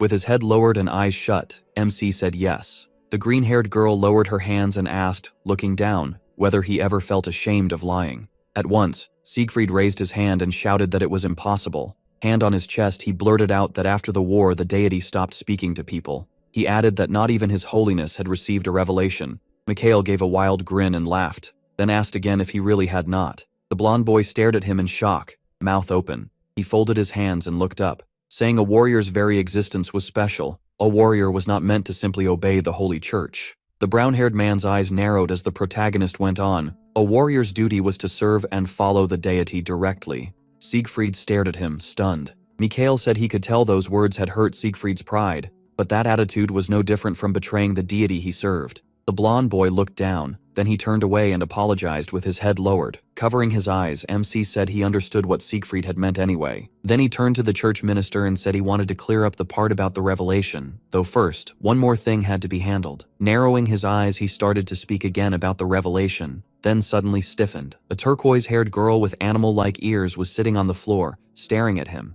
Mikhail asked who she was and how long she had been there. Her eyes opened wide. Touching her chin with a smile, she asked if he could see her. He froze in shock. Still smiling, she asked again if he could really see her. Then she snapped her fingers. The priest froze in place, and Siegfried did too. Now suddenly behind Mikhail, the turquoise-haired girl smirked and asked who she was. The protagonist looked back in shock and thought that only a few beings in the world could stop time, so the answer was obvious. He said she was Hekau, and with a smile, she confirmed it. Looking at her from the corner of his eye, MC wondered how she could be a deity when she looked so young. Then he thought she was just another baby-faced one, same as Breeze. The green-haired girl snaps that he is not thinking anything dirty. Hekau just says Breeze is basically invisible. Breeze tells her to drop it, but Hekau says that makes sense. She's a magic progenitor and holds half of Asari's power. Breeze looks away and mutters that she is nobody here anyway. Hekau grabs Breeze's hand and demands to know why she keeps shoving her around. Then she slams her heart into the floor and yells at her to stop.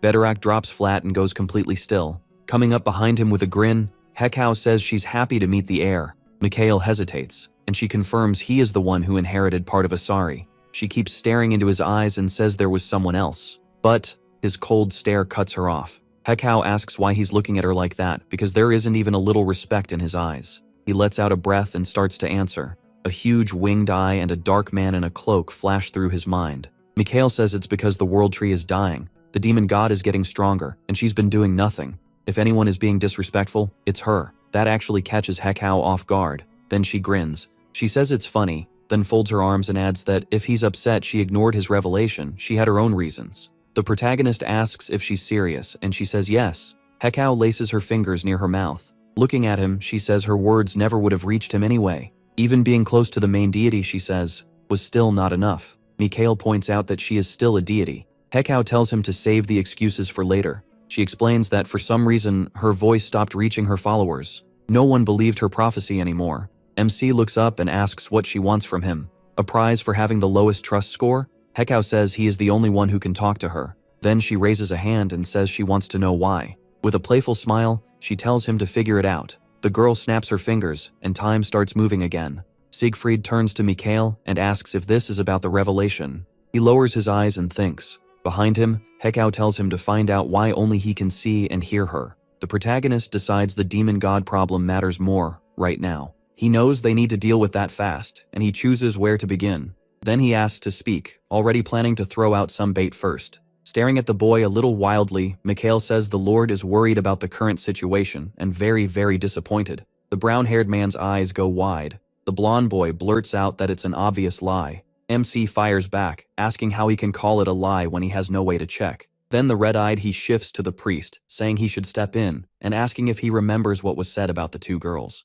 The priest stiffens in shock. Mikhail says he took one girl and let the other go, and insists it should not be taken the wrong way. The priest slowly raises a hand. The protagonist thinks it sounded vague, but the man probably got the point. This is not really Hekao's revelation, but he doesn't care. If he can make them believe it, then it becomes the truth. The brown-haired man narrows his eyes and asks to end it here. The priest looks at the two fair-haired boys and says he has high hopes for them. He tells them not to forget that. As Mikhail leaves, the minister turns toward him. The church minister says it's nothing, but MC keeps watching him. Then he asks if everything is all right. The priest looks startled. He smiles and says they can handle it. Seeing the priest still standing there, Mikhail vows that even if they lack power, he will do whatever it takes to succeed. By evening, the estate is quiet. Looking at the strange seal on his hand, the protagonist says even the mark showed up. This is his only chance, so he cannot mess it up.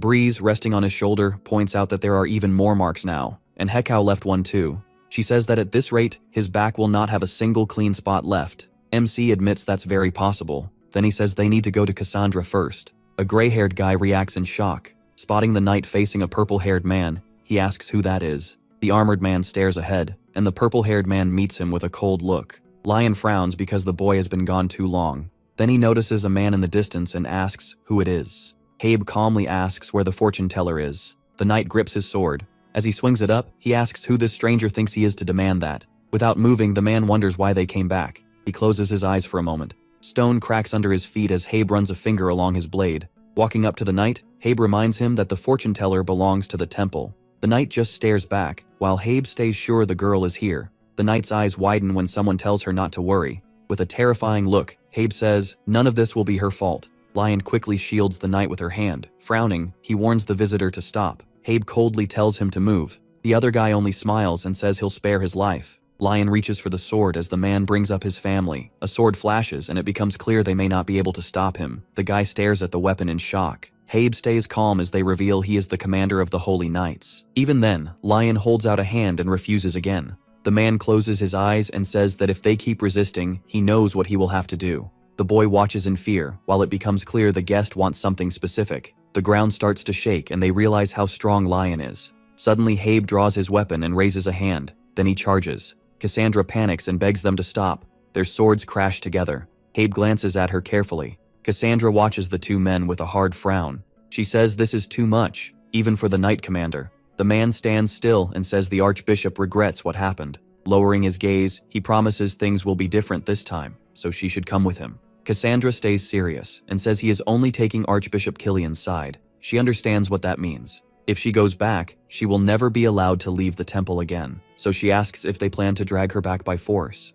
The man calmly says they will if needed. Her friends move to protect her, and he says that's why he offered for her to leave willingly. Then Mikhail steps in and says she won't be going anywhere with Habe. Flames whirl around him. The man looks down, surprised. He watches the fire spin around him. Even Habe looks stunned. When the young man appears with a staff, the visitor realizes it is Mikhail. The protagonist says he promised to protect Lady Cassandra. The man answers that this is temple business. Grinning MC says he should not talk like that to a warrior candidate. Hobby is surprised when he offers to recite the laws for him. Mikhail meets his gaze, sure Habe assumed he knew nothing about the rules around heroes. He explains that not many people know those laws. Then he adds that Cassandra left the temple on her own and told no one. Pointing to himself, the protagonist says she was traveling with a warrior candidate. With a flat look, he says that makes this temple-related duty his business too. Habe tenses when he realizes his actions have no clear excuse. He looks confused as Mikhail says he would be happy to file a complaint with Killian. Then MC lifts a finger and suggests the visitors simply leave. Horrified, Habe decides to stop wasting time with talk. He studies him closely. Then he lowers his head and shuts his eyes. Mikhail frowns when the man suddenly agrees to leave. Cassandra lowers her gaze. She presses both hands to her chest. The knight places his hand over hers. The protagonist stands with his back to them. Turning around, he says they need to talk. Soon everyone is gathered around one table. Mikhail folds his arms and says he wants to confirm something. His eyes sharpen as he addresses Sir Helen. He tells the knight to take off the helmet. Still standing there with arms crossed, Mikhail says this suspicion has been bothering him for a long time. He wonders if MC Walpurgis really knows who this knight is. He keeps staring at him. Worried, Cassandra tries to stop this, but Helen speaks up and says they cannot hide it anymore. He starts removing the helmet, saying the time has come. Blonde hair falls free, and the knight is revealed as Edda, Siegfried's sister. Mikhail Walpurgis looks down, thinking. Cassandra looks at her friend in worry as she is asked why she helped Edda flee the kingdom and why she is traveling with her. Edda lowers her eyes and says that she and her brother are Edda says she and Siegfried were orphans. They grew up in the slums where people treated them like trash. She lowers her eyes, scared by the memory. Cruel adults mock them, and to children like them, the world felt heartless. Edda shudders as she remembers it. Back then, they believed they were in fate's hands. They kept running, but there was no easy way out. Mikhail listens as Edda explains that she and her brother were trapped in that life until they met someone who finally stepped in, while her brother tried to shield her through tears. That man was Archbishop Killian. Now, it all starts to make sense to Edda. Siegfried's divine power was never normal. From the moment they were taken in, their lives changed. The Holy Temple became their new home, but that wasn't the end of it. Looking down, Edda says things started getting strange at the same time. She watched with growing worry as Siegfried was raised up as a warrior candidate. After that, a selfish side of him started to show. He grew cold and stopped listening to anyone. Edda looks away and names the first thing he did after becoming a candidate. He attacked the prophet, leaving Cassandra hanging her head in sadness. Mikhail asks carefully if Siegfried was also the one who killed the people chasing Cassandra. That brings up another doubt. Did Siegfried really do it by his own will? Edda sadly says Killian took advantage of how vague prophecies can be. He showed Siegfried people who had suffered because of prophecy and used his sense of justice against him. Mikhail admits he never expected Killian to be directly tied to Cassandra's disappearance. If Edda is telling the truth, then the protagonist has figured out Siegfried's biggest weakness. He gives a crooked smile because the whole thing is both ridiculous and serious. If even the Archbishop and the warrior candidate turned against Hekau's prophecy, that may be the real problem. A girl nervously crosses her fingers. MC looks down and says they still can't be completely sure. Then he asks Cassandra if she's tired of always being the victim. She agrees, but says exposing the truth still may not change anything. Her hands shake as she brings up the name people call her. Mikhail calmly says that nickname out loud. Cassandra has spent her time hiding from people since almost no one believes her prophecies. He says that if Killian keeps pushing things this way, then they'll have to reveal the truth, even if it ends up helping Siegfried. That catches Cassandra off guard. Mikhail says Siegfried only draws so much attention because the Holy Temple built a false image around him. In his eyes, that whole image is a lie. With a smile, he says he'll show them what it takes to bring this to an end. Then the story shifts to what's happening in the temple. At the temple, Siegfried stands with his sword in hand. He looks down, unsure whether he can really carry the role of a warrior. When someone speaks to him, he turns and sees his sister there, worried about him. He turns away, saying she doesn't understand anything. Tears fill Edda's eyes. Siegfried sadly asks since when she started looking at him like that. He lowers his head and realizes all the warmth he once felt for her is gone. Then he looks up. Edda stands before him without emotion, and he realizes he's become numb. He swings his sword, unable to understand why. Staring at the blade, Siegfried tells himself none of this is his fault. He can't understand why the only family he has left won't understand him. Killian walks up behind him. Siegfried notices right away. With a smile, Killian asks if he's interrupting. Siegfried says he was almost done and asks why he came. Killian closes his eyes and says there's something he needs to know. At the mention of the new warrior candidate, Siegfried looks away. Killian keeps talking, completely serious. Siegfried is stunned to hear that Mikhail, the prophet, and his own sister are working together. His sword slips from his hand and hits the floor. Wide-eyed, he asks if they really came with the protagonist. He presses Killian, asking if His Eminence knew. Killian says he was going to report it soon. Siegfried asks what they should do now, and the Archbishop answers that God helps those who act, so they must do their part. Siegfried frowns, not sure what he means. Meanwhile, Cassandra remembers that no one ever believed her prophecy. Mikhail sees the real problem as Killian's control over the story, and decides they need to make him look better by comparison, with help from the priest. Suddenly, Siegfried glances aside. Something near the gateway catches his attention. A dark space waits there. He senses someone nearby but keeps it to himself. Time passes, and a week later the group is sitting in an office. Lion asks what Mikhail plans to do since it sounds like the other side made up their minds long ago. MC looks up. In recent years, the church had been split by fierce arguments among priests and archbishops. They fought over who was right, what made a true hero, and who should become the temple's symbol. A lot of them backed Siegfried. Killian openly supported him too. It made sense. Siegfried was one of the holy knights, and the temple had already built him up with a strong public image. The prize before them was like a crown. Lion rubs his head and complains that they've been stuck in the temple for a whole week. He pushes back his chair and says he thought Mikhail already had a plan. Pointing at the table, he adds that more than half the votes are on Siegfried's side. When he calls that way of thinking ridiculous, Lion frowns and asks what he means. The protagonist explains that those numbers don't include the archbishops who stayed out of choosing a warrior. Some of the highest-ranking people in the temple are still neutral, so until they know for sure, Lion, clearly annoyed, says that still means Siegfried is more likely to win.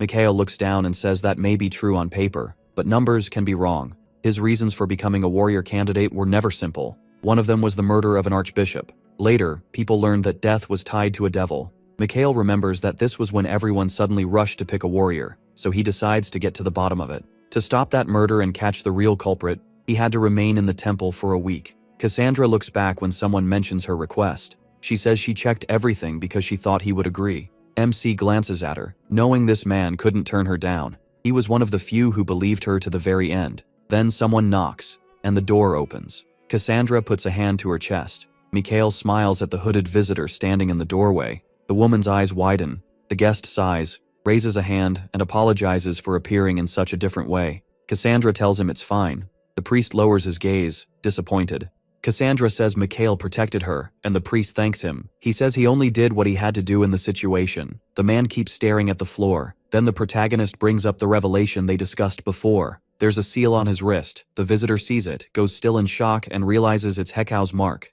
Mikhail says he spoke with her directly, and she told him the church has to change. The guest silently watches him. Then MC says they need his help. The next day, someone slams a fist onto the table. Killian, furious, demands to know what kind of nonsense this is. A few hours earlier, the archbishops had gathered together. One of them said he would support Mikhail. Killian frowned and asked what he meant. The others began arguing at once. Killian stared straight ahead, thinking Nareen was his closest helper, so he should have stood with him. Around the table, the archbishops tried to figure out their next move. One of them admitted Siegfried was losing support in the temple, and blamed their own overconfidence. Another warns that with Mikhail involved, anything can happen. Killian grits his teeth. With both hands on the table, he insists Edward's son can't win over the majority. He rises and says that no matter how much people talk about demons invading, most still don't believe it. And even if it were possible, he says, they should simply cut that possibility out, leaving the other archbishops stunned. Killian smirked and said they might have to get their hands dirty to keep the truth on their side. Mikhail Walpurgis raised his hands. He yawned and said a whole week had already gone by. Looking up, he figured Naren had made the first move because he had no choice but to back Cassandra. He held the hand with the seal over the praying girl. Mikhail narrowed his eyes and realized there was only one problem left. The archbishop would be found dead on the floor, so he had to stop the murder first. His eminence was trying to keep the door shut, and that only made him trust him less. The villain watched closely. If the archbishop died, Killian was the one who gained the most. Touching his chin, the mage decided to look into it himself. When he heard Morden, the protagonist spun around, startled, and asked why he wasn't still on vacation. Morden raised a brow and said a week off was enough. If he stayed away longer, the Marquis would scold him. Mikhail closed his eyes and thought that did sound like something his father would do. The servant lowered his head and said something seemed off in the temple. Glancing aside, MC asked what was happening and learned it involved the Holy Knights. Morning came over the estate. Asari floated up and said the air felt tense. Morden looked at his master and added that there was one more thing he needed to hear. Thinking of Killian's threatening stare, Morden said the man gave off bad energy and was probably planning something. Mikhail looked up. Then he closed his eyes and said they needed to investigate Killian. The butler smiled when he thanked him for working through his vacation and asked what reward he wanted. Pointing at the chain, the protagonist offered him an elixir. With a big smile, he said it could keep him healthy all the time. The servant looked up, shocked. He shut his eyes and asked when he would hear the full details. Rubbing his chin, Mikhail said he'd explain after they finished this first. He looked away and decided they could go back to the reward talk later. Now he had nothing left to hide. Lion raised a brow and asked if they really had to go to the Holy Knights. As they headed out, Mikhail said they had something to handle there, and Lion asked why he had to come too. Remembering the arena, the knight pointed out that he couldn't even beat the captain last time. MC told him to go all out this time, and the swordsman smiled, saying not to worry. He stepped forward and offered him something to use in the next fight. He tossed the item over to his friend. Lion asked what it was, then saw it was a sword hilt. Mikhail told him to pour aura into it and see what happened.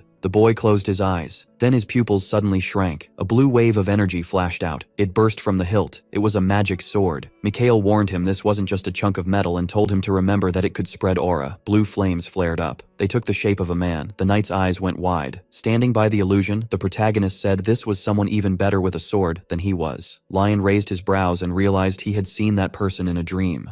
Frowning, Mikhail said the phantom would help train him, even if they couldn't fully connect or sense each other. Resting on his shoulder, Asura realized he had spent the whole week making this weapon and training partner. Looking at the hilt, Lion asked if he should really accept a gift like this when he hadn't been much help lately. MC put a hand on his shoulder and said things would be different from now on. Smiling, he told his friend to get stronger if he was truly thankful. He looked at him with confidence. The boy's eyes suddenly widened in fear. Gripping the hilt, the knight agreed. The guard spotted a warrior candidate and asked what brought him there. Mikhail said he needed to speak with the commander. The guards traded uneasy looks. He narrowed his eyes and asked why they were hesitating to let him in. He stared at the flustered knights in silence. They asked the guest to wait a bit because they needed to prepare something. As he walked toward the entrance, Mikhail said that wasn't needed. Then he looked up and saw a man in a blue cloak coming toward him. Smiling, he asked if the commander had come out himself to greet them. KB answered with a hard stare. The protagonist just kept smiling. Cabe frowned and asked what he wanted. Mikhail rested a hand on his friend's shoulder, asked why he was being so rude, and said they had important business. He flinched when his companion bluntly demanded a rematch. The knight confirmed it, and the commander frowned. Looking at them, KB said it was a shame they hadn't met again after last time, though calling that a duel was generous. The swordsman glared at him. Then a smile spread across his face. Lion narrowed his eyes and asked if Cabe was scared to fight him. The commander frowned deeper. With a grin, Lion asked if he thought he'd just been swinging his sword around last time. Cabe turned away and said that wasn't what he meant. Covering one eye, Mikhail said he had the right to know about the temple's problems and corruption. Cabe looked up and told him not to get involved. With a steady frown, MC asked if that was a threat. Cabe shot him an annoyed look and said it was only a warning. A sword sliced through the air. The two trainees clashed. Mikhail and the others walked past them. Cabe raised a brow and said they kept training so they wouldn't fall in God's eyes. He looked away and said he used to admire them, but now he felt something was wrong. Asura drifted forward and sensed Hekau's energy. Her glowing eyes widened as she said they really did have a reason to worry. There was a Hekau symbol on the wall, and something about it felt off. Hearing there was a detail almost impossible to notice, Mikhail looked aside. The temple was guarded by priests with the strongest faith and divine power. They appeared. In the darkness, a fanged mouth appeared. The mad thing grinned, a devil with terrifying power that slowly broke its prey through tricks and lies. The creature rose from black slime like it was putting on a show. Mikhail Walpurgis looked down and realized even that being had a weakness. The real problem was that once someone keeps lying to themselves, they stop knowing what's false and what's real. Looking up, he understood that at that point people start acting as if the lie is true. He turned to the Guardian and asked who it really was. Cabe twitched when the protagonist asked if anything strange had been happening with the Holy Knights lately. Turning around, Cabe said he hadn't noticed anything. Mikhail studied him and thought it didn't sound like a lie, though Cabe still looked away. Raising two fingers, MC decided to test that. He touched them to the bridge of his nose. His eyes turned black as he used a detection skill. The world around him went dark. He sensed a swordsman training nearby. The canteen was empty. Another knight stood under the building's windows. Then the tree roots shifted. Mikhail's eyes widened when he felt something strange. Lowering his hand, he realized what it meant. Standing alone in the middle of the castle grounds, he understood there was something hidden in the basement. His expression hardened as he asked if anything unusual was going on down there. Without turning back, Cabe said yes. Mikhail looked at him, pointing downward. He asked about the lower level. With a stern look, Walpurgis asked for permission to inspect the basement. Fear flashed across Cabe's face. The protagonist narrowed his eyes. He knew he'd caught something. He thought the commander had to know what his men were doing, but he still held back from judging too fast. Mikhail said there had to be something down there, but Cabe turned away and denied it. So MC said, that settled it. Nothing was stopping him from checking the basement. Cabe pressed a hand to his chest and said he couldn't allow that. Frowning, Cabe said he'd go too since it was better with an escort, but he hinted he had more important things to handle. Cabe's eyes widened. Pointing at his friend, Mikhail asked if he was seriously doubting this swordsman's skills. Cabe repeated that he couldn't send a warrior candidate down there alone, and the protagonist asked who he should go with then. Siegfried, already sensing something was wrong, was heading straight toward them. MC frowned, realizing his rival was about to appear. Looking ahead, the boy asked what was going on. He smiled. Pointing at the blonde, Mikhail Walpurgis said he'd go with him. Startled, Siegfried asked what he was doing there. The protagonist turned and called to him. Then he pointed ahead and told his former friend he was coming along. Siegfried blinked in surprise and asked what he meant. The two headed down into the basement. Siegfried frowned and asked why nobody would explain what was happening. As they went down the stairs, Mikael said there was something in the basement, and Siegfried reminded him the place was supposed to be abandoned. Asari touched her chin and said that made it even stranger. MC stopped. Siegfried frowned and reminded him that he had recently been called overconfident. Looking down, Mikael asked what was wrong with that. Siegfried raised a hand and asked why some total stranger had called him that. The boy stepped forward. He lifted his head. With a grin, he turned and asked if Siegfried really believed everything the temple did was right. The archbishops all had their own sacred duties, and they claimed they couldn't go against God's will, but to him, that was just a weak excuse. Mikael asked if his rival had ever thought about how his choices hurt the people close to him. Siegfried looked down, tense, and said he always thought things through and acted with care. He raised a brow and asked if that was why they exiled the prophet. The boy tried to answer, but the protagonist Walpurgis cut him off and told him to shut up. He asked what kind of justice or mercy they could preach after throwing that girl away. The knight lowered his head. He pictured Killian warning that Cassandra's prophecy would only throw people into chaos. That, Mikael guessed, was what pushed his old friend to try changing the world on his own. The swordsman suddenly found himself beneath a starry sky. MC asked if he had ever considered that he could choose his own path. Then he said this talk was pointless anyway. Siegfried probably never expected kind words from him. That made Siegfried lift his brows. Head lowered, he asked if Edda thought the same. Mikael frowned and asked if that would change anything. Remembering his friend getting run through by a sword, he thought that if anything could have changed Siegfried, none of this would have happened. The blonde shut his eyes. A ball of light formed in his hand. The heroes glanced around. The basement room was empty except for scattered boxes. The knight smiled and said no one was here. Mikael rolled his eyes and told him to stay quiet. Asari raised her hands and said he could count on her. A staff appeared in the protagonist's hand. He looked up. The staff tip began to glow. Then a swirl of green energy burst out. The swordsman threw up a hand to shield his face. Smoke filled the room. When it cleared, a strange lump of flesh was lying on the floor. Mikael frowned and asked if his rival had changed his mind now. The thing was coated in black slime. The staff crushed it. Asari rushed forward and noticed the energy felt like the same force hurting Yggdrasil. Blood splashed across the basement floor. Thinking of the city, Mikael Walpurgis realized there could be countless cocoons like this. The woman was drowning, lost in hopelessness, and only Hekau could understand it. He frowned, realizing he had badly underestimated the problem. Siegfried raised a hand and asked what it was. Then the young man asked how someone was supposed to make the right choice. Touching his rival's forehead, Mikael told him to figure that out for himself. Kabe clasped his hands. The man lowered his eyes and thought about MC's heir. The moment they entered the castle, the commander had assumed the boy would back off and stay shut inside the temple for a week. Hands still clasped, Kabe wondered if that had been wrong. He remembered the room under the temple and told himself he hadn't noticed anything suspicious there. Still, the mage had sounded completely sure. Kabe lowered his head and wondered what would happen if something really was down there. Lifting his sword hilt, Lion asked how long his opponent planned to sit there. With raised brows, the boy asked when they were finally going to fight. The man lowered his hands and said this wasn't a duel.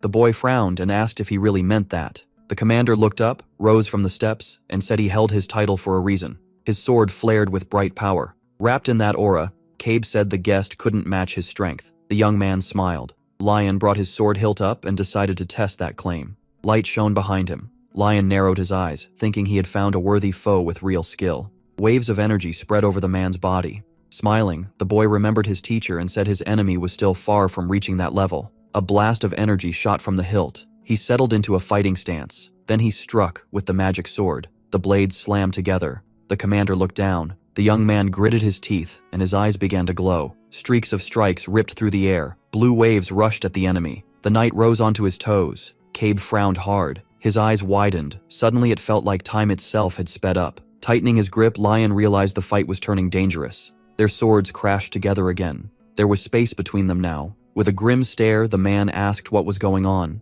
Then he realized if he lost here, he'd never keep his standing before his men. The others were watching from the ramparts. The commander lowered his hand. The holy knight set his jaw and shouted that he would crush his opponent. Then a huge explosion rang out. The boy turned back and called to his friend. As the smoke cleared, the protagonist saw everyone gathered there and felt relieved they all were. Kabe turned and asked what happened. Mikael pressed his fingers together and asked for a moment of attention. Smiling wide, he announced that starting today, all Holy Knight missions were suspended. The students stared in shock. The heroes stood in the middle of the arena, and no one understood what this. Mikael closed his eyes and said there was a reason for it. Striking the ground with his staff, he revealed that a demonic creature had built a nest right under them. Siegfried looked down when his rival added that the candidate agreed with him too. He narrowed his eyes and asked if that was true. Raising his staff high, he declared that no one would leave until they caught the creature. Bright beams shot from the staff. A dome of light spread over the square. A magic barrier covered the whole castle. The seal on his hand and the staff tip both began to glow. Mikhail frowned,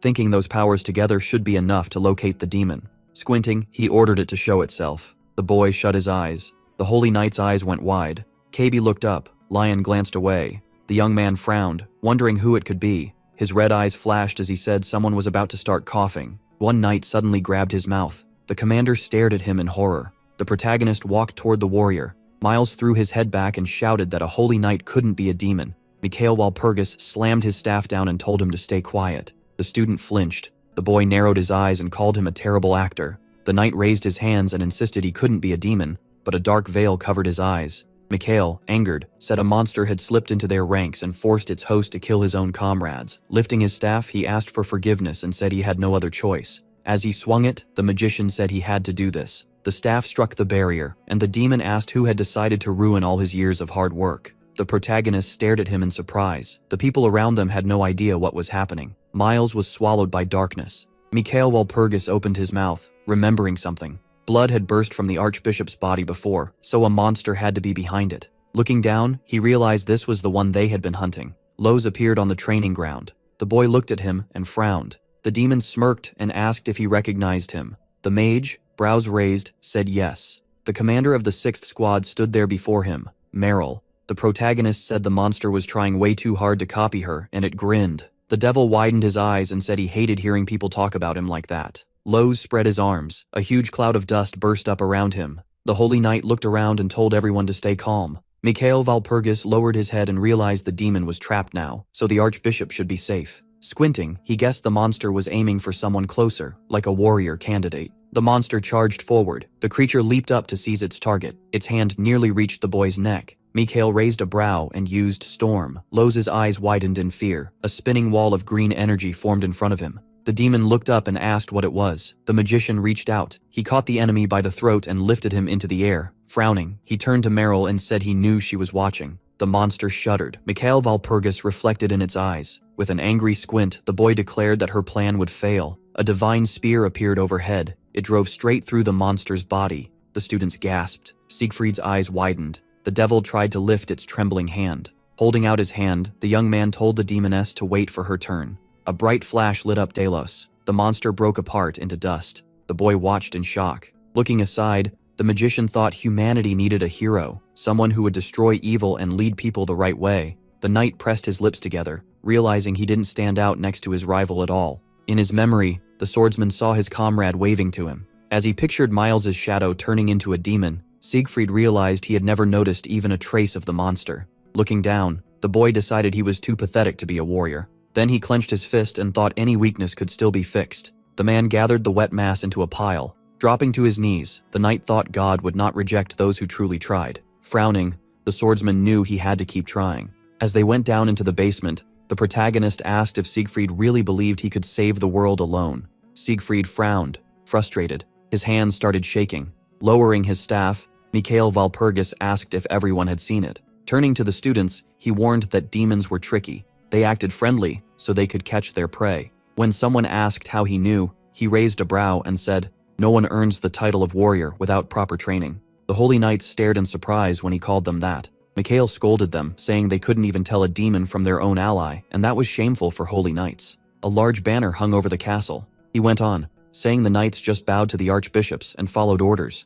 Abe immediately shouted that it wasn't true. Annoyed, the man answered that knights who serve Hekau are supposed to stay neutral. The protagonist then remembered the attack on the temple. The commander looked confused. Mikhail said he could accept that behavior if it actually got rid of demons. The warrior let his hands fall. Still stunned, MC waved them off and said there was nothing else to discuss with ordinary soldiers. Then he turned back and asked if the second warrior candidate agreed. Siegfried froze and opened his mouth. After lowering his head, Siegfried admitted that he did. Mikhail glanced away. Suddenly, Siegfried tried to protest. He turned back and asked what he wanted to say. Siegfried answered that he wanted to test his own strength. With firm resolve, he challenged the protagonist to a duel. Mikhail looked at him suspiciously. Siegfried raised his sword. MC narrowed his eyes and mocked him, asking if he really wanted to compare whose sword was better. He warned him not to regret it later because pride had a price. He then asked what price he meant. The mage pointed at the Holy Spirit pendant hanging from Siegfried's neck. Siegfried touched his chest. He looked away, thinking it over. Then, with confidence, Siegfried agreed.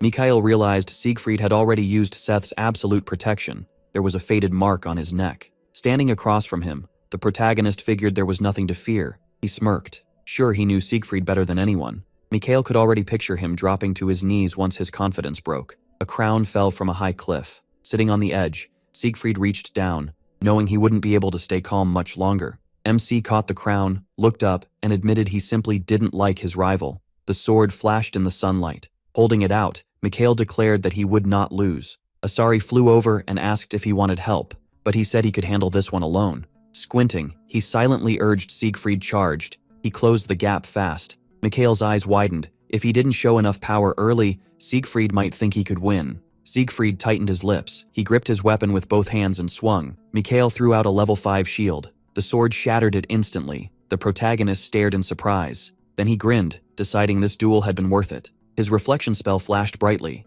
MC gritted his teeth and struck back. The two separated again. Mikael's expression hardened as he used 5th circle magic. Chained magic circles formed around him. Hundreds of swords appeared overhead. They gathered into formation. Mikael recognized the support magic from before the regression. It wasn't deadly, but it hurt badly. The swords shot forward. Siegfried puffed out his cheeks. Purple energy wrapped around his blade. He swung it forward, and a mass of mana flew into the air. A blast rang out across the field. Dust swallowed him up. It billowed high into the air. Standing inside it, Mikael realized Siegfried still wasn't fighting at full power. He closed his eyes. He decided to fight fair. Only then would Siegfried reveal his real strength. Siegfried rushed in again. He was sure Mikael wouldn't have time to cast a defense this fast, but hundreds of swords suddenly appeared above him. Calling his old comrade arrogant, the protagonist sent them crashing down. Siegfried looked up and saw them too late. MC raised a hand and cast a level 5 slow. Siegfried froze. The swords pinned him to the ground. He lifted his head, struggling to breathe. Even so, he clenched his fist, still trusting his own strength. Mikael crouched beside him. Then he pointed upward. He said there were still 10 swords left. Siegfried's eyes widened. He opened his mouth and let out a shaky breath. Mikael put a finger to his lips. With a sly smile, he said the night would be long. Siegfried realized it wasn't even dark yet, and sweat ran down his face. At the protagonist's command, dozens of swords dropped from the sky. Siegfried collapsed, foam spilling from his mouth. The holy knight stared, thinking Mikael had gone too far. Lion crossed his arms and called his friend insane. Then the medallion landed in MC's hands. Looking down, Siegfried handed the relic to the winner of the duel. He studied the pendant and decided to use it well, while Asari called it beautiful. The Holy Spirit pendant shimmered. It boosted divine power and sped up healing. After putting it on, Mikael remembered it had other effects too, but it was still too soon to use them. For now, he decided boosting divine energy was enough. With his head lowered, Siegfried admitted it had been a fair fight. His skills were weaker, and he still had a lot to learn. The protagonist stayed silent.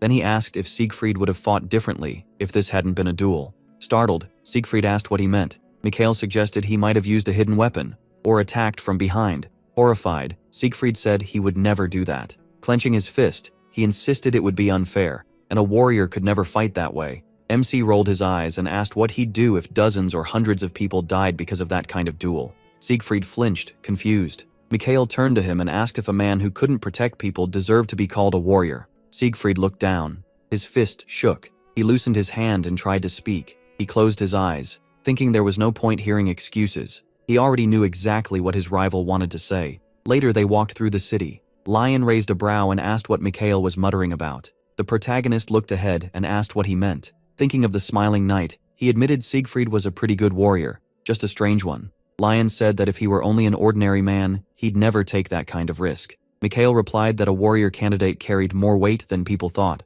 Lion rubbed his chin. When MC suddenly stopped, Lion asked what was wrong. He narrowed his eyes, wondering why he had come here alone. Several people stood at the castle gate. The archbishop was among them. Mikael guessed it was because of Cassandra. Surprised, the knight asked what Killian was doing here. Siegfried raised a hand and asked what they should do. The protagonist realized they'd have to face him directly. The old man looked aside. They walked up to him. His eyes narrowed. Mikael stopped right in front of him and stared at the priest in silence. His expression was threatening. The archbishop met his gaze. Then a smile spread across his face. Mikael smiled back just as broadly. They shook hands and greeted each other. Killian closed his eyes and said he hadn't expected to see him here. Still smiling, MC gave a light laugh. He said he was lucky and blessed to return safely without falling for the devil's prophecy. The old man asked what devil he meant, and his smile faded. Mikhail calmly replied that devils and madmen were much the same, and the temple's hatred for the prophet had never been hidden. Killian went still when he asked what he would do if the prophecy turned out to be real. A servant of God who refused to believe it was strange. The protagonist added that the priest wasn't stupid. Killian trembled. Letting go of Mikhail's hand, he said he had to leave him. Standing firm, the archbishop warned that such words were unacceptable from a warrior. MC only smiled and said it had nothing to do with him. Lifting one finger, he reminded him they weren't the ones choosing a warrior. Wise Hekau was. With his hands behind his back, the old man replied that he still had to live long enough to see that. Then he left. A dark aura lingered in the air. Asari gasped, covered her mouth, and asked what that smell was. Mikhail turned aside and felt a sickening odor coming from one of the clergy. That priest walked ahead with 2 attendants. Asari asked if it was really what she thought, and he said he understood perfectly. The demon stretched out a hand, and his body dissolved. This creature was the demon killer, a monster surrounded by rumors before the regression. But there was one strange truth. He was one of the twins, and his brother stood right beside him. Veins bulged on Killian's face. The archbishop frowned and asked how this happened. His subordinate stood before him as the old man said all work had been stopped because of the incident. Then he slapped the holy knight. A crystal goblet hit the floor and shattered. Looking down, the man blamed everything on Mikhail Walpurgis's heir. The boy ran off. When the priest turned, he saw another subordinate. Heron put a hand to his chest and reminded him that Killian had called for him. With his eyes shut, the archbishop announced that the holy knight was suspended starting today, with no end date. The high priest's eyes were red, then they suddenly turned blue. Lowering his head, the old man said a mage from the Mikhail Walpurgis family was wrecking all their plans, then asked what his fellow priest's instincts told him. The boy raised a brow and asked if he meant his visions. With a smile, he said, God still hadn't shown him the future. The man grabbed his head and muttered that at least the visions were real. Maybe God was just being careful. Still smiling, the young man thought of Cassandra. Seated at the table, the priest decided not to waste more time and dismissed him. Heron turned and left. After a short pause, he thought about how little time had passed, and yet so much had changed. The high priest frowned and admitted that it annoyed him. Morning light fell over the main temple. Morden lifted his hands and asked if there were more demons. The protagonist said yes. Thinking of that lump of flesh, Mikhail remembered the demon had already tried to seize the world tree and guessed this was another attempt. The man reached his hands through the prison bars. Closing his eyes, the butler asked the young master not to give up on him when trouble came. Turning away, the boy realized he had to kill that monster fast. Narrowing his eyes, he added that he'd found proof the archbishop was tied to demons. The girl rested her hands on her knees. Any link to a monster was heresy, a crime serious enough that even an archbishop couldn't escape it. Cassandra looked up and said they still needed proof, and getting it wouldn't be easy. They needed solid evidence others would accept. The mage stared ahead in silence. Lion raised a hand and said they couldn't just leave things like this. Mikhail looked up and said they were making it harder than it was. Smiling, he reminded them the high priest was already on their side. The protagonist frowned, remembering that the holy knights had already been suspended. Cabe watched the sunset. The old man looked away. They now had undeniable proof the priest was doing things forbidden by the temple. Their biggest edge was the mark of Hekau on the boy. A glowing cross appeared before the eminence, and its power was on a completely different level. The warrior selection was only 3 days away. Lion realized all the archbishops would be there. Smiling, the young man decided it was the perfect chance to expose Killian's betrayal of the temple and kill the demon too. Cassandra's eyes went wide when he asked for her help.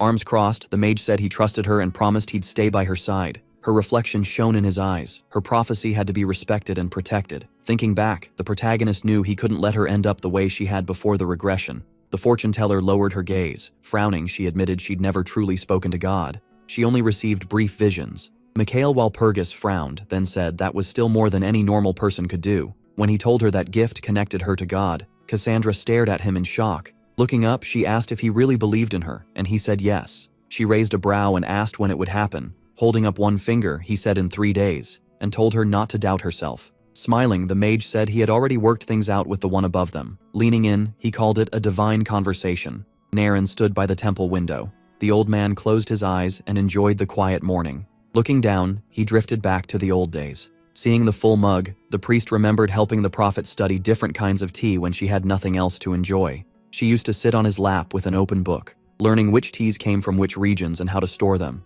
Back then, the girl smiled so brightly, happy with all she had learned, but Naren couldn't protect her, and the fortune teller lowered her eyes sadly. She had to hide her face under a hood. Touching the window, the old man thought he had no choice but to watch her get thrown out of the temple, his face reflected in the mug. Frustrated, he wondered what he was supposed to do now. Then he looked up and decided he had to set things right. Hearing a strange noise, the priest looked around and asked who was there. The protagonist stood before him. Smiling, Mikhail said they needed to talk. He told Naren that thanks to his help, they had been staying comfortably in the main temple. The old man asked why he'd come, and the boy lifted a brow. Hands on his hips, he explained that the warrior election would be held here in 2 days. Turning to him, the man recalled that every archbishop would give an opinion that day, and guessed many would back Siegfried. The priest lowered his head sadly. Naren looked up while the mage kept smiling. In the past, when Aileen left him, the heir of the Mikhail Walpurgis family had ruined his own name and earned the label of a groom left at the altar. Seeing him here after all those rumors, the old man couldn't hide his surprise.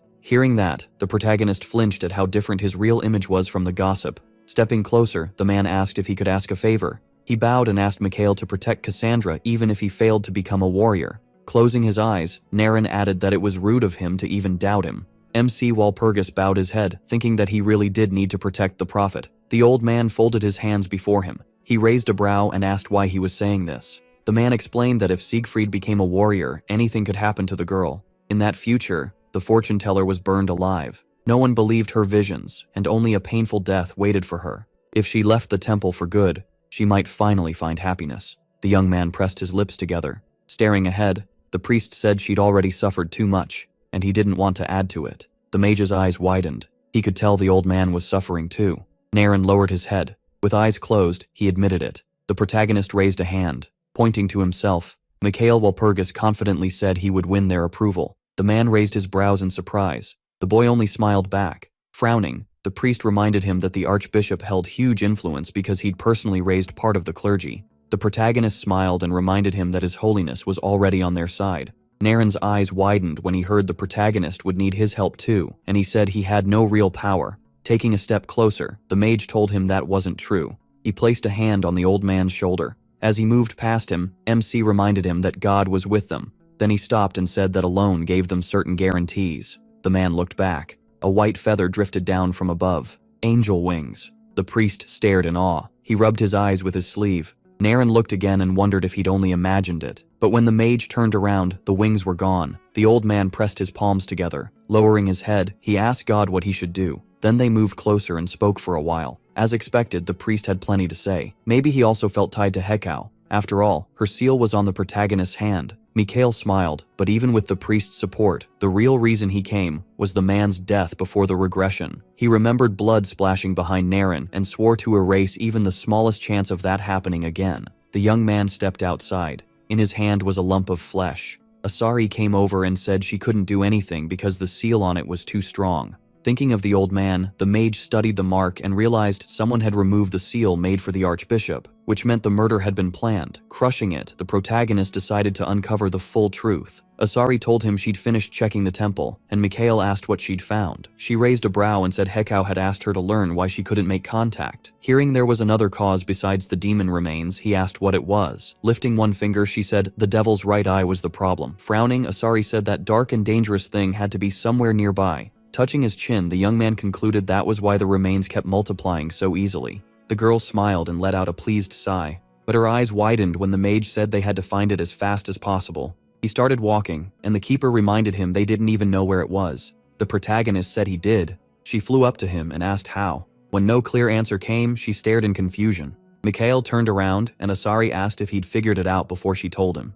He smiled, calling her cute and quick-witted. The girl let her hands fall in confusion, and a bright blush spread across her cheeks. An offended cry rang out. 2 days remained until the warrior was chosen. It was deep night. Asari asked if he really thought the demon's eye was here. The protagonist stopped. Looking ahead, he said yes. This place was sacred to the temple. Asari let out a long breath and asked if this wasn't going too far. They stood before the grave of the first warrior. Mikhail stepped forward in silence. Staring at the crypt, the keeper blurted out how huge it was. The protagonist said the first warrior had wanted a small tomb, but the temple had gone way overboard. The girl looked at him and asked what kind of warrior he'd be if he became one. He quickly said he'd be the 8th. Asari was stunned. So there had been 7 before? He confirmed it, and kept moving deeper into the crypt. Inside stood a giant statue of the first warrior. Mikhail looked up and said that if the first warrior were still here, he would have already torn down the temple's rule. After a brief pause, he added that the place was still kept perfectly clean. He gently placed his palm on the statue.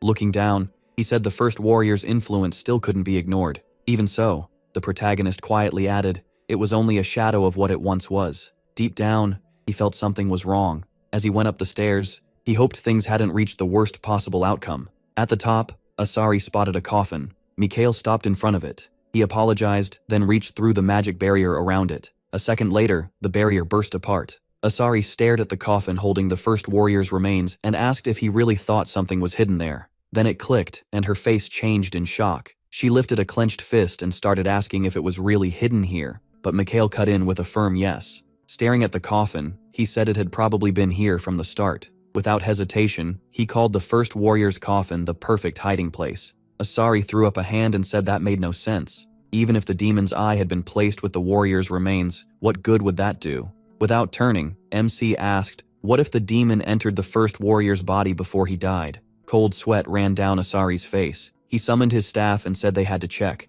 Stepping closer, he said that meant opening the grave. If he was right, the coffin wouldn't just hold the first warrior's remains. He suddenly opened the grave, hoping his guess was right.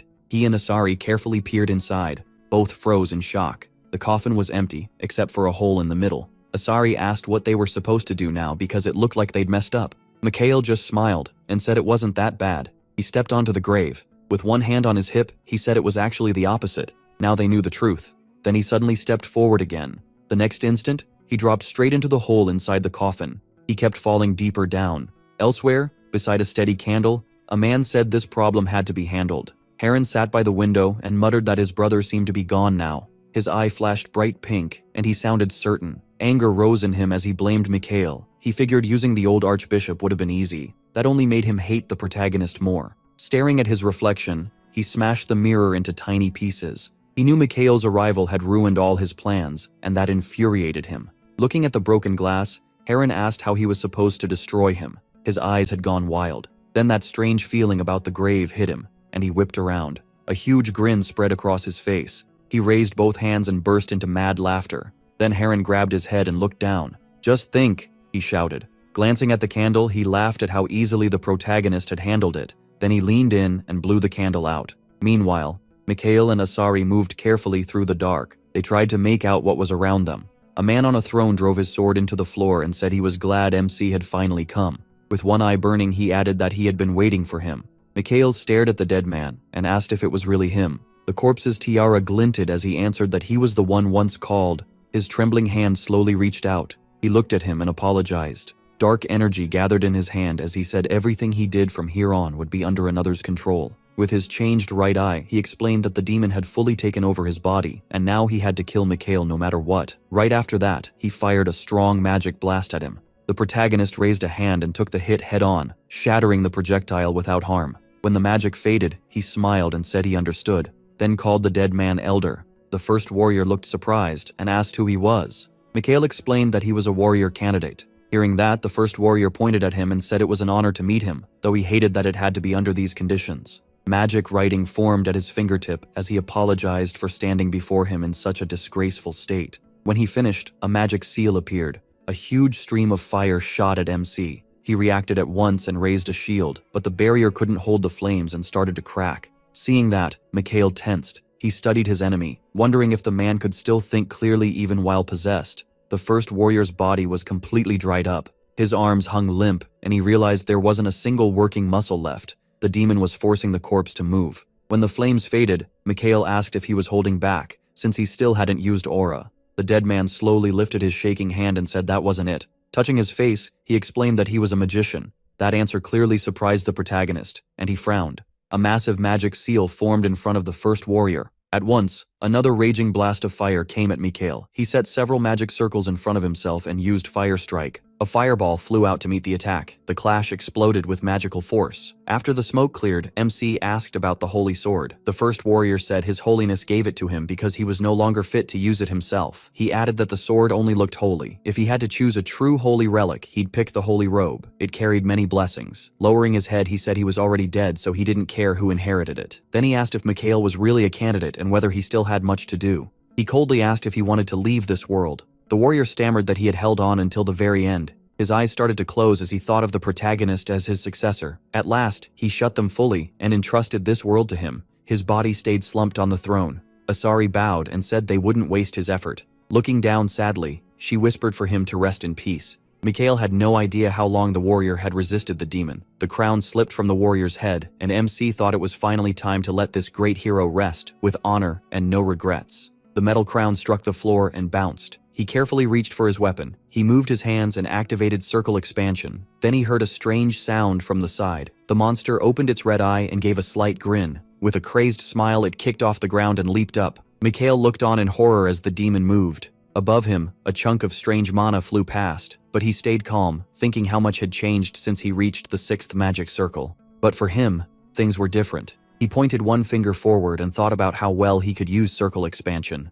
Then declared that he could cast 8th circle magic. A tiny drop formed on his fingertip and moved forward as he activated Ice Throne. A moment later, the drop turned into a snowflake. Then a shockwave burst from the ice crystals rising before him and threw Mikhail backward. Asura cried out in excitement, then immediately stared in shock. The demon snapped its gaze forward. It grabbed the sword behind its back and thrust it out. Multiple magic circles appeared overhead. Mikhail studied them, wondering if this was 6th circle magic. A bright shock beam shot downward. A flaming arrow raced toward the ground. Standing at the center, Mikhail realized both attacks were aimed at him. He looked up, confused for a split second, but he didn't panic and used mana concentration. He thrust out his hand as a magic projectile formed in it. He fired a thin magic beam. It struck the mass of dark energy flying at him. Then he confidently used Liberation. His beam compressed into a small magic sphere. Another huge burst of magic exploded. Before the smoke cleared, Mikhail used Flicker. The first warrior stood in the smoke, confused. Then the protagonist appeared right above him and dove in with his hand outstretched.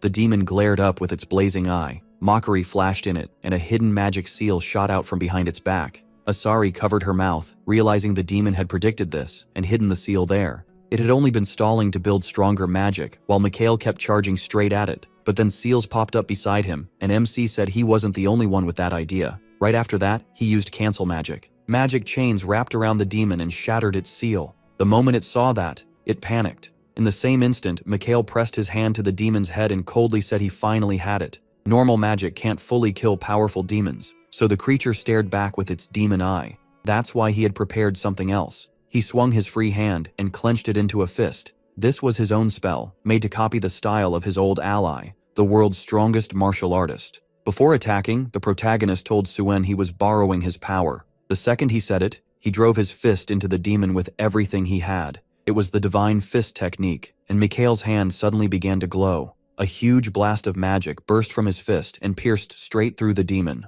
A blinding flash swallowed everything, and light shot out from the demon in every direction. MC threw his hands over his eyes. Even then, he glanced downward. After a brief pause, he lowered his hands and saw only white around him. As he looked around, Mikhail realized the place had changed. Then it hit him. He had seen this pure space before. It was a place made by God, so he calmly asked when it would show itself. A man's voice answered from behind him, saying he needed a... He turned and saw the first behind him. He admitted the man looked nothing like he expected. The statue was way off. The warrior scratched the back of his head and said people usually make things sound a little bigger than they are. Touching his arm, he said he had always stayed true to his dream of becoming a great holy knight, even though he was a mage. Mikhail lowered his head with a smile and said, "That was pretty cool." Then he looked up and said he hoped he was doing okay. The warrior touched his face and answered that he was more than okay. He said that back then his resolve had never been stronger, but hope still faded. Even though he believed he could endure more than anyone, his mind slowly started breaking. He raised his hand, reaching for salvation. At that point, he was right on the edge of collapse. Then he smiled at Mikhail and said that now everything was fine because he was here. "Rest in peace," the protagonist said. The warrior replied that now he could leave without worries. He said that was because he had a trustworthy successor, and MC shyly answered that he wasn't a warrior yet. The warrior told him he was sure Mikhail would take that place one day. Looking up, he asked him to protect this world. The protagonist instantly looked up at him. "Of course," he said with a smile. A girl suddenly jumped at him and threw herself into his arms, yelling that she had waited way too long. Grinning, she called him a good man, while MC, confused, said he wasn't done yet. She put a hand on his shoulder and told him not to worry. She would handle the rest. The demon controlling the warrior's mind was gone. Lifting one finger, she added that all that remained was reconnecting with the children. She tapped Mikhail on the shoulder and said they would work together again someday. Then she asked what he wanted, saying she'd grant whatever his soul desired. He looked down and answered shortly, "Cassandra." Then he asked her to bless the girl she had shown in the prophecy. He added that Cassandra had suffered a lot because of her. The girl smiled and said she would do it anyway. It wasn't even a reward. She simply had to grant his wish. Then she asked if he needed anything else. Mikhail touched his chin and thought for a moment. He figured he had already gotten the mark, and there were no issues with an idea suddenly came to him. He said there was one more important thing. A few minutes later, Mikhail opened his eyes and found himself on the floor. Sitting up, he realized he was back in the grave. He checked the coffin and saw it had been fully restored. It wasn't an illusion. The protagonist looked at his hand and thought. Asari looked at him and said he seemed fine. He just stared at her, and she frowned, asking what he was thinking. Raising a finger, Asari asked if he had met Hekau when he went up there. Mikhail said yes and added that she didn't seem happy to see someone there. Hearing that, Asari flailed angrily and shouted that Hekau hadn't let her in. She threw up her hands and screamed at the top of her lungs. Apparently she really regretted what she had blurted out before and kept yelling that she wasn't like that. MC had to cover his ears. Once she calmed down, Asari crossed her arms and asked what he got from Hekau. While she was talking, something appeared above her head. A stone block dropped right onto her. Mikhail stared at the boulder in confusion. "What is this?" he asked, checking what had fallen from above. There he found a note. He opened it and read Hekau's message. She told the little one to be quiet and said this was a gift for him. When he finished reading, he untied his belt. The holy mantle, the saint's cloak, fell right into his hands. Asari popped out from under the rock and asked if he had really gotten that from the cat goddess. "No," Mikhail said firmly as he put on the mantle. The moment he wore the holy mantle, it felt like lightning shot through his whole body. Asari stared in shock and asked what was happening. His eyes sharpened and he said, "Stigmata." Before Mikhail returned, Hekau had looked up and asked about Stigmata. The protagonist reached out his hand and said he now had the Lord's finest blessing and mark. Smiling at his hand, he said that out of everything he could have received, this was the best. Hekau looked surprised and said she hadn't expected that answer at all because this was actually pretty funny. Then she smirked and said she was interested in it too, since she had never seen anything like it. One person had been offered it before, but he turned it down. The first warrior gave an awkward laugh and said he wasn't sure he could take a piece of the Lord and still remain himself. Hekau stepped closer and teasingly told Mikhail things might be different for him. Her eyes shone as she added that he was already partway to becoming a demigod. MC looked back at the goddess. He remembered that moment. Even if only briefly, he had reached the 10th magic circle because of it. Hekau put her hands behind her back and asked if he wanted the mark. Mikhail answered without hesitation, yes. The goddess took his hand and placed hers over it. Before starting, she explained that she would awaken the engraved pattern and give him powers suited to his body. A drop of blood slid from her finger as she warned that the effect might not show fully at first, but it would grow stronger with time. The drop fell, and she said she would keep going. Leaning near his ear, Hekau smiled and told him to develop. She looked down at Mikhail's palm as the drop of blood spread across it. He watched magical lines spread over his hand, then pain hit, and he cried out loudly. The girl only smiled, while he thought that if he could break the fate set for him, he would reach what he wanted. Hekau looked at him from under her brows and said she would always protect him. Mikhail looked ahead and chose to trust her. His cloak flew loose, and he looked at his hand, asking what it was. Then he looked at the cloak and asked if it was memorization magic. Memorization magic is when a spell is stored in an object so it can be used right away. He realized it was 7th circle magic, but like the warrior's mark, this spell had been improved. As Mikhail examined the cloak, he suddenly sensed 9th circle magic too. Asari angrily shouted, asking if he had really taken a mark from Hekau. She started circling him in a panic, yelling that accepting something like that was dangerous. At worst, he could wipe out all humanity. Waving her hands in front of his face, she kept asking if he was okay or hurting anywhere, and the protagonist coldly said he was fine. Then he abruptly looked to the side. Turning to Asari, he said they had to get out of there fast. He took one step, then suddenly stopped. Mikhail turned back and said he had almost forgotten something. Heron braced a hand against the tree. He stared into the distance and muttered that this couldn't be happening. His body shook with rage as he cursed his own power. The high priest suddenly puffed out his cheeks and blood poured from his mouth. With a crazed look, he realized he could no longer feel the demon's presence. That meant the remains had vanished from the capital completely. He clawed at his face, saying that if the plan had failed, Lady Meryl would never forgive him. Lowering his head, he said he would have to do something even bigger now. Then he remembered that the general meeting of archbishops was in 2 days. Heron looked up and said, killing an archbishop wouldn't be enough. With a bloody, twisted smile, he whispered that he would kill the Holy Father. He immediately started walking off at a fast pace. The protagonist watched with a thoughtful grin. Perched in a tree, Mikhail said that was interesting. Sometime later, glass shattered across the floor, and an angry scream rang out. Killian was leaning over a table, hissing through clenched teeth that MC Walpurgis was a slippery bastard. Then he demanded to know why he had to suffer like this. He raised his hands and asked if God was against him. Staring at the ceiling, he wondered why God had sent Heron to him. Killian was sure this boy had been sent to speak God's will. He thought back to the high priest's gentle smile and felt sure things had finally started going his way. Then Cassandra came to mind, and he told himself that if he had trusted her, none of this would have worked. That was why they cast her out. Snapping out of it, he yelled that they thought they had everything under control. So what the hell happened? After calming down, he said they could not let that filthy Mikhail Walpurgis take over everything. With pure hatred, he swore he'd use even the dirtiest methods if he had to. Right then, someone knocked and asked if the archbishop was inside. Killian turned at once and recognized the voice. It was Heron. Killian immediately thought that if the Holy Father or the archbishops lacked a clear revelation, then they still had a chance to turn everything around. Thinking that, he opened his arms and asked Heron if he had received a prophecy or any sign from the Lord. The boy gave a wide smile and said yes. Killian lit up and asked what the Lord had said. Heron answered that Gregory, the Holy Father, had gone down the wrong path, and that a mage like Mikhail Walpurgis should not disturb the temple. The old man quickly nodded and said he knew it. Then Heron quietly reached out his hand. He touched Killian's cheek and asked what they should do. Killian froze, and Heron smiled, saying they had to do everything they could. For his sake, he added, showing his sharp teeth. Then his form began to change. His eyes glowed as he grabbed the archbishop's head and warned him to be ready to dirty his hands too. A terrifying pressure filled the room as Heron demanded an answer. Killian's eyes changed, and he quietly replied, "Yes, Lord." Lifting his head, he obediently said they could now change the temple's future. The day of the warrior candidate test arrived. At the temple, Mikhail and Archbishop Narun sat at a table. Narun laughed as he checked the papers and said he had won over the neutral archbishops, and even some who backed Siegfried. Doing that this fast was incredible. The protagonist folded his hands and said a lot had happened. Narun pointed out that Siegfried himself had barely tried to fix things. Mikhail said maybe he had his reasons, though he guessed he had wounded Siegfried's pride. Even so, MC still thought he had good traits as a warrior. He said the Siegfried he knew would have found the best answer here. Narun reminded him they only had 3 hours to choose a warrior, but he said it was fine. Looking aside, he added that they just had to wait a little longer. Siegfried would come.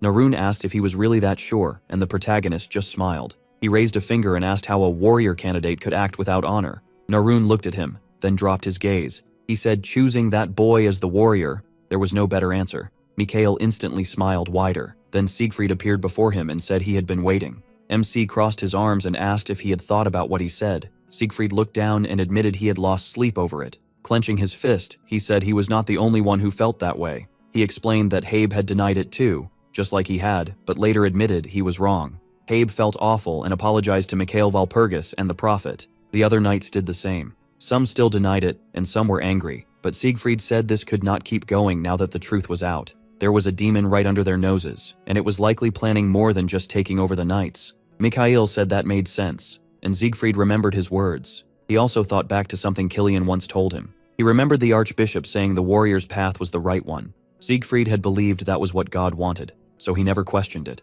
Everyone around him had supported that choice. But sadly, Siegfried said only one person had ever told him he was wrong. "It was you," he told Mikhail. He remembered turning to him in shock when he first heard those words. Now he bowed and asked him to tell him what to do. Looking up, confused, he asked what came next. Until now, Siegfried had been trapped. When he was a child, he found a book in a trash heap, A Warrior in Fairy Tales, and ever since, the title of warrior had trapped him. He worked endlessly because he did not want to let down the archbishop who saved him. But now he had to admit it. The one he had called unworthy of being a warrior, Mikhail, had acted more like a true warrior than he had. Siegfried lowered his head and cried out, begging the protagonist to tell him. Then he looked up and calmly asked what he should do now. Mikhail stared at the boy in front of him. After a short pause, he looked up and asked if Siegfried really wanted instructions. Had he already forgotten what MC told him from the start? Siegfried lowered his eyes and said he had lived under false ideas for too long. Because of that, he lost the only person close to him. Covering his face, he quietly admitted he had no clue how to fix his life.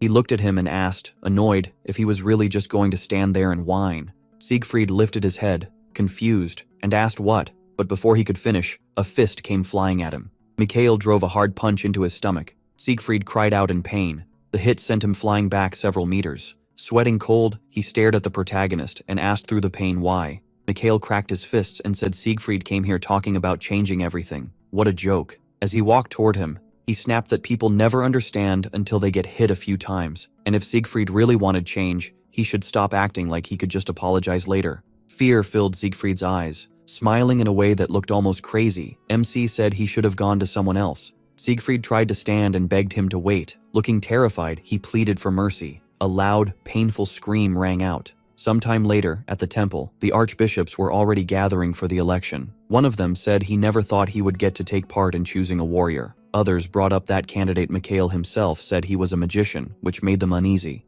Another archbishop answered that no law forbids a magician from becoming a warrior. Then the crowd reacted when Archbishop Elia arrived. They said they rarely saw him, and Elia replied that of course he came. This was the choice of a warrior. The archbishops talked about how Mikhail, the candidate, was a great evil that had appeared in the capital, and questioned whether he could really handle the demon safely. Elia smiled and said that was exactly why he came, to support the young man. Then a voice behind him asked if it was really Elia. He turned and saw Archbishop Kilian. The two greeted each other and shook hands. Elia smiled, but inwardly thought this was the old man who always messed things up. Frowning, he wondered what Kilian was planning now. Kilian then faced Elia and, smiling, asked if he truly believed God was pleased with what was happening. Elia saw it as bait and answered that it was not their place to decide that. Kilian took his hand and said God's will could change at any moment. Elia looked at him, confused. Then he glanced around and realized the archbishop had vanished. "Really?" he muttered, and immediately thought of Mikhail. The protagonist was walking ahead, dragging Siegfried behind him. His face was swollen with bruises as he asked if MC really had to beat him that badly. "Yes," he answered shortly. He added that if Cassandra had not stepped in, it would have been even worse. Siegfried quietly said her name. Then he asked what he was missing to become a warrior, and Mikhail rolled his eyes. Looking down, Siegfried said he really was useless. The protagonist kept dragging him along. Glancing over, he thought Siegfried looked pathetic. Then, an archbishop came running up. He rushed toward Mikhail and shouted. Stopping in front of him, he was met with MC asking what happened. Elia shouted that they had a problem. In the empty temple, a dark figure stood waiting. It was old Kilian. He said he had started hearing God's voice, even though he had never received a revelation before. Then a voice spoke inside his head, telling him it had always been there. The veins on his hands turned blue as the voice declared it was time for a trial, and he would be the judge. A girl stepped out and ordered the archbishop to stop. It was the prophet Cassandra. Without any fear, she told him not to cross the line. The old man frowned. "So that's it," he muttered and stepped toward her. Then a sword flashed. Edda stood in front of Cassandra and asked if he really didn't get it. Without looking away from Kilian, she asked if he was only pretending not to understand. The question caught him off guard, and Edda thought Mikhail had been right. She drifted back to a memory from one evening when they were alone. Back then, he said with a smile that Archbishop Kilian was bound to make a move. That memory stunned Edda. Coming back to the present, she wondered how the protagonist knew, then told the archbishop to make his choice before it was too late. Kilian froze, like her words had cornered him. Then the old man burst out laughing. Staring at the girls, he mocked them for talking so boldly. He raised a hand and called them nothing but sinful children. His eyes changed, and he declared that God was on his side. Shock flashed across Edda's face. In that instant, a strong blast of magic slammed into her. Cassandra saw it happen and cried out. Edda was thrown back by the explosion. She stopped, looked up, and fear hit her. This was not divine power. Dark demonic energy poured from the archbishop, and Edda demanded to know what he was doing. Kilian spread his arms and asked if he had not already told her. Hooves stepped out of the black mist, then horns appeared, while the archbishop repeated that God was with him. A black goat emerged from the fog. Edda got back up, staring in disbelief. "A goat?" she asked, just as demonic energy wrapped around it. The goat charged straight at Edda. In less than a second, it was right in front of her. She stared at its horns in horror and thought this might be the end. Then someone behind her struck the ground with a staff. A shield appeared and blocked the demon's attack completely. Edda turned around in surprise. A big grin spread across her face and she laughed. Seeing Mikhail, she teased that he was late. He answered that he got here right on time. "Well then," he said. His weapon shot forward. Kilian dropped to his knees. Fury filled his eyes as he demanded to know where Mikhail came from. MC stared him down and asked how it felt to become a demon's vessel. "What?" the archbishop asked, confused. Then his face twisted with rage. He looked at Siegfried and called him over. Holding out his hand, Killian reminded him who had raised him and guided him. He pressed him, asking if he knew he had to choose the right side. Still held by Mikhail, Siegfried asked what he was supposed to do. He answered coldly that the choice was his. No one else could take that responsibility. Killian kept motioning for him to come. Mikhail's expression hardened. Siegfried suddenly stepped forward and leveled his sword, making the archbishop ask what he thought he was doing. The boy shot back that a knight could never stand with someone possessed by a demon. Veins bulged on Killian's forehead. He shouted that he had trusted Siegfried more than anyone. With a wild look, he laughed and yelled that God was still with him. Mikhail moved in front of Siegfried and warned him not to interfere unless he wanted to get hurt. Killian lifted both hands and cried that he had waited his whole life for a revelation, and now he could finally hear it. The protagonist answered coldly that he was the revelation and the death sentence. The archbishop looked around, confused about what was happening. Then his head jerked sharply to the side. He lowered it slowly. Mikhail looked down at him and said it would be better if they understood each other. Then he told Killian to show his real face. Looking down at him, MC asked if he could hear him. Horns pushed out from the archbishop's forehead and his eyes turned red. The demon looked at him and asked how long he had known. He calmly said, "From the start." With hate in his voice, the demon said he was the one who captured the ugly lord. The protagonist quickly replied, "You're next." The demon laughed at that, saying it was interesting. He knew MC was strong, but he had existed for a very long time. He just closed his eyes. The demon took that as proof he could not win. Then the protagonist opened his eyes and said firmly that the old monster was bluffing. In his mind, he judged the ugly lord as no real threat, and that clearly shook the demon. The archbishop relaxed his hand and said he had an idea. Touching his face, he said he had captured more than just this old man's soul. Mikhail replied that he already knew Lotus was not here, so he could guess where he was. That answer clearly surprised the demon. He narrowed his eyes and quietly asked how MC knew. He gave him a mocking look and said it was obvious. Then he pointed his staff at the demon. With open disgust, he said demons were simple-minded, and this was the easiest trick to guess. At the same time, inside the cathedral, Lion was searching the area. He looked around and muttered that it had to be nearby. He remembered his teacher crossing his arms and telling him to find the demon-possessed one. Back in the present, Lion looked down and thought Mikhail was never wrong. If there was a mistake, it had to be a small one. Thinking that over, he turned the other way. Then he finished the thought. Everyone here could be in danger. He was surrounded by archbishops. Clenching his fist, Lion said this was too important to mess up. Suddenly he grabbed his head and shouted, asking why Mikhail had dumped this on him. Lowering his head, he muttered in a panic about magic and divine power, saying he could not tell them apart. Then he remembered the most important thing was the result. Coming out of that thought,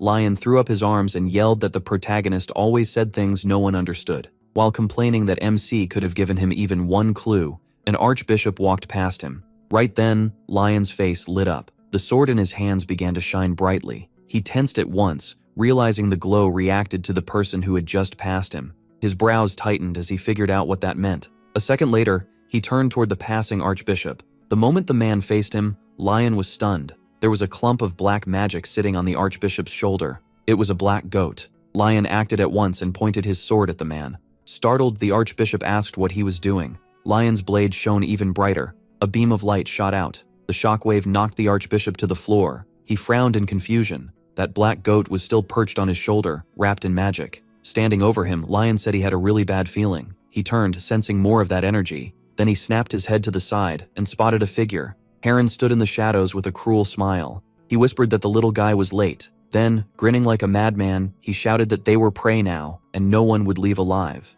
The goat on the archbishop's shoulder started pouring out black mana. It lashed around the archbishops like whips. They screamed for help, choking as the black power closed in. Lion gripped his weapon and shouted, asking what he was supposed to do. He looked at the crazed Heron and realized the dark energy was swallowing people. The archbishops were covered in black magic until their bodies started turning dark. Lion realized in horror they were about to die. He looked around wildly and told himself to calm down. He could not let the dark force get into his head. Then Lion lifted his head toward a bright beam above. The light grew so strong it hurt his eyes. The archbishops raised their hands. Confused, they stared up at the light. One by one, they fell to their knees. As they knelt, their thoughts turned to God. The black goat stood over them. A voice from the portal commanded them to listen. A girl reached out and said darkness had blinded them for too long, but a gifted man had broken through evil's veil and come. Then she ordered everyone to rise. Lion looked down and realized his body was moving on its own. He frowned, unable to understand what was happening. Then he remembered him saying the outcome mattered most. That meant he had expected this and sent him here on purpose. Lion wondered if the protagonist had really seen God. Honestly, it felt like something he could do. He looked up and asked what he should do. The girl told him to set her free. Got it, Lion said. He activated his sword, raised it, and said it was time to get serious. In the beginning, there were two forces, darkness and light. Darkness simply existed. Light moved outward and widened the small world, creating laws, earth, and sky. From the earth, the first sprout appeared. Light always stayed tied to law. Later, humans called that light the grace of God. Divine power, Lion thought, gripping his sword tighter. With that in mind, he lifted the blade to strike. Bright magic lit his face as he said something had to be done. The black goats all turned toward him. One suddenly broke from the group. Lion brought his sword down. His blade crashed into the floor. A massive shockwave burst out. Shock filled Lion's eyes. The bright holy light erased the black goats. That sacred power quickly spread through the whole temple.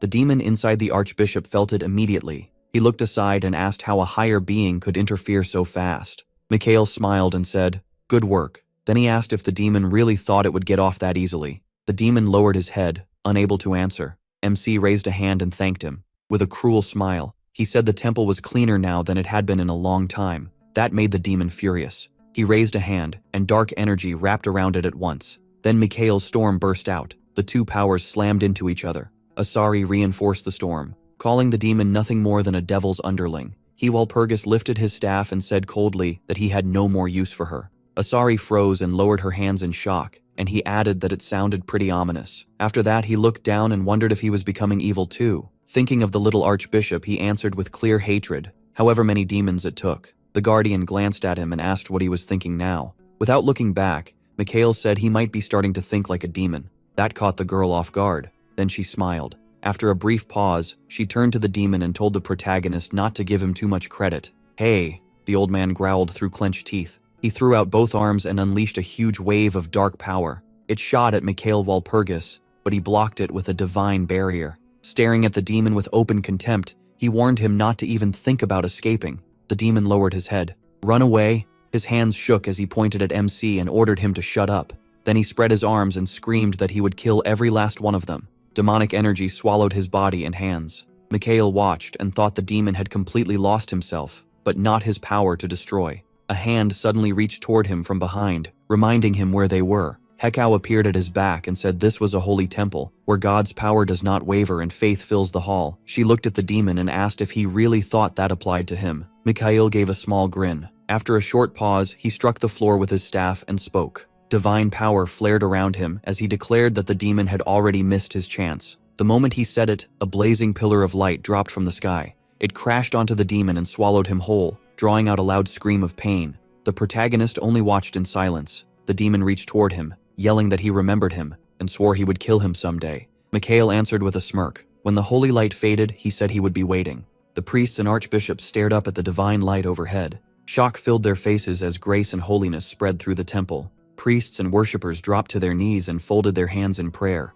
All of them were overcome with blessing. God, absent from the temple for so long, had finally returned. Meanwhile, in a dark throne room, blood splashed across the floor. The demon girl covered her mouth and spoke about the soul she had worked so hard to claim. She stopped, lowered her hand, and let out a heavy breath. This was Meryl, the sixth demon commander. Grinding her teeth, she cursed Mikhail in rage. He had appeared out of nowhere, ruined her plans, and even beaten her warriors. No matter how gifted a mage was, some demons were not easy to bring down. She pictured Hekau standing behind MC and figured she had to be involved. Pushing that thought aside, Meryl said she needed answers. As soon as she spoke, a massive black goat appeared beside her and spat out the Lotus demon. He hit the floor screaming. Meryl called to him, and the moment Lotus heard her voice, he panicked. He spun around to speak, but she cut him off and said maybe she should have killed him back at the temple. Lotus looked at her and thanked her for sparing him. He didn't get far. Meryl's cold stare shut him down as she asked who said he was forgiven,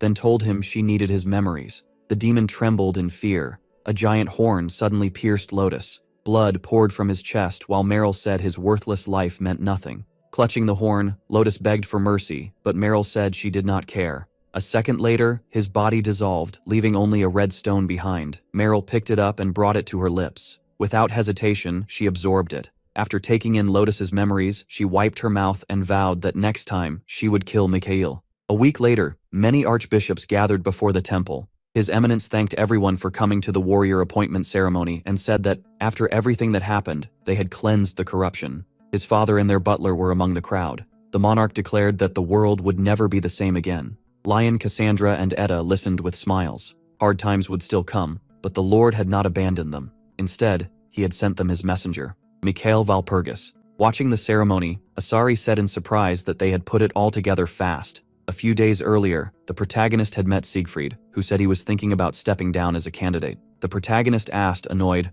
"What now?" Siegfried lowered his head and asked if he was really fit for this. He barely even knew how to act in battle. He said he had thrown away his old life and everything he went through to get here. After hearing him out, Mikhail Walpurgis asked about his sister. Looking at his hand, Siegfried said she could not see any of this. MC folded his arms and asked why he came. Did he actually want to say something? Something like that, Siegfried answered without lifting his head. After a pause, he quietly said he didn't like him. He stared at him, then asked if anyone could like an arrogant, self-obsessed idiot. Well, he muttered. Seeing the confusion in Siegfried, Mikhail realized he would have to face reality fast. Maybe memories from before his regression were affecting him, but he really had changed. The protagonist saw the sadness on his face. Cassandra was happy now, but he alone seemed left behind while everyone else had changed. He lowered his head and thought that was kind of sad. Siegfried said Archbishop Killian would spend the rest of his life in prison for helping the demon. Still looking down, he went on to say MC Walpurgis should have done the same to him from the start, but didn't. That made MC ask, annoyed, why? Siegfried placed a hand on his chest and said he hated him, so why spare him? The protagonist smirked and answered that a warrior's life is meant for saving others. In the present, the monarch asked if he swore to carry out a warrior's duty. MC answered firmly that he did. After that, His Eminence placed a tiara on the boy's head. Loud applause broke out, but Mikhail lowered his eyes. He remembered Siegfried standing in this very spot before his regression. Back then, he had been in the crowd, clapping. Letting the memory go, he closed his eyes. A bright light appeared in the sky, and a beam fell on the protagonist in blessing. Sitting on his shoulder, Asari said the cat goddess had really worked for this. Mikhail looked up and said it had been worth it. Bathed in divine light, he thought this was only the beginning. Smiling at the sky, MC knew he had finally taken a big step toward his goal. With his arms folded, Lion was glad it was finally over. Then he spread his arms and asked if this counted as a win, since his friend had become a hero and the demons had lost. He shut his eyes and reluctantly agreed. Scratching his head, the knight asked if he wasn't supposed to be happy about earning the title of warrior. Looking down, Mikhail Walpurgis said he really was happy. Still, he knew this was only the first step. Becoming a warrior was just the beginning. A crown rested on his head, but Meryl still had an army of demons behind her. Evil still remained, and the world was far from safe. The young man stood alone on barren land. Facing the light, the mage thought everything was only starting now. With both hands on the table, he said they had to be ready for disaster at any time, even if he could choose to ignore it and live peacefully instead. The swordsman raised a brow and asked if he had a plan. Mikhail closed his eyes, said yes, and added there was no reason to wait. They would leave tomorrow. Lion put a hand on his hip and asked what he should prepare. The protagonist Walpurgis replied that his body was enough. Heading for the door, Lion said he was going to sleep. Etta looked up and asked if he had really agreed that easily. He glanced back and asked about her. The girl flinched. With a grin, she said that between following him and staying at the temple, the second choice sounded much better.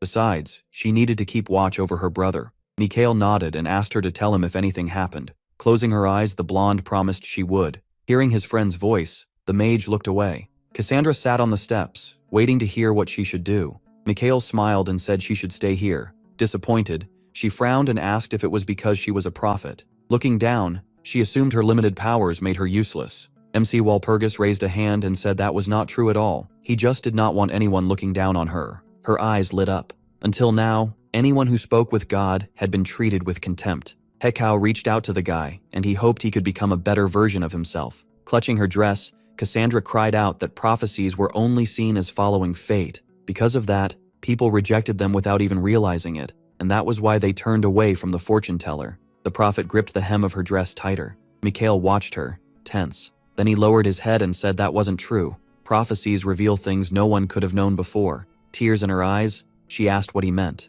He stepped closer and told her not to see everything in the worst way. She needed to look at it with hope. Her job was to read the prophecy right and get ready for what was coming. Etta smiled. He gently patted his friend's head and leaned in, telling Cassandra that her part in all this mattered a lot. Cassandra looked up. After wiping her tears, she said she understood. With a small smile, she promised to do her best. Later, on the balcony, Asari called it a pretty cute excuse. Mikhail asked what was cute about it. She said he could have made Cassandra rely on him from the start, but chose not to. Crossing his arms, the protagonist said there was no need for that. Asari grinned and thanked him for not treating her like she was some made-up thing. She was also happy Cassandra got to choose her own path. Her smile stayed in place. Floating beside him, Asari said she was glad they met him. Then her cheeks suddenly turned red. She tugged Mikhail's cheek and blurted out that she meant something else entirely. At that moment, the seal on his neck began to glow. Touching it, MC quietly agreed. He lifted his gaze. The full moon hung overhead.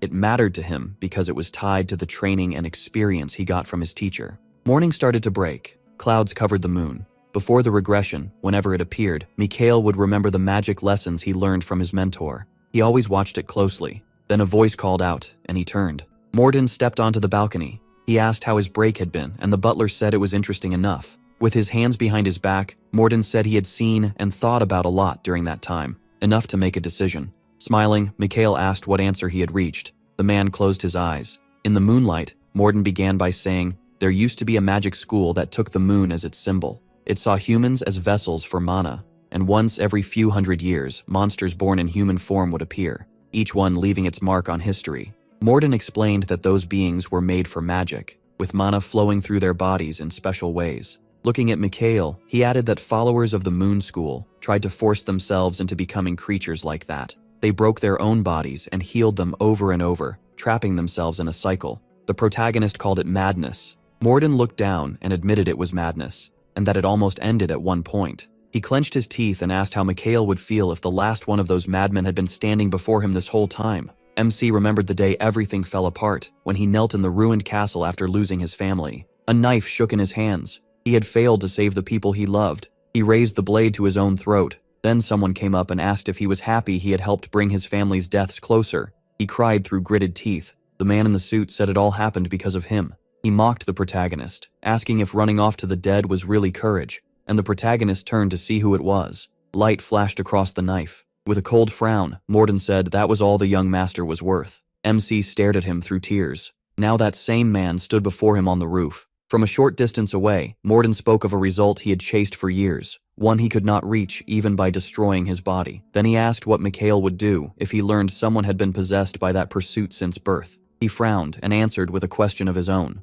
What would Morden do if there really were a way to reach that result? The man's eyes went wide. He realized his guess had been right. Spreading his arms, the protagonist reminded him that he had been born with this gift. Looking up, he thought the whole thing was unfair. He raised a finger and said he had not only a special body but a gifted mind too. Pointing to his head, Mikhail asked why his body took in mana so easily. Morden looked up. MC went on, asking why he could make several magic circles when most people struggled with even one. Stunned, Morden asked if he had figured all that out by himself. The butler lowered his head. He remembered that Mikhail had only been studying magic for 3 years. Closing his eyes, he said it did not matter whether it was talent or not. Some people are simply born able to do what others never can, no matter how hard they try. Morden asked if that was not ridiculous. The protagonist looked up at the sky. Then he said the world was full of contradictions, and their bodies were just bags of bones in the end. Morden watched him carefully. Mikhail said he liked looking people in the eye, and the moment they met, both of them felt something strange about the other. He guessed Morden had also nearly destroyed himself chasing that knowledge, except he actually got somewhere. The man lifted his chin. His eyes narrowed. Clenching his right hand, Morden thought about what he had achieved. He had once been called the Twilight Magician. He beat the mages who mocked his talent, but even then, he never reached the 8th circle. Later, the side effects came. It was only natural. Everything inside him was breaking down. To keep up with his skill, he had to push his body past its limits. Mikhail noted that even so, Morden had lived a long time. With a faint smile, Morden said he gave up on that path in time. Touching his chest, he explained that he let go of his dream of the 8th circle and only used magic when he had to. Closing his eyes, Morden said his body had already reached its limit and there was nothing he could do. Mikhail looked at him and said there was a way to fix it. The butler's eyes widened. He raised his hands and insisted his body was beyond saving, but MC calmly repeated himself. Morden held his hands out and said no one knew his body better than he did.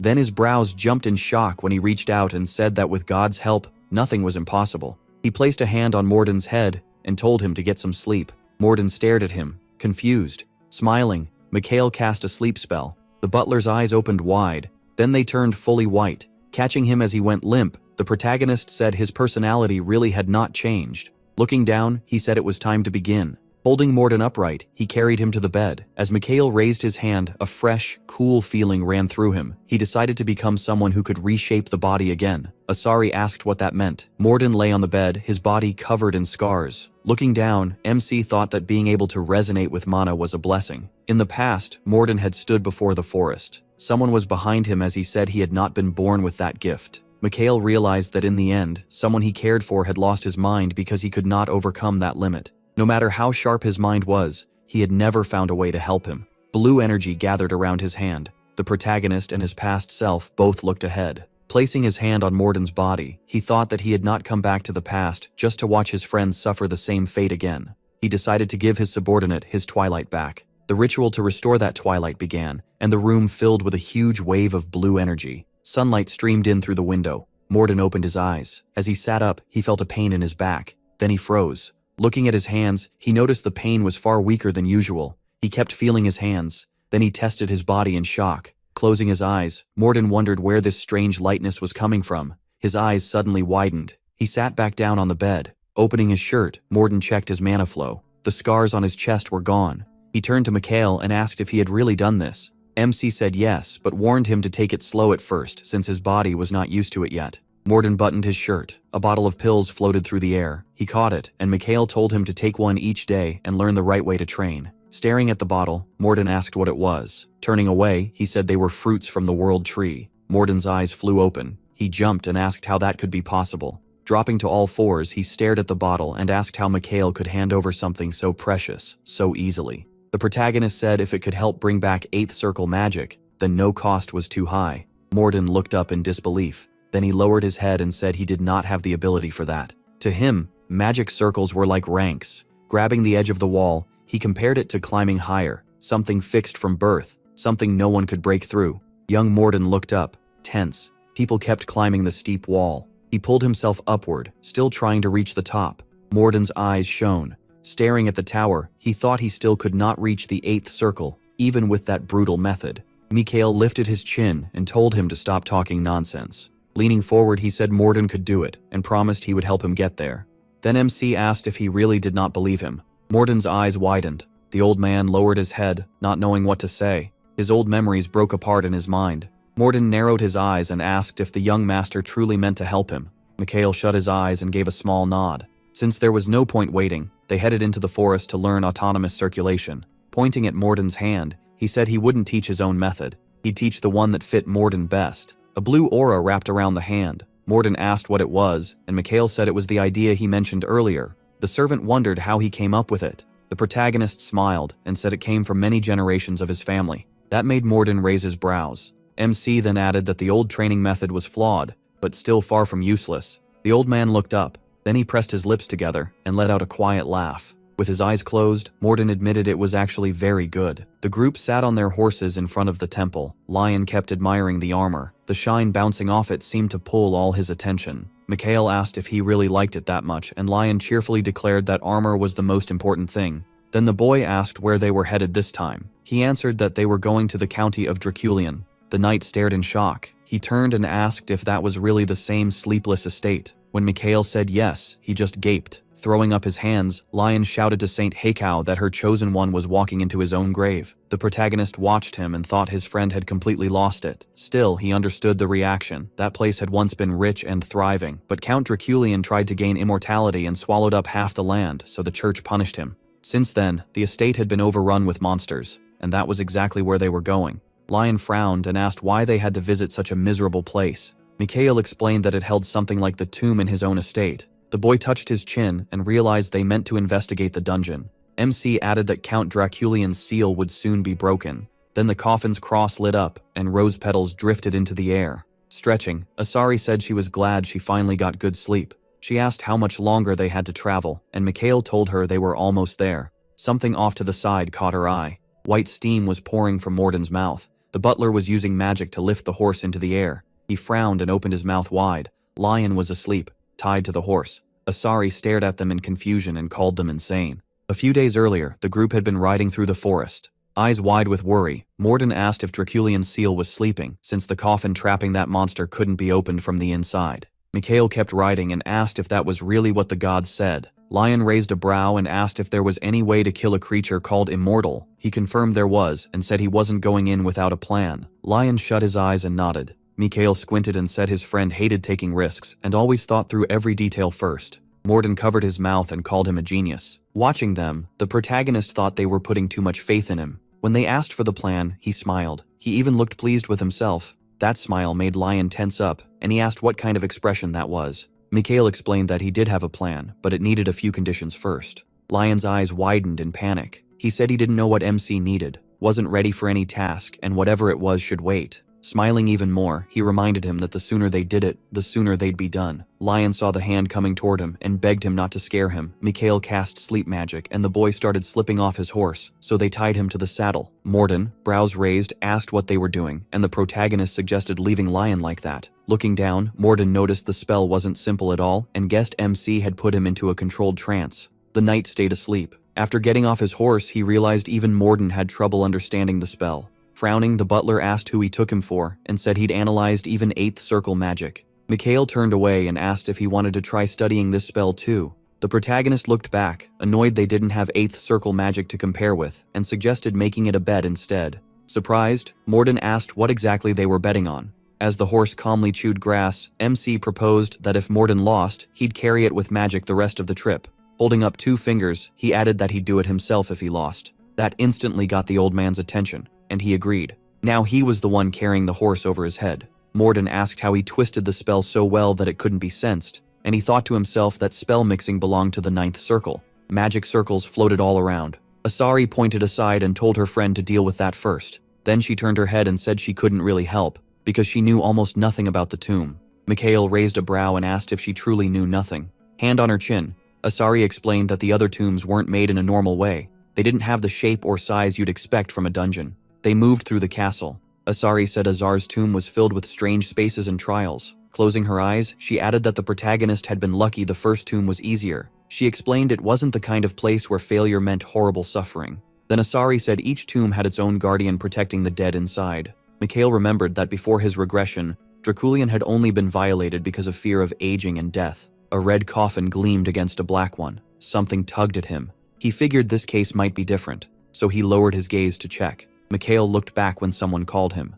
Morden straightened himself. Shaking, the butler asked if they could slow down and let him return to his normal duties. MC agreed and told him to put the horse down since they were almost there, and Morden dropped to the ground. Sprawled out on the grass, he said he felt much better. Mikhail squinted and asked if he was about to fall asleep too, telling him to find a way to stay awake longer. The old man shuddered. Getting up, Morden said he felt older than he was. He raised a brow and asked if that was supposed to be praise. Scratching the back of his head, Morden said no, his master just acted like an old man. Suddenly the servant's eyes went wide. Mikhail only smiled even wider. Morden said he couldn't keep carrying the horse anymore, and the protagonist replied that he wasn't going to force him. Then MC raised one finger and said it was time to start mana circulation for the 6th circle. The old man looked up in surprise and asked what he meant. Smiling, he reminded him that he wanted to reach the 8th circle. While they talked, Asari nervously hid her hands behind her back. She looked away and let out a heavy sigh. As they neared the castle, Mikhail took in just how huge it was. Looking up, he spotted a barrier that sealed the cursed land off from the outside world. He said that proved the Empire and the Church had taken Draculian very seriously. Lion looked around and noticed there were no guards. Riding up beside him, Morden said so many disasters had already happened that guarding this place probably seemed pointless.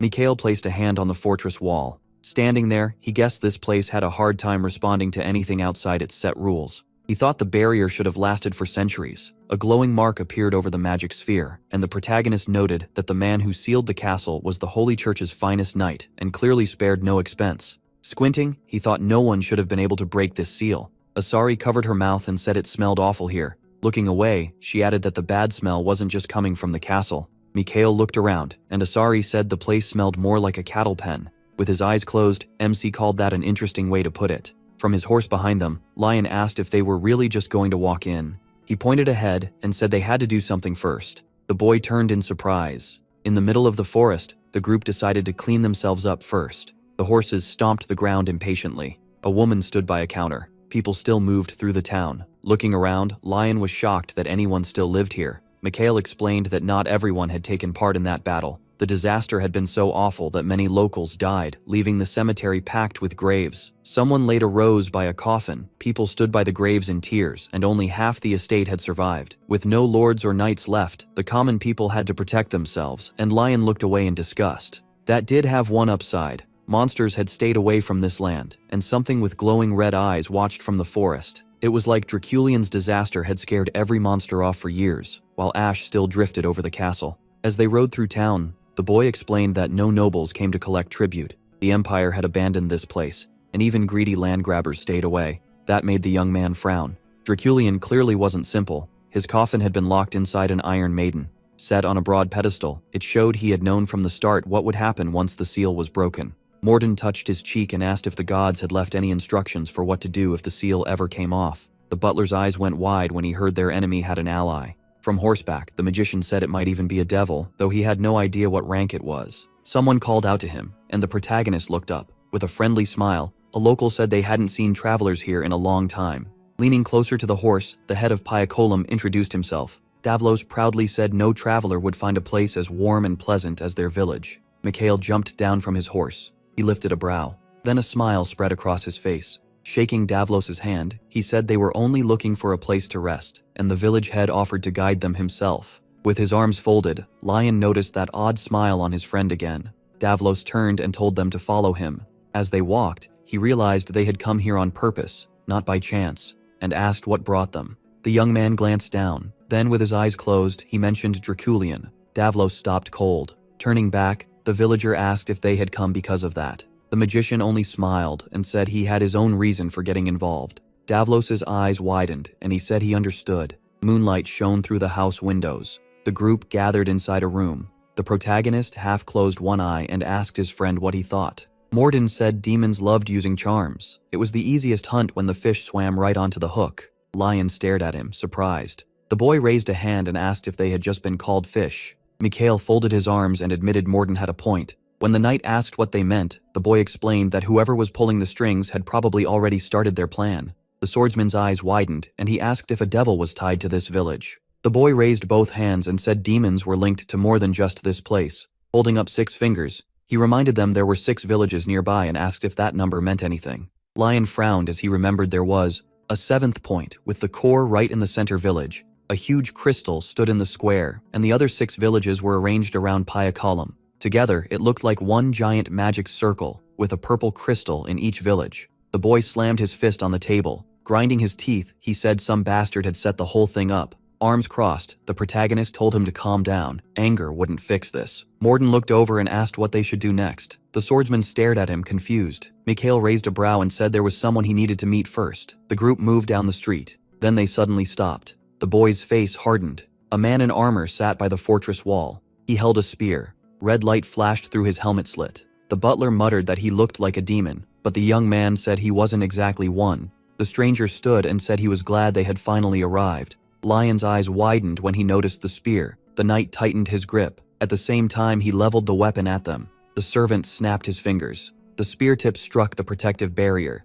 The old man lifted a hand and asked why anyone would attack on a first meeting. He pointed downward. A force slammed the stranger to his knees. The knight slowly forced his head back up. His red eyes glimmered. Dark energy started spilling from his helmet. The magician frowned and told his friend to stop. A black aura wrapped around the man. He kept staring ahead. Eyes closed, the protagonist told him to stop too. The stranger shifted into a fighting stance and demanded to know who they were, and Mikhail answered that they had come to talk. The boy reached into his inner pocket and introduced himself. The knight watched closely. Pulling out the relic, the protagonist said the gods themselves had recognized him as a warrior. Then he added that they needed answers about what was happening here. The man lowered his head. He dropped to the ground, laughing, and said the church had sent them too late. Putting the relic away, the mage said there were reasons for that, and he wasn't here to run or hide. When asked why he was guarding the barrier, the knight looked down and laughed. Glancing at Mikhail, he said they couldn't exist in the same world. Part of his chest armor hit the ground. The warrior grabbed his spear, then he drove it into his own chest. Lion gasped. The spear burst out his back, and blood sprayed everywhere. Frowning, the boy told him to stop. A hole went straight through his chest,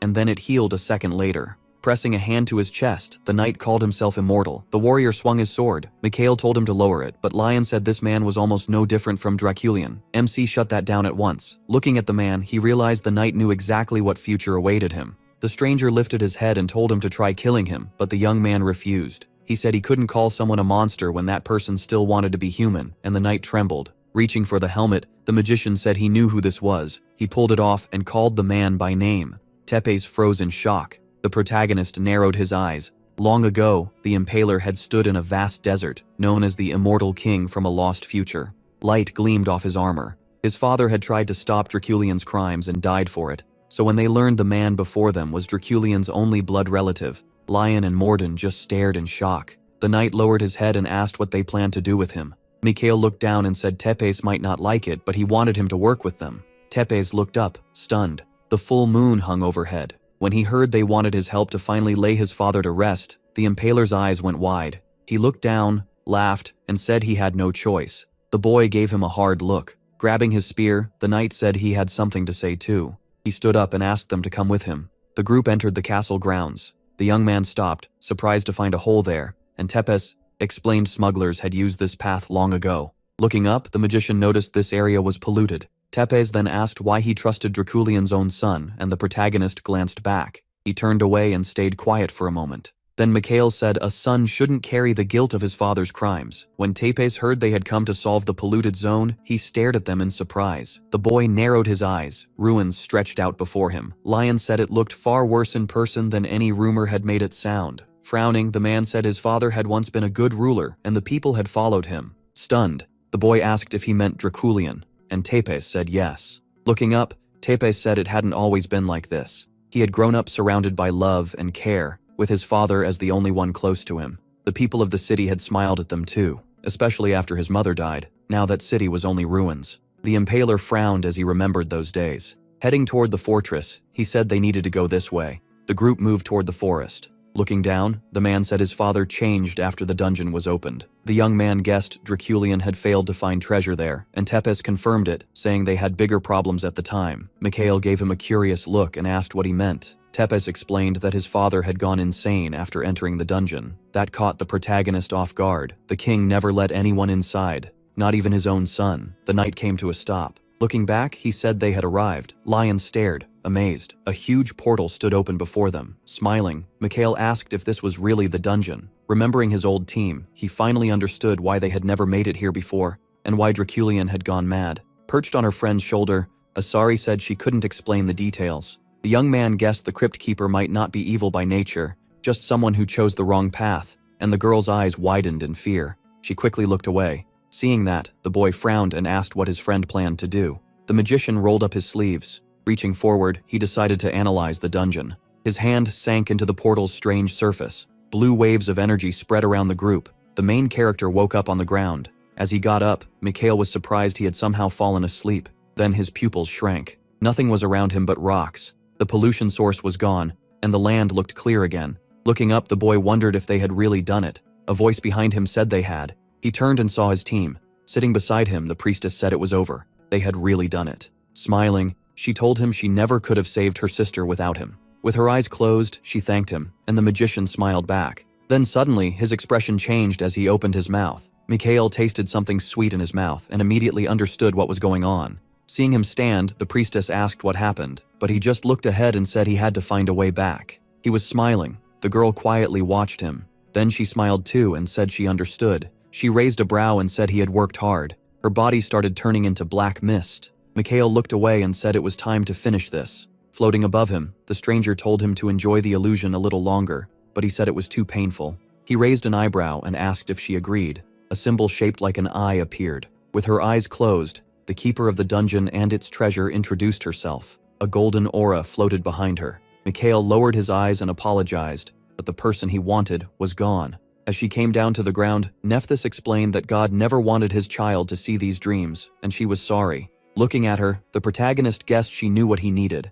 With a sad look, she said he needed an artifact. MC agreed, but said he had to confirm something first. Nephthys looked confused when he asked what she knew about Draculian. Mikhail guessed the king had seen the same dream. He narrowed his eyes and said Draculian had sacrificed the villagers and turned into pure evil. Nephthys looked up and said she was deeply sorry that it happened. He rolled his eyes. He said he had been thinking about this the whole way here. Nephthys listened as Mikhail called her kind because the illusion showed people what they wanted most. That kindness came from her heart. She clasped her hands. The protagonist looked up and said things could have been different if she had not crossed the line. He asked if he could be honest. Clenching his fists, he said this crypt had already been plundered. The keeper frowned sadly. Mikhail looked at her hard, said her name, and suggested she had done something she should not have. She silently nodded. Nephthys lifted her hands and explained that if the tomb had been plundered, then the artifact inside had already chosen its owner. Draculian had been swallowed by dark energy. The king lost because he had no right to take from this tomb.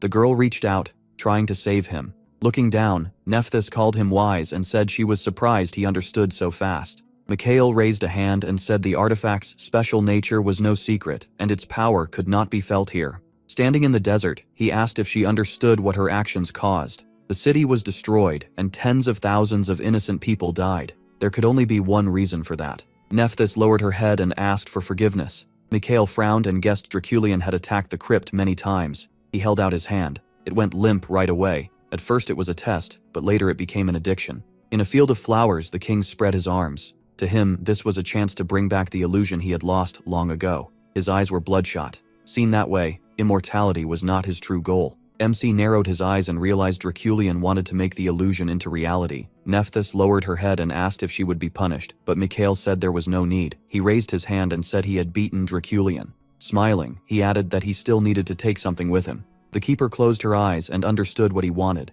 He pointed down and said he wanted to take this crypt. The next moment, he woke up in the forest. Lion leaned over him and asked if he was all right. Mikhail said yes. Teeps was surprised they had not been more ruthless. Getting up, the protagonist said that had always been possible. Asari flew up and asked if he got anything. MC closed his eyes and said the artifact was not there. His reward was something else. Yellow flowers spread under the blue sky. Morden raised his brows and asked what he meant. Mikhail said that the crypt now belonged to the butler, looked up and said that would be useful later, then realized the young master had taken Draculian's territory. He confirmed it. The impaler walked up and asked what had really been inside the dungeon. The protagonist looked back. Without turning, he said Draculian had probably been trapped there for a very long time in the past. The knight stared in shock. Then he understood and gave a slow nod. Mikhail said what the king had done was horrible and impossible to defend. Gripping his spear, Teeps decided he would punish his father himself. MC turned to him and said he had a small favor to ask. Smiling, he asked Teeps to become Draculian for a while. The impaler widened his eyes in confusion.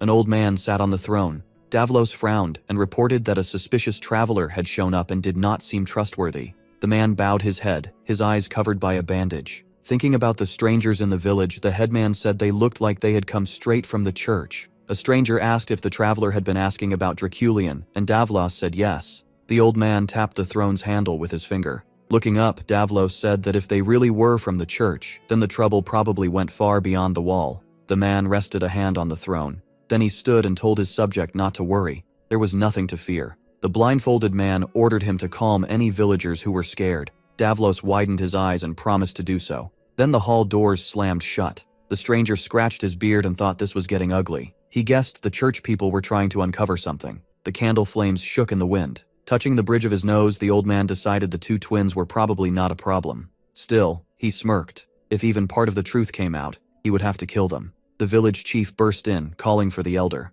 The stranger told him not to rush in like that, but the villager said things were bad. Hearing that Draculian had returned, the old man shuddered. A knight moved down the street. The man shook in fear at the sight. Pretending to be his father, Teeps marched forward with a spear in hand. A blue aura swirled around his helmet. People ran in every direction, screaming that the demon had come back. The terrified guards raised their weapons and tried to stop the impaler. He lifted his hand, then swung the spear. The shockwave kicked dust into the air. A spark raced across the ground, and a massive crater opened behind the guards. The knight thrust his hand upward and caught his spear. Teeps looked back and promised he would return soon. Then he walked off. One guard grabbed his head, shaking with terror. The impaler lowered his gaze. Smiling, Mikhail thanked him for the help. Sitting on the ground, Teeps asked if that would be enough. After taking off his helmet, he said the villagers were badly scared. He told him not to worry, then asked what the most useful gift a person has is. Looking around, Teeps guessed it was will. Mikhail spread his arms and grinned. No, it's the power to lie and persuade, to make people do what you want them to do.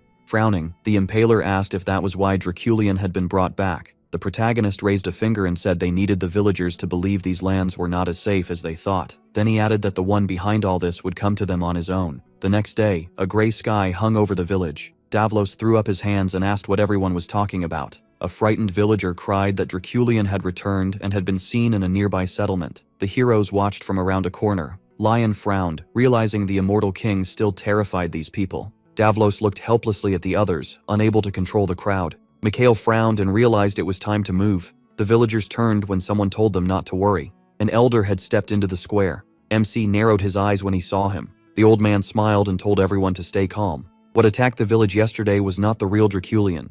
A villager argued that the monster looked exactly like the king, so the elder asked if he had been drinking. Then the elder knelt and said something had poisoned the man's mind. He put a hand on the ground and added that if it had really been Draculian, there would be piles of corpses everywhere. Looking up, he asked if anyone saw that here. The crowd stared in shock as he said peace and goodness could not last forever, and evil forces wanted these lands. Mikhail laughed with a wide grin. The elder raised his hand and declared that chaos brings no peace, so they had to unite and punish the cursed one. There was a red eye drawn on his bandage. The villagers looked at him, confused. Davlos's eyes went wide, then his eyelids drooped. Morden raised his brows and asked what was happening. Mikhail frowned, realizing the old man was using mind control. The man gave a nasty grin. If you want to ruin people, mind control is one of the worst ways. They had become puppets. He frowned in disgust. There is never a good reason to steal someone's will. He pressed his lips together, thinking it was truly cruel. The butler peeked around the corner and asked if the young master really wanted to begin now.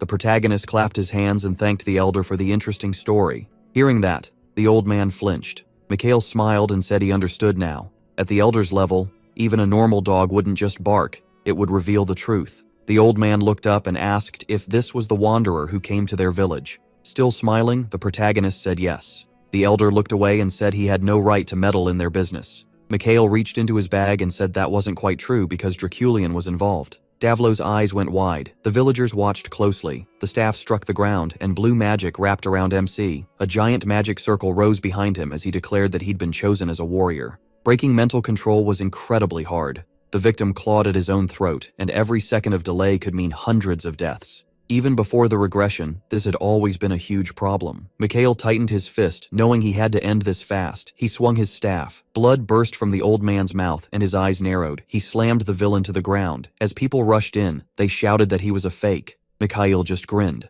While beating the man, he ordered the demon to let him go. The elder lifted a hand toward him. Someone under mind control can't fight the puppeteer. The victim's eyes widened in terror. In front of him was a smiling mass of dark energy, like the devil itself had taken over the old man. The man's face was scraped and bloody. Mikhail clenched his fist and ordered the demon out of his body. The elder pushed himself up and claimed there was no demon inside him. The protagonist hit him again. The villager threw up his hands and asked if the wanderer meant to kill him. MC said that even if he really was a devil, he wouldn't die from this. The old man opened his mouth wide and cursed him. Mikhail kicked him in the face and told him to repent. Then he said he had bad news. Draculin was about to return. But the demon controlling this honored elder had come first, and the villagers stared in shock. As the bloodied man lay there, he said Draculin might spare him. When the villagers asked what to do, he kept beating the elder and said they first had to leave. He raised one finger and said they needed to get to the village right away. The crystals at the center of each settlement began to glow. The elder lowered his head and let out a sigh. He was tied to a wooden post. When Mikhail came over, he saw the old man was back to his senses. The elder asked why people followed him.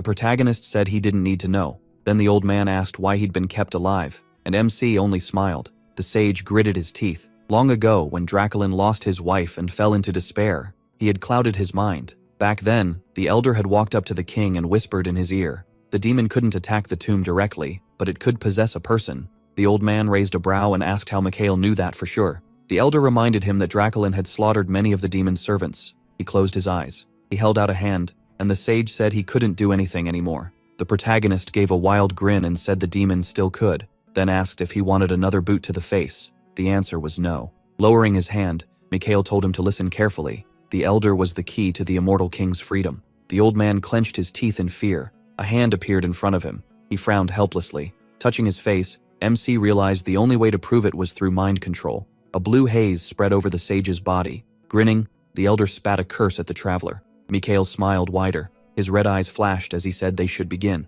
A bright flash lit up the area. Feeling the spell's force, the old man threw his mouth open and screamed. Mikhail raised his brows. His eyes gleamed. Before the regression, demons had far more power than humans. For hundreds, even thousands of years, they had stayed quiet. Monsters surrounded the armored man in that memory, with Siegfried's team behind him. The Argo expedition had closed the gap, but the cost was huge. In the past, he had studied magic alone in his office, forced to keep making sacrifices. Grinding his teeth, he realized he needed a new way to fight monsters. He kept trying to seize the elder's mind. A blue light formed around the old man's head, and Mikhail found a way to ignite the devil's mind and force magic out of it. Looking down, he realized the spell used on Draculian was like the reverse. Frowning, the protagonist said Meryl had made a nasty new spell. If he hadn't known the original form, it would have been hard to figure out. Asari pressed her lips together in frustration. The priestess spread her arms to cast. Before Argo's regression, she had paid a price. Mikhail remembered Ariandel giving up half of her remaining life,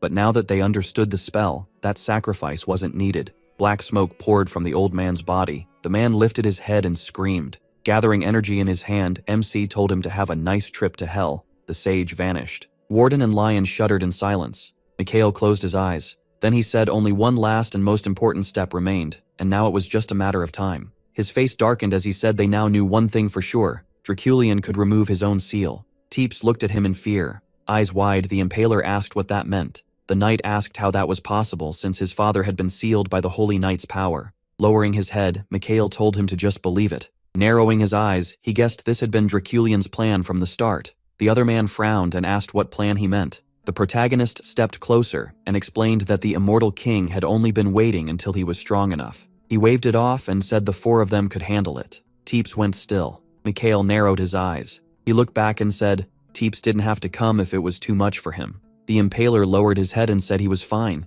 He just needed time to sort it out. MC covered one eye. With a hard frown, the knight said this was his family's problem. Mikhail closed his eyes, agreed, and said they should go. Dark clouds hung over the city. The heroes walked down the street toward Draculian's castle. The man looked up and said he hadn't been here in a long time. Squinting, he remembered this was where his father turned him into an immortal monster. In the past, the king had reached out to his son and said cruel things that cut deep. Teeps drew in a sharp breath, his father's grin reflected in his eyes. Mikhail looked back as the Impaler said Draculian always claimed he never wanted to hurt him. He narrowed his eyes, thinking that was common for parents, then asked if his friend could handle it. The knight looked down at his hand gripping the shaft, and the protagonist asked if he could really raise that weapon against his own father. Straightening up, the man said he'd regret it if he couldn't. Teeps put his hands on the gate and said it was better to help your parents, no matter what, than live with pain and resentment. Frowning hard, the Impaler pushed the gate. It creaked open. Roses filled the place. Whoever lived here wanted beauty. An iron maiden stood in the center. Beautiful flowers grew beside it. Papers covered in magic symbols hung on chains.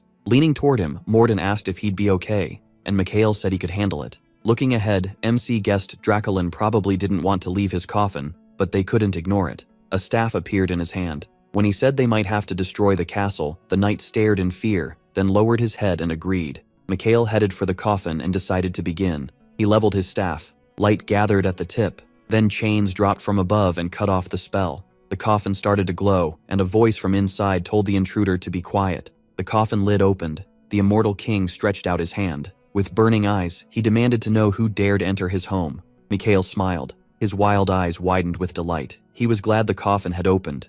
Frowning, he said he'd been waiting for him to show up. Draculin set a hand on the coffin lid, and dust billowed around it. The immortal king glared. Teeps stood behind the others. He trembled at the sight of his father. Draculin reached out and said he didn't belong with these people. This estate held memories of his mother. The knight looked at him and said it had been a long time. Draculin's eyes widened. He spread his arms and said he had found a way to bring her back. When he heard the demon was dead, the immortal king frowned darkly and asked what that meant. Stepping forward, a staff appeared in his hand as he warned that he wouldn't let the plan succeed. Looking straight at him, he told him to get ready for purification. Draculin frowned in fury and shouted that this was absurd. Opening his fanged mouth, he declared he had done everything for the sake of his own reality. Teeps gritted his teeth. He charged with his spear. The bloody energy around his father stopped the strike. The spear tip shook. Dark power spread across the flower field. In a memory, the knight sat beside his mother's bed. Smiling, she called to him. She reached out her hand. He trembled.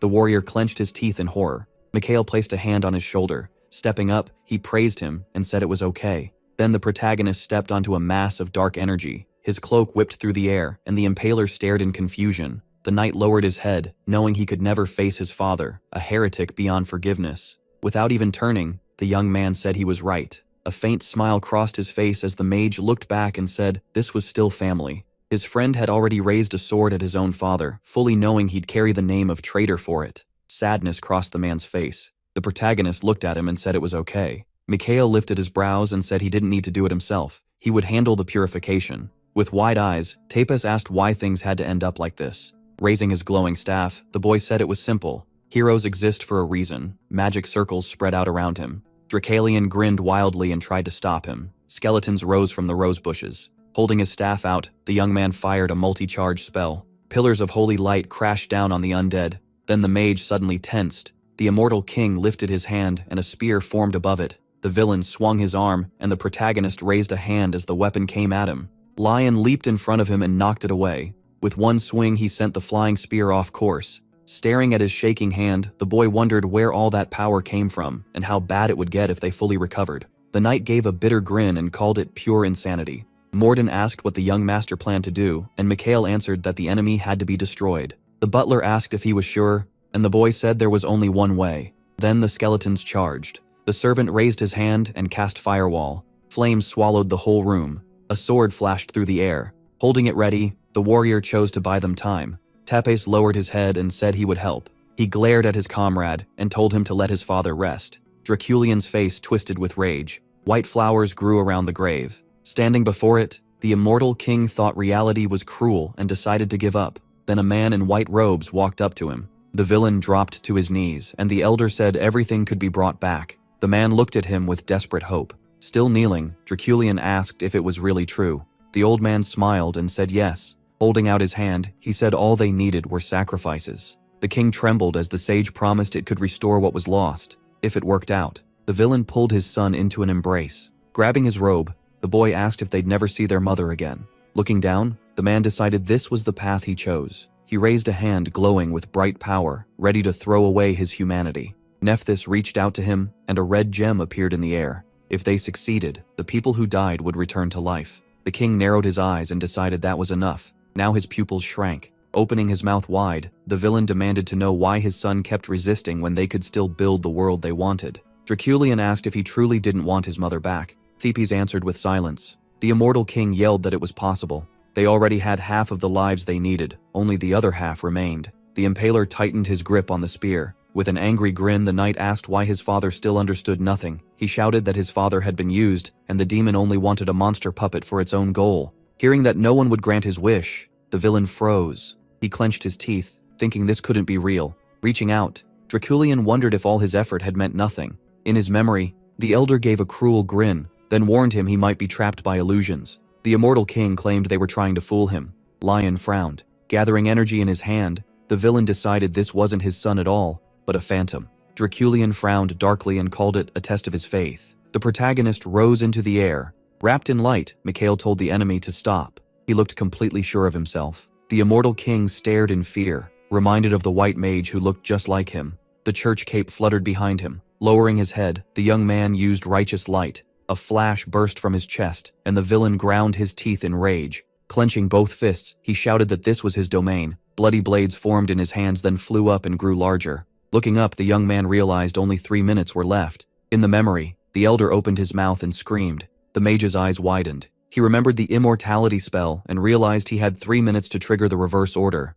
Asari held out her hands and asked how hard she should hit. The protagonist told her not to hold back. Bloody spears shot forward, and green waves of energy rushed to meet them. A huge whirlwind filled the room and trapped the stunned Draculion inside. Mikhail raised his brows and said he wasn't the only one with new powers. The immortal king stretched out a hand and declared that time was on his side. Summoning red energy, the villain asked how much pain people could endure. The young man answered that 1 minute remained. The man frowned, confused, and asked what that meant. The young man raised one finger and repeated himself, eyes wide with madness. Bloody swords shot forward. The mage did not move, his staff lowered, while his allies knocked the blades aside one after another. Morden looked up, Teeps stared in horror, and Lion frowned, asking if that was all. 30 seconds remained. A hole opened in the ceiling. Moonlight fell over Draculian. 20 seconds remained, and the immortal king's face tightened in anger. Bloody energy gathered in his hand. Lowering his head, the protagonist said there were 10 seconds left. The impaler charged. Mikhail raised his hand. Magic circles spun around him as he cast reverse death. The bloody blades turned to dust. The villain's hand began to vanish. His pale eyes widened in terror as he asked what was happening.